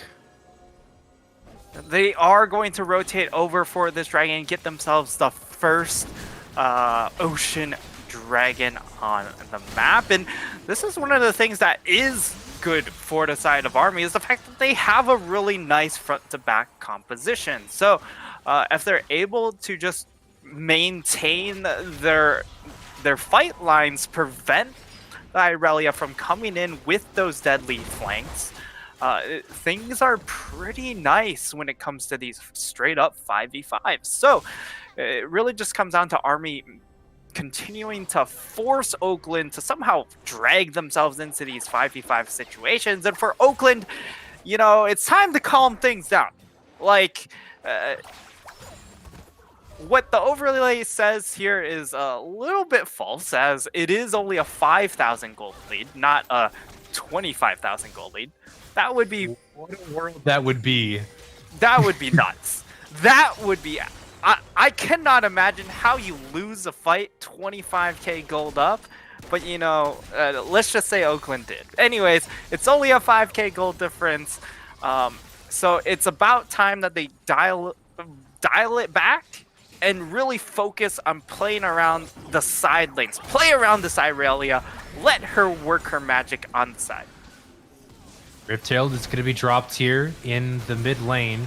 Not going to get much done though, is Shelly will just be immediately taken out. Troy loses a huge chunk of his health bar and just barely makes it out of the life. He is effectively out of the fight though. And Oakland is going to use that opportunity to take control around the Baron. They have complete control. There are no wards in this jungle for U.S. Army. Complete darkness as they're walking in here. Porkchop. Oh, he's clearing out the ward, but he's hit by the death sentence. Good flash away to avoid that follow-up CC. And he's going to keep his health bar for now, but it's me that's OP is going to get knocked in. Here comes the fight. It's in the choke point, which is good for U.S. Army Esports. A great death sentence is going to land again. These two teams just dancing around each other. Health bar is low for the Braum, but it's going to fizzle out. Nobody wanting to hard commit here. Nightstar, where's the fire that these teams have been playing with all series long? I want to see some kills. Yeah, I mean, it's just so hard for that Draven to get access into that choke point, right? Where all of a sudden there's nowhere to really move when it comes to dodging out onto the Zoe bubble, on dodging out any other spells, as this might be the blood you're looking for. Yeah, Troy is on the flank here. Big damage onto Keelan. And Oakland, they know that if they stay around, it'll be disaster for them. They're going to go back. They're going to try and reset. But while they do, with healthy members, full health, full mana, and a teleport available for Fork Chop, U.S. Army could just turn on the Baron here. Doesn't seem like they want to. I mean, they could, but you also would lose out on a lot, right? Because they have massive wave in that bottom lane.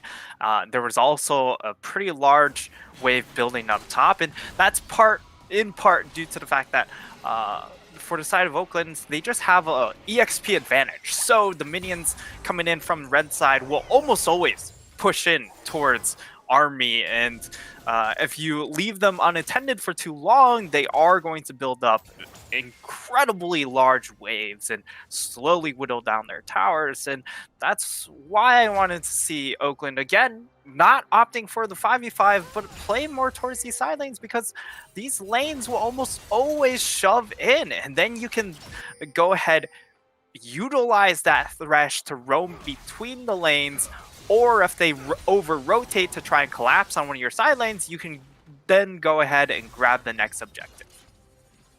Well, that'll be the game plan from here on out.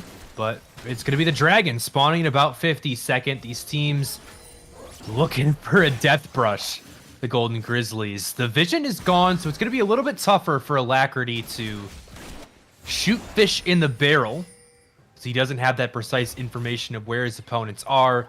The Golden Grizzlies will just walk out of the pit, cede that control, and try to shove out their waves. You see Keelan in the side wave, like you asked for. He has that teleport, and he's going to be drawing pressure. U.S. Army might be forced into making a move here. Ignite goes out onto the Lulu, but she's able to shield through that, and Keelan is still uncontested. Yeah, they have to start throwing some attention over to that top side now, or they're going to slowly lose towers. And the amount of damage on this Irelia is definitely not small. As teleport is going in, they're going to force. Yeah, U.S. Army, they need to make a play here. They're going to bleed out their entire tower. Endrit's the target. He flashes backwards. The shield bow is going to keep him alive for now. They'll take Tupac instead. Keelan has joined the fight, though. 3-man Vanguard's edge. Does he have the survivability to put out the damage, though? Troy takes him down on a rampage, but Endrit in the back line, completely untouched, is decimating the U.S. Army Esports team. Porkchop is the only one to make it out alive. Oh my word. Once he got rolling, that Draven just slaughtered them. Yeah, once he was finally able to be walk forward in a fight, the spells all went down. That really deterred him. The Irelia came in with a fantastic flank angle to create such a mass chaos to allow the Draven to really power forward, throw out those axes. He just cleaned up that fight very, very quickly. The question you have to ask for U.S. Army Esports now is what next? They recognized that they were bleeding out in the side lane, that Keelan was going to eventually take their inhibitor, so they decided to make the snap play and force on the 4-man squad. It didn't go well. In fact, Endrit got way more goalie, and now is the finished Lord Dominix, a third item for that Draven. Where do you go from here from U.S. Army? For U.S. Army, it's really just sticking to the play here. Now, if you see Keelan in that side lane, you know what? He can't make that same play because he doesn't have teleport. They cannot hard commit to the fight for Oakland, and that's why they're going.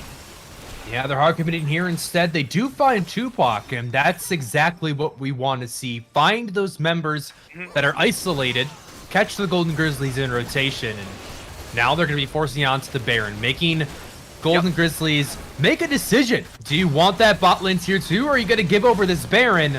It's the give here. Our U.S. Army Esports will be wearing purple. Yeah, they're going to find themselves that Baron buff, and it's a really beautiful play coming in from Army while behind, and it's all the necessary plays as well because, again, you're slowly going to get starved out if Oakland decide to play to their guns, and they've finally started to play to their guns, and you have to adapt to deal with that issue. And now with this Baron buff, that's going to help in making sure that this Irelia doesn't get out of control, because now you have Baron minions that will be able to even out against these over-leveled minions on the side of Oakland. Yeah, you will have to have a member down there, though, to use that Baron buff. And U.S. Army have not been partial so far to actually answering Keelan. Instead, the last couple of fights have been forcing on the 4-man squad away from the side lane. So we'll see if they do send someone over. Right now, it's Alacrity, but he is very vulnerable. Doesn't even have flash. And you can see he's already hugging the jungle. He's only farming over the wall.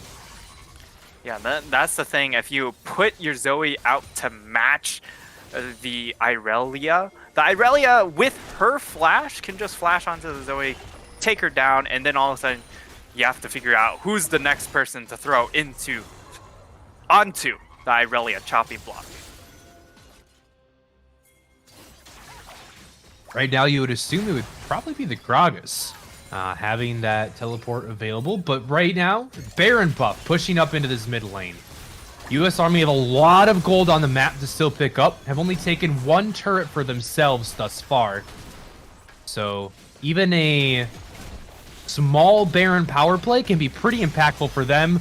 Good job, work job over the wall. He's able to find the Lulu. They already blew her flash, but she is able to get out to safety thanks to the Lantern. U.S. Army starting to feel proactive here. This is what we want to see out of an undefeated team up to now. Been feeling a little bit outclassed, but I'm glad to see them still, keeping the mental up, still making proactive plays here in this first game. Yeah, and I mean, part of the difference from the early mid-game was the fact that for the side of Oakland, it was really the support difference, right? Tupac being able to move around the map a little bit faster than It's Me or OP. It's just able to get around the map, create plays, and for the Braum, it's a little bit harder unless if the play is designed around bot side, because then you can just go ahead, utilize your Braum kit. But against the mobility and threat offered by Thresh, just got a little bit more playmaking in that regard. And now that it's gone out of the lane phase, now you can see the Braum do work, as Talia in trouble has to burn the flash. That's a massive summoner spell, and that might just prompt Oakland to concede this next dragon. Yeah, I mean, they don't really need to take it. Despite being up about 6,000 gold, if this one were to go over, U.S. Army are not going to have a huge benefit for it. But they will have to fight for it if Oakland decide that they want to. Good hook onto Pork Chop. He's going to stop the belly flop as well. He has to flash away, but that Talia ultimate completely splitting the team, has bought some time. Muzin falls down to about half HP, and U.S. Army are going to fall back to the safety of the jungle. They have complete vision control here. Oakland is walking in blind, but the dragon not even started up. Yeah, and it's going to be a that's reset actually a recall here for the Gragas. Yeah, but he has does teleport to rejoin. Yeah. On the same page, Love to see it, and here's that teleport we're talking about, but immediately polymorphs, and he's taken down. Even with the Thornmail in inventory, he is just cannon fodder for Oakland to chew through, and now with a 5v4, but a good flank position. Oh my god! Double kill to make it a 5v3, and now Oakland are on the warpath. Great knockup, and Keelan will take the third. Only 2 members left, the jungle mid duo, but very low chance that they're going to be able to pull off a miracle heal here. Alacrity is stuck on the wrong side of the map, and Troy's already back in base. It's the Ocean Soul for the Golden Grizzlies. Yeah, and it might also be Alacrity. No. To add insult to injury, they spot out Alacrity. And they could get Troy. Oh, Troy finds one back for himself. That's 1,000 gold shutdown if I read that right. That feels like a lot, though. You take those if you are the Graves, even if it isn't a 1,000 gold shutdown. If it's any sort of shut down. It's money gains for the side of Army. And once again, it just comes down to a battle between structure and chaos, and another round where chaos ensues and Oakland come out ahead. However, this time around, they might have gained themselves that extra edge to beat out Army in these structured fights, because now they do have Ocean Soul, and there's not enough burst damage coming in from the side of Army at the moment that you can just ignore Ocean. Yeah, you would really look at Alacrity to be that source of burst damage, and this is the reservation I have whenever I see Zoe locked into a comp, is when she does get put behind like this. I mean, she's almost getting Flame Horizoned at this point. Those Paddle Stars aren't doing anything. The enemy team can essentially just ignore that Zoe, and unless you land a Sleepy Bubble Trouble, doesn't feel like Alacrity is having much impact in these fights. Will certainly not be making that Ocean Soul feel any less valuable. Yeah, the only person you're looking to be able to pick off at this point would be this Thresh, and that's not a target that is the ideal member to just unload all your cooldowns on. And now it looks like Oakland, they're going to try and prompt a fight. This is all for the US fight. Army, they might be down, but they don't really have any chances left, so they're going to go for this one. Pork Chop is just instantly deleted, and yeah, US Army realizes that was probably a bad idea, and Oakland is going to get the Baron as well as a kill for themselves. See if they can get any more, as some members are just hovering around, but US Army are just going to watch as the Baron falls. And that's all they can really do, Nightstar. They have no agency left in this game. 12 or 9,000 gold down, just 33 minutes in. Yeah, and this time, the gold numbers do not lie. It is indeed a 9,000 gold lead, and that might be the advantage that Oakland need to go ahead and close out the game. They have Ocean Soul, they have, of course, this Baron buff as well. They have no way of clearing Baron minions on the side of Army, and this should be quite a few inhibs at the very least from this Baron push. Yeah, they do get the inhibitor here. We'll see if they continue to push into this base. With how far they are ahead, you would expect they to be able to close this one out pretty soon. And here's the play. It's the Vanguard's Edge in the back line. Keelan is getting stunned up, but he's doing a lot of damage as well. Has to get out. The Ocean Soul going to tick away. Troy is not going to have such luxury. He has to go back to base to heal up. And look at that. HP. All full HP. Keelan back to max. He even has that Spirit Visage and inventory to amplify the healing. He is a tank in his own right. And Oakland will be wrapping this one up. The Nexus will fall after they pad their stats. Endred is dominating, and he finishes it off with a double kill. Oakland going up 1-0 in this series. And if you're the side of US Army, it's just we Rush might it have, off. we might have screwed up the red buff contest just a little bit. And after that, it was off to the races for this Draven. Yes, they were able to find a couple fights where they were able to stop him from running them over. But those are few and far between. And as a result, you just have to chalk it up to, it was a GG really early on, but I love the way they tried to respond. And let's go ahead and move on to the next one. Yeah, that is the ideal situation, is that, hey, it was just an early game play. We can fix it next game. We just have to be a bit more careful, because the other options are that, you know, one, it's just the draft issue, which we know Endred is an incredible Draven. That might need to be taken off the table. The Aurelia is something you might have to look at as well. And the final option is maybe they're just better than us. And that's a scary thing, because with both these teams being undefeated, we really wanted to see a competitive match between the two. This game, US Army just kind of felt outclassed. So I'm really hoping that they're going to step it up in game 2 and give us a good series to watch, because if it wasn't just that early game blunder, And I'm kind of feeling like there was a lot of mistakes made throughout that game. Mhm. That we might be in for a pretty quick series. Yeah, I mean, the 5v5s were still pretty tight in quite a few of those situations. So you just imagine if Draven just didn't have the lead he did, maybe a lot of those fights just go into the hands of the better 5v5 composition. But yeah, I think with that, it's probably a very short break before we hop into game number 2, isn't it? Yep, we'll see you guys on the other side of this one. We'll be right back as these players get ready for game number 2. Will Oakland close it out, or will U.S. Army be able to take us to a game 3? Find out with Audio and Nightstar coming soon.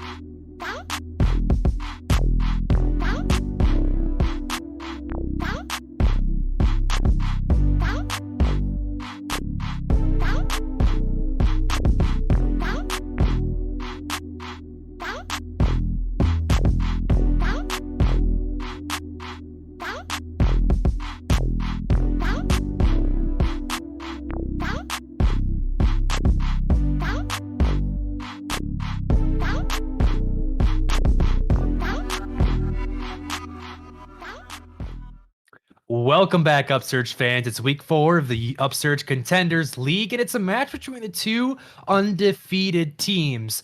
But it's only one that's looking like the best right now, and that's Oakland. They completely dominated that first game, Night Star. And honestly, I'm left wanting a lot from U.S. Army Esports. Yeah, I mean, they were still throwing haymakers. Let's be fair here, because for the side of U.S. Army, they were still able to find a couple of fights. It just never felt convincing. Like, they get a couple of body shots, but it didn't feel like they were really landing home. For the side of Oakland, they were able to shrug those off very easily and just return with a lot larger impact with their punches. And so when it comes to this game number 2, I'd really like to see a little more focus thrown into this top side, because once again, you see It's John onto a Lulu pick. Definitely abusable. The Gragas was able to gap close onto that champion. Just need a little bit of help in finishing off those kills. Yeah, and this time, teams will be swapping. So U.S. Army Esports on the red side are going to have counter pick if they choose to maybe save that, maybe attack It's John up there in the top side. But they are also going to have to worry about that mid lane and that ADC. The Draven and the Aurelia coming up massive in this game, and were big reasons why a lot of those shots felt like more kind of just half thrown misses. I'm not very up to date on boxing lingo, but if they don't find a way to shut down these players, either through the draft and banning away some of those specific picks, or just throwing more attention at them, I'm a little bit skeptical, because it didn't feel to me like it was just a draft issue, or was just, oh, we had one kind of bad mistake that really catapulted everything out of control. We were also seeing pretty big CS deficits across the board and outpaced both in the jungle and the lanes. And I did feel like Oakland were just a little bit more put together on the Rift. They felt more practiced. They felt like the plays that they were making were plays that they had made 100 times, where US Army kind of felt like they were figuring out what to do as the game went along. Yeah, it did feel like they were a bit behind the ball when it came to the lane phase. Of course, for the side of Oakland, they knew what they wanted to do. When they went for that red buff invade, they did throw down the ward immediately when the fight broke out, and you saw that Lulu go ahead, teleport in. Eventually, Keelan also channeled his teleport when he realized he wasn't going to be able to walk in from a good angle from mid lane, so he decided to just cut corners, go ahead for that teleport, and that's where everything went downhill. You saw the roams as well coming in from Tupac. He was always there for the play. And on the flip side, the Braum was never there for the play until it came to those 5v5 scenarios. Yeah, well, we are in a draft for game number 2. Oakland is going to be swapping over to the blue side. So we'll see what they do with that first pick ability. They banned away the Seraphine last time. I like to, not ban it on the blue side. I really do think that champion is busted, Nightstar. I say it every single broadcast, and I will continue shouting it from the rooftops until Riot sells enough skins and hits her with the nerf hammer, because that champion just has so much packed into her kit. The wave clear without really needing a lot of AP, the redemption just built in for some reason. I think if it is left up on the table, it should be a first pick every single time. So we'll see if US Army pay that tax, that draft tax. But first, it's going to be the Draven.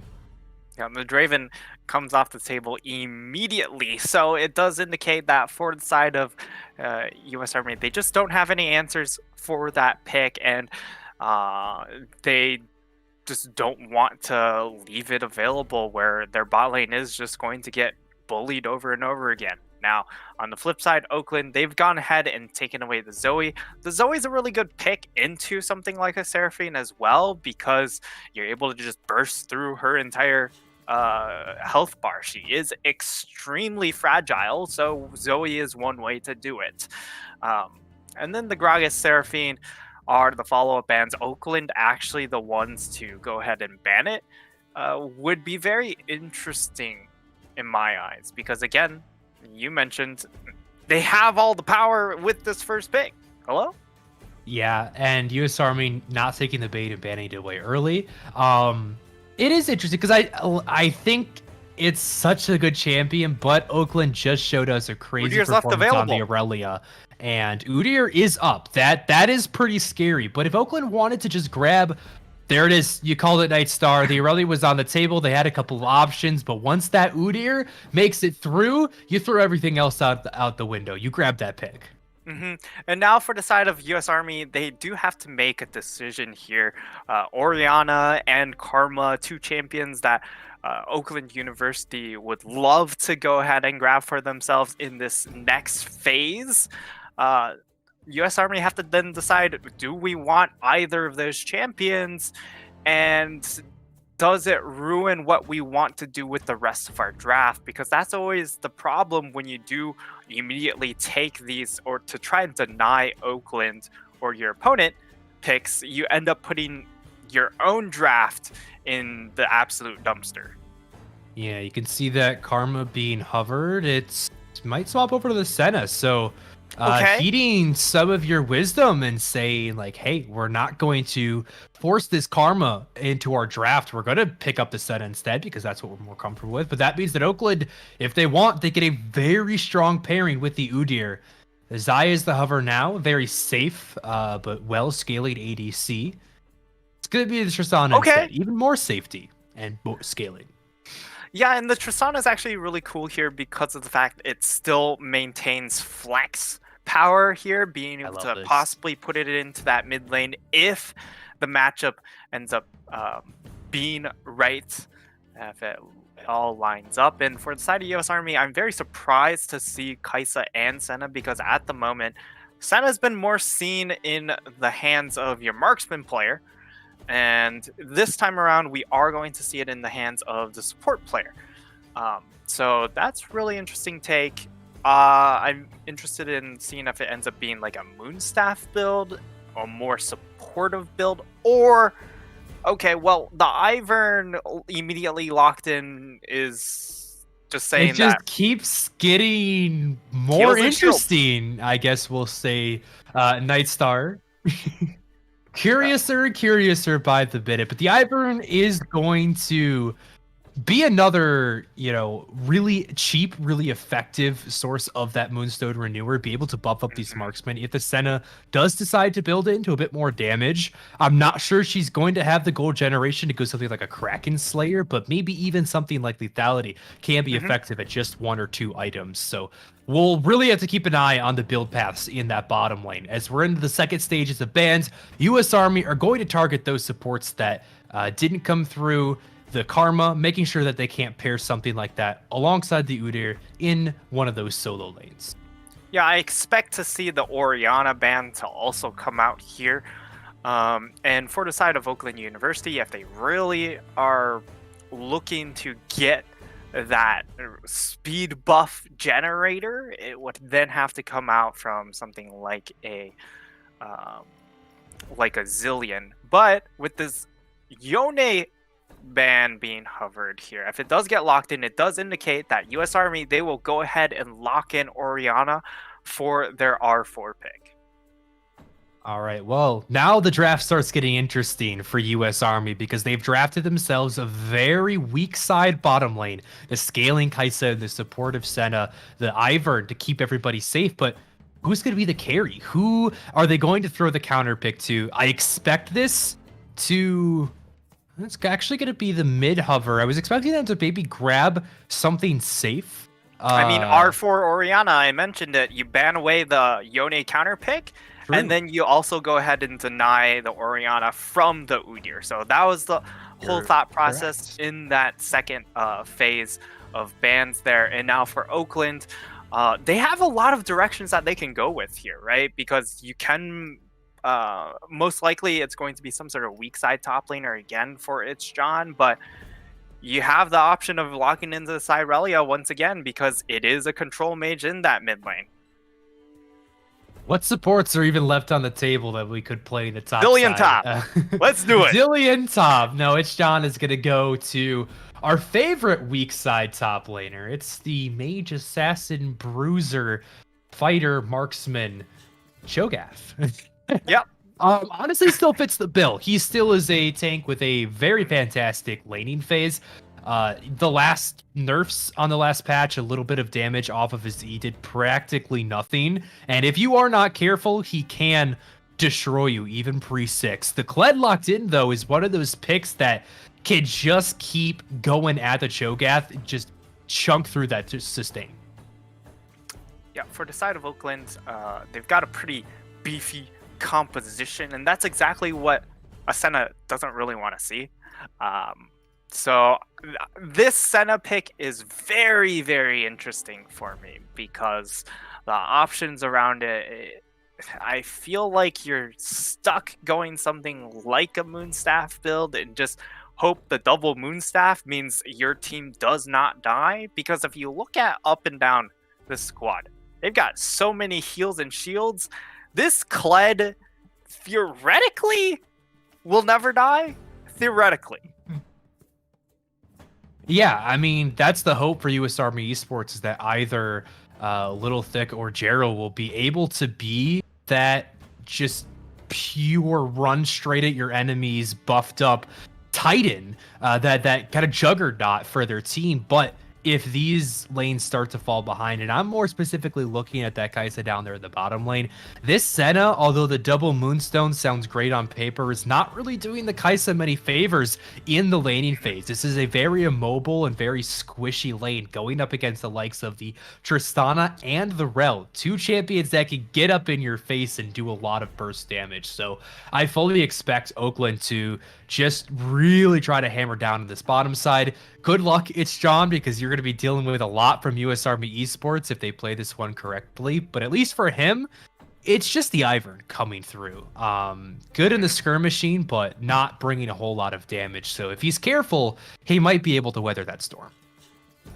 Yeah, and I mean, for the side of US Army, you're pretty much camping topside, I'd imagine, to try and get this Kled A kill or two. And if that's able to happen, then all of a sudden you're able to snowball it into the mid lane, where of course the Irelia is going to look for a kill on the Oriana, and then it's all about punishing that timing. And then you basically go from top lane to mid lane to bot lane. You just go straight down the river as a Kled. Yeah, I am hearing a lot of situational conditions, though. If Gerald does not get ahead, Nightstar, all of this planning kind of goes down the toilet. They need to have Gerald be that bridge from the early game to the late game where the Kai'Sa can really start to benefit from these buffs, because it doesn't matter if you've got double Moonstaff. If your Kai'Sa is only on one item at 20 minutes, it's not going to help you much. So Gerald needs to be that stepping stone into the late game. Once you're there, the Orianna alongside the Kaisa is going to be plenty of damage, and depending on the setup build, can be a lot of DPS there too. Oakland going to be on a timer here, but with how last game turned out, they're pretty comfortable with that. It seems like what they want. Yeah, U.S. Army definitely want this game to be really slow and methodical for the most part, because then all of a sudden your Ivern's able to get his items. Once he hits those 2 items, your Orianna hits her 2 items, and then your Kaisa hits 2 items. That's when you can start looking for picks, start moving your way into those 5v5s. But until then, Oakland should be in really firm control of how this game gets to be played out, because your 1 items are going to be really, really nuts. Muzen, Chem Tank, he all of a sudden just chases everyone down. Keelan, as well with the Blade of Ren King, like you don't even need a mythic on that champion to start doing work. And then same, of course, with Endra. He's going to be very happy with just getting the Gale Force and immediately going for assassinations, really to out-assassinate this Kaisa pick. Yeah. All right. Well, as we're waiting to get into game number 2, I want to talk jungle pathing. Ivern really makes the game interesting because of his ability to just mark camps, head off somewhere else, and come back to collect them later. But with nearly no skirmishing potential on his own, Muzen is going to have a really easy time invading if he should so choose. So I want to get your opinion on how you think Muzen can actually attack this Ivern. Where should he be looking to make an aggression? Yeah, for the Muzen on this Udyr, it really just comes down to really control the bot half of the map. Make sure that this Kaisa and this Senna do not get the space to be allowed to walk up into lane. And if you're able to really isolate that half of the map, the game becomes really, really easy. As we just we're waiting to get on into game here. I guess some of the rune choices, we have double airy. Both of these bot lanes actually going for Hail of Blades, so definitely a more aggression-focused bot side here. And I mean, with the Senna support, I am. Yeah, really I mean, interested to see the how it Hail plays of out. Blades is something that we see a lot in solo queue on the Kaisa, and it synergizes really well for sure. But I'm with you in my hesitation because you don't feel like you want to be aggressive into that lane, especially with that Senna, who is just going to be trying to farm up souls with the Glacial Augment. So maybe something like a Fleet Footwork would have been more suited to this lane, but we'll have to see how it shakes out. Obviously, all of this analysis can mean absolutely nothing if we get a level 1 like last time and just things go haywire from the beginning of the game. So we'll just have to keep our eyes out on it as it progresses. But I just... Keelan got Aurelia again. I don't know how that sits with me, Nightstar. He had such a standout, such a star performance in game number 1 that Alacrity on this Orianna is going to have to really hold a line here. And the Orianna pick feels a little bit more suited to dealing with the Aurelia, but still. Yeah, my issue is, again, I mentioned, you know what your opponent wants to pick, so you end up stealing it away, but then as a result, the rest of your draft ends up kind of taking a nosedive. And that's kind of what it feels like with this Orianna pick. They go ahead and identify, all right, they want Udyr Orianna. Let's just go ahead and take away the Orianna. But then they forget what happened in game 1. Keelan played Irelia into a control mage. That's exactly what happens once again here. This time around, I would have liked to see Keelan take the Ignite just to add more kill threat into this mid lane. But the teleport, once again, trying to play more for the team, being able to play in the side lane and then be able to rotate on a dime. Yeah, and Alacrity taking some pretty defensive setup, has the summon area as well as the commencing stopwatch and inventory. So already foreseeing a lot of action in his lane. Will at least have one chance later on to go golden and save himself from death. But as far as that, we don't see anything else too crazy in these lanes. It's going to be the grass for the Cho'Gath. So pretty standard, pretty defensive build for Rich John. He did all right last game. I know we were, saying weak side player is definitely going to be the one that has to overcome the most hurdles here in this game, but I felt like he managed it all right in game number 1. Yeah, the farm wasn't great, and of course the lane phase is, his lane phase just hasn't been really the shining point. But he moved quickly with his team. They had the setup where all of a sudden, you just swap lanes with the Irelia. That way, Irelia gets to do her things while the Lulu is able to stick with her team and be that support with her build rather than stuck out on the side, not being able to utilize her insane kit with her items. All right. So, reminder, everybody just tuning in. This is game number 2 between Oakland. And if they do not make a win in this one, so Oakland up 1-0, are on the verge of almost securing, I guess we'll say a soft secure, the first spot in their division. They have already beaten every other team.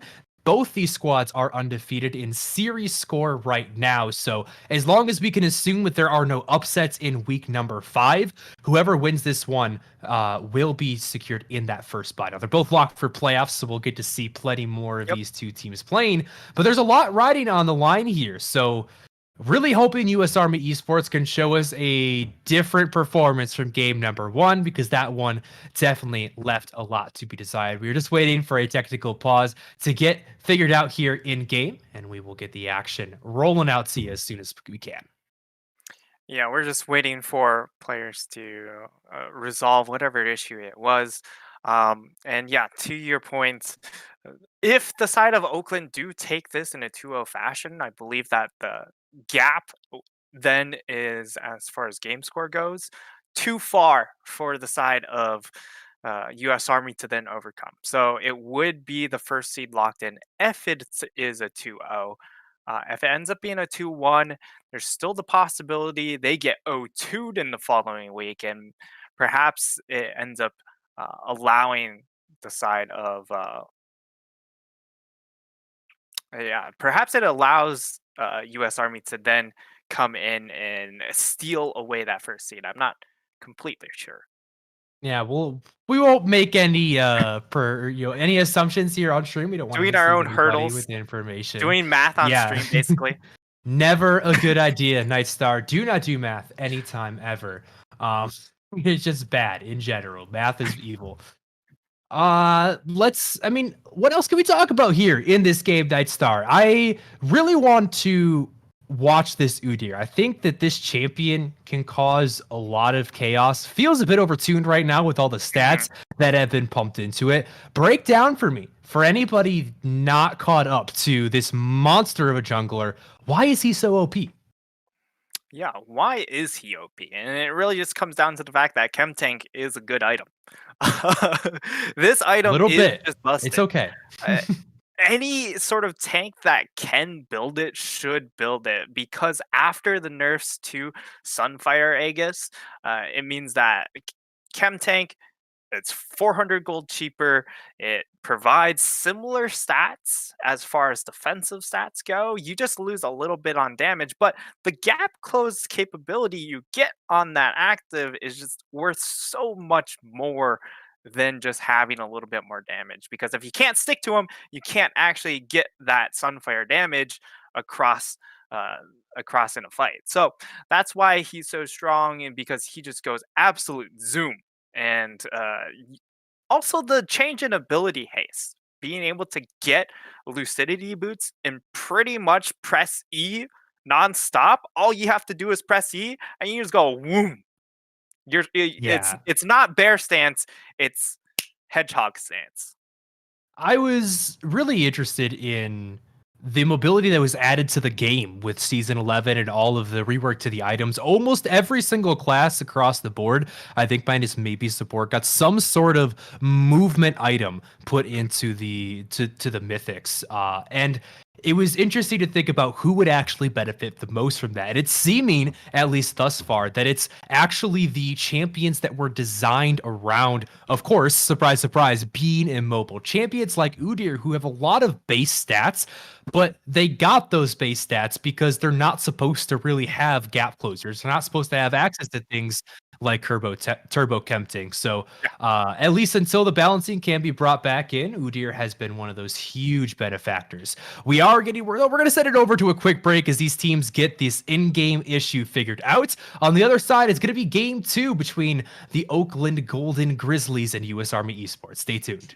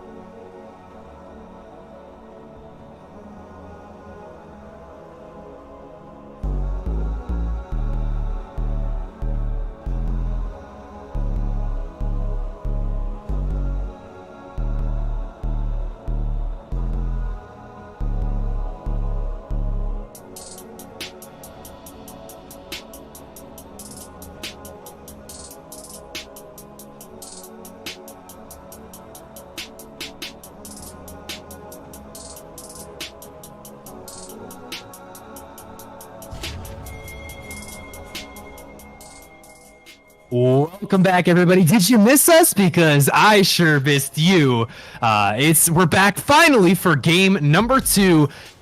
After some technical delays, thank you for sticking through with us and joining me on the desk for a brief amount of time, all the way from retirement, is none other than Hypertension himself. Actually, I will be handing it right over to Nightstars. He just came back. All right, it was a short-lived return. See you later, Hyper. Enjoy retirement once again. And welcome back, Nightstar. Glad you could rejoin us just in time for the action to get started. U.S. Army Esports swapping onto the blue side, and they're getting aggressive. It's first blood to Endrit for the Oakland Golden Grizzlies. Starting game 2 off right.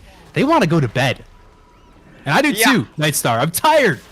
It's been a long series already, and we've only seen one game. We're only in game 2. We're only a minute into game number 2, but boy, it's been a long day already here on the Upsurge stream. And what a way to kick off this game number 2. Being able to find that pickoff on to the Kaisa. Great little use of the Rel, being able to jump over the wall. But they are going to be able to get the immediate blue steal, which, I mean, this is what Ivern does. Yeah, and most crucially, nothing lost for that play. No summoner spells used, and Ender is going to be able to get back before this wave. Oh, but it is the top lane gank. Troy is getting a little spicy with that cheese. It's John is really nowhere to run. He can flash away, and he does dodge that stun, so he'll be able to sit under his turret, but already we see that aggression that we wanted from Troy up in that top side. Yeah, I mean, so far, that's exactly what we outlined for the side of Army. That was their way into this game number 2. Being able to just camp this top lane, get this, okay. Jumping in, they have the level 2 advantage, and it's 2 sums burned already. 3, actually, at the end of it all. They're trading back a good amount of damage onto the Rel. She has to flash away. It's going to be summoner spells across the board. And here in the top lane, Kled does dismount, but only the flash available for the US Army bot lane, where we still have 3 out of the 4 combat summoners for Oakland. You can see Udyr already heading down. This is exactly the split map situation we talked about here, and oh, and there's the jump forward. They're looking to get aggressive, and Musin is just on the other side. Endrick, can he get the kill out of the center? There it is. He's able to jump away, but will Alacrity hunts him down. The flash keeps him safe, and it's already 2 kills for 0.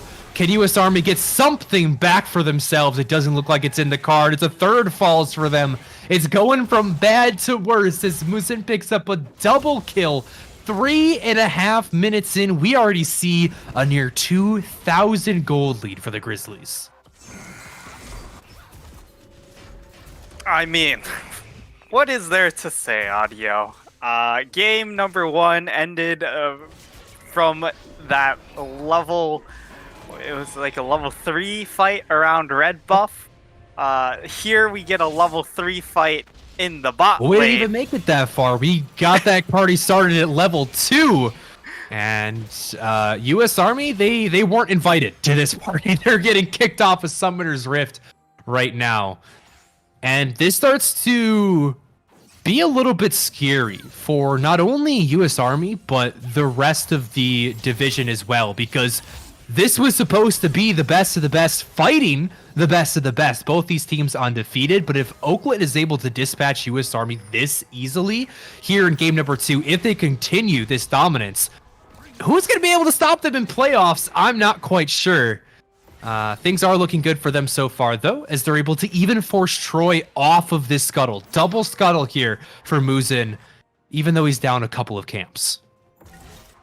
Yeah, he's down a couple camps because, again, he had that blue get stolen away from him, but we see it. And now it's going to be a 2v2. Well, it looked like it might have been, but Ivern kind of takes the fun out of everything. Porkchop, though, he's going in aggressively, and maybe they do want something. The red buff auto tech is bringing in the slows. Can they kill Kled before he mounts up again?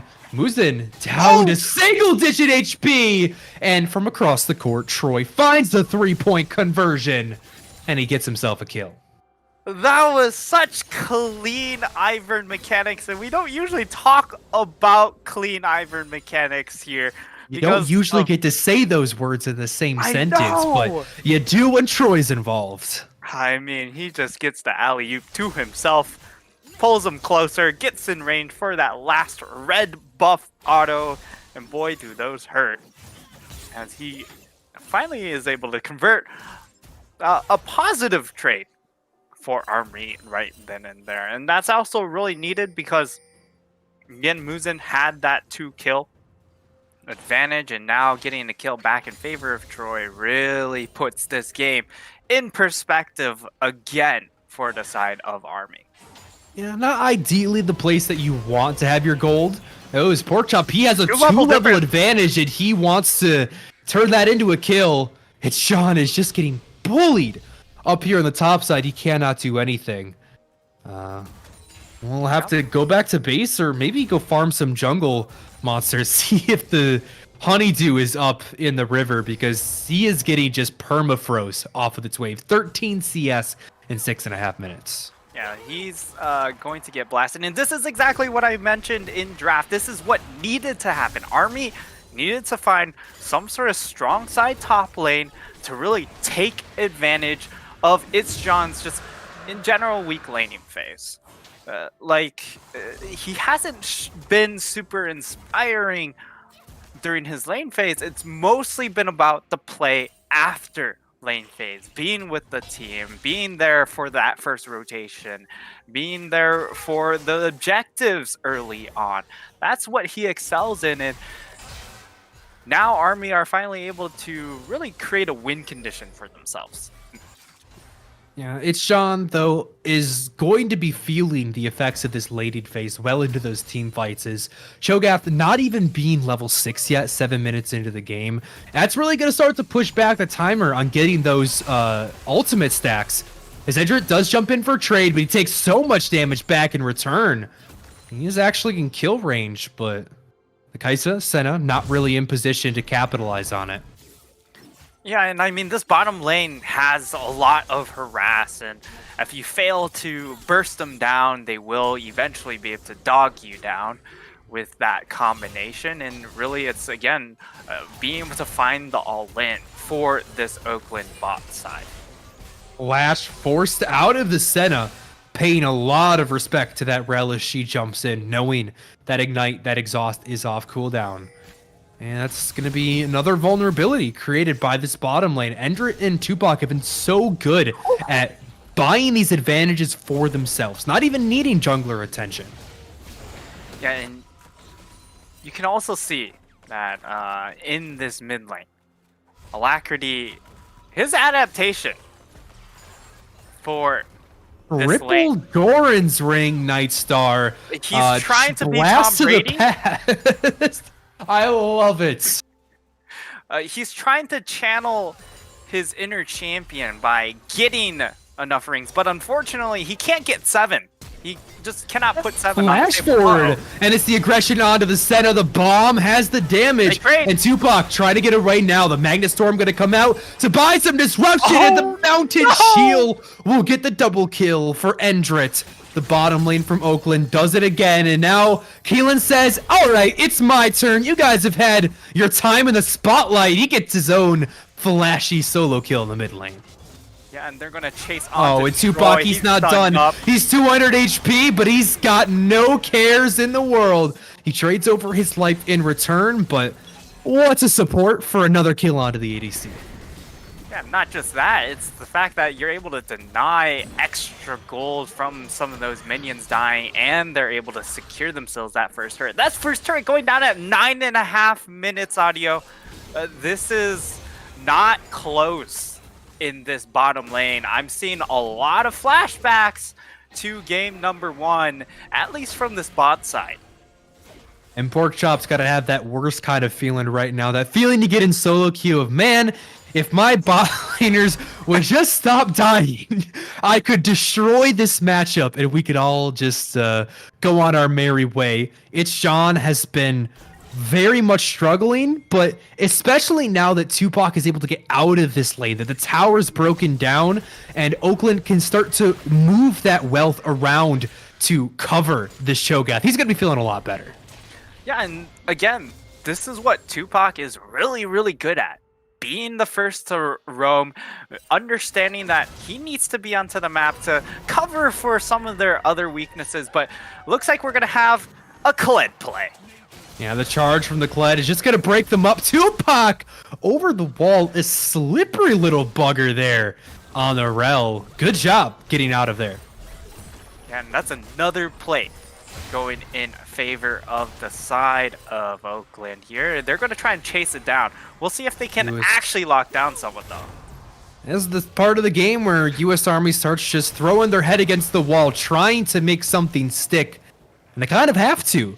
Not having Kled be that bridge to the late game that we asked him to be, that means that they're going to need some sort of play to buy them the time that they need for this Kai'Sa and this Senna to catch back up to the Tristana.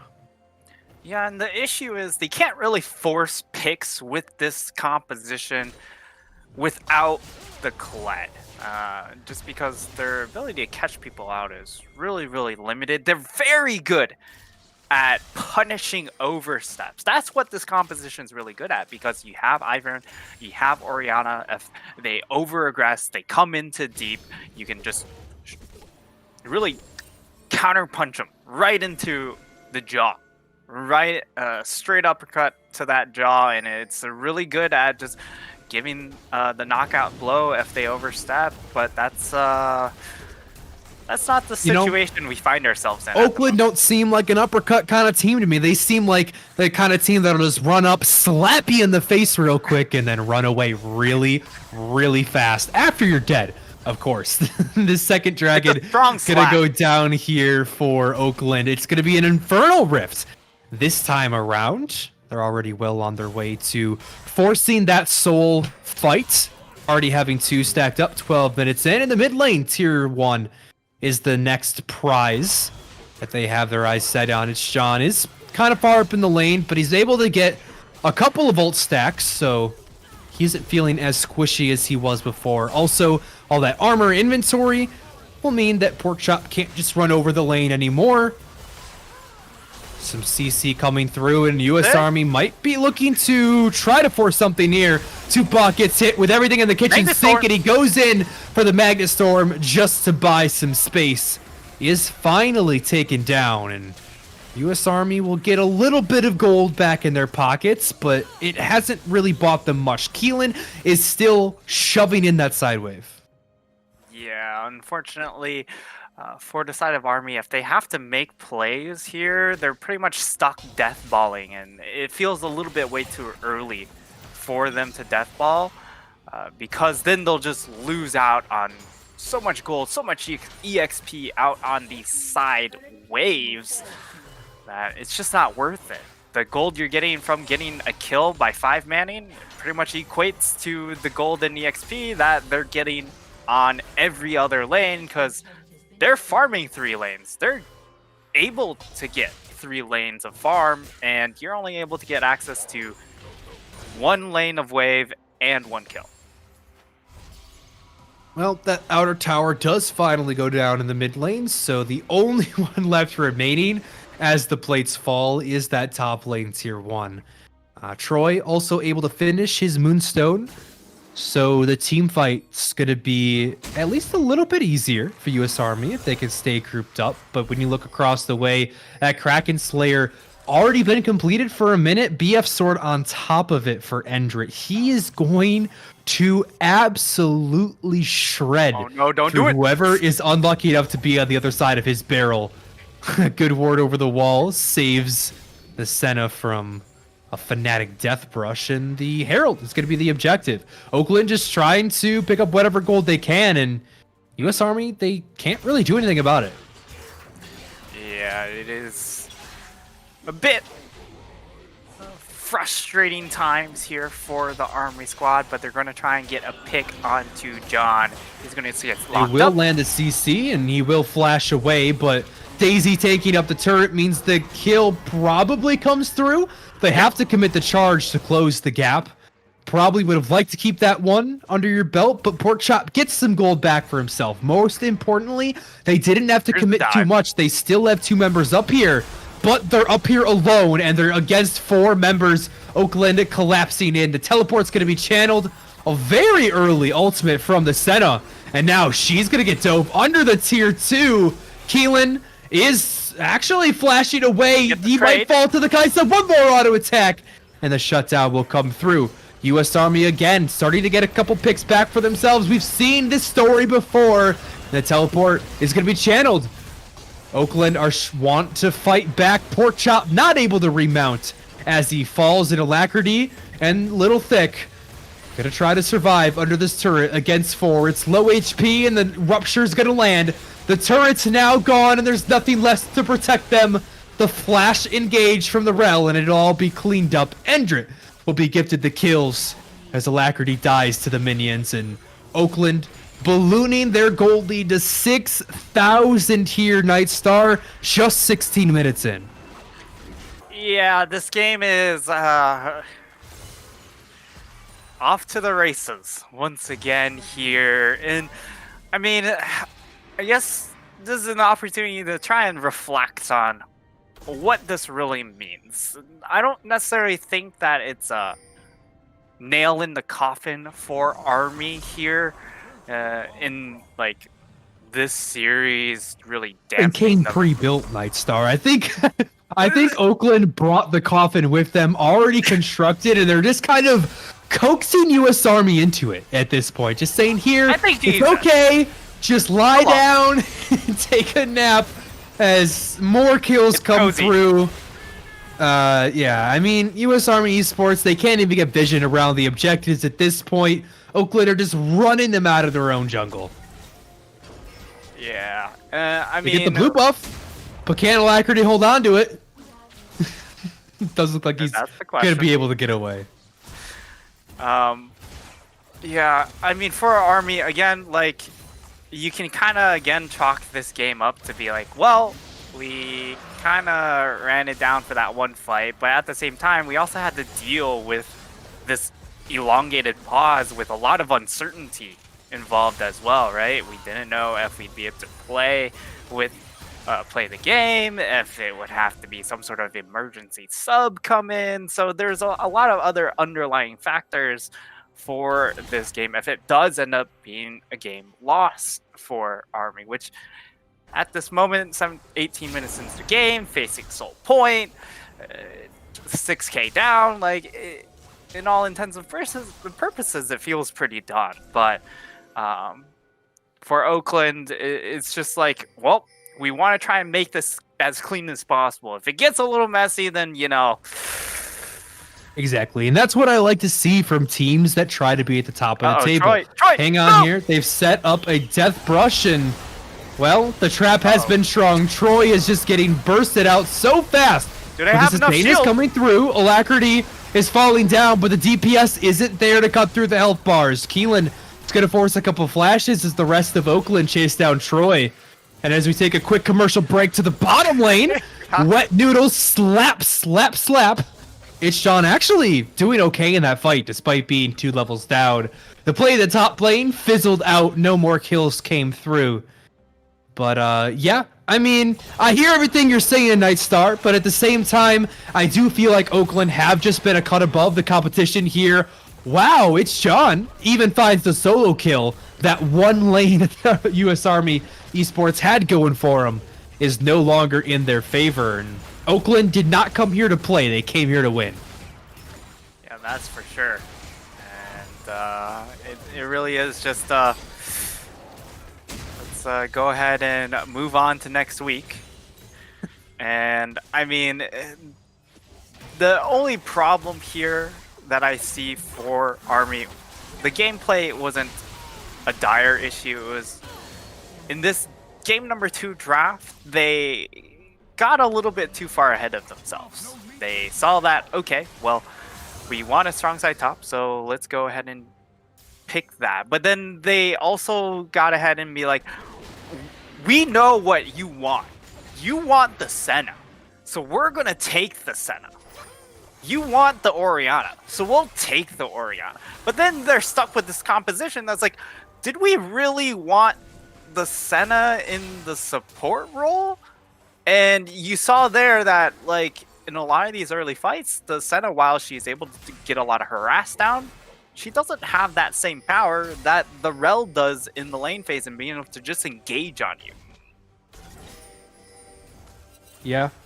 And into a bot lane duel with the Tristan as well as Troy takes a big chunk of damage. And what was that explosion? That is the Stormrazor plus an extra BF sword sprinkled on top for good measure as Keelan is trying to keep pace with the rest of the team. It just feels like Oakland's fighting for the spotlight right now. U.S. Army's not really giving them any competition, so they're competing against each other, padding the stats wherever they can, and I think it's about time they just run it down mid lane. The 21 minutes in, they don't need no Baron, and they just need that big old meatball of a Cho'Gath to tank up the tower. They even have the wave going for them. They've got the inhibitor, but why stop there, Nightstar? The Nexus is plump and ready for the taking. One tower already under siege and will be going down. Daisy is going to be called out to goal keep, and A good knockup, but the second tower still falls. Players are still healthy, but U.S. Army has respawned, and that might make Oakland give this a second thought. Health bars are starting to fall. Muzen flashes over. Run stun. Job done. Keelan grabs kill credit. He's on a rampage, but U.S. Army starting to fight back. They lose a couple members, but they cause casualties. There's the jump. Until Keelan and Endra jump in and ruin their fun. Watch those kills go up, up, up, and watch that Nexus fall down. Oakland Golden Grizzlies are going to wrap this up 2-0, and that's going to be enough to lock them first place in their division for playoffs.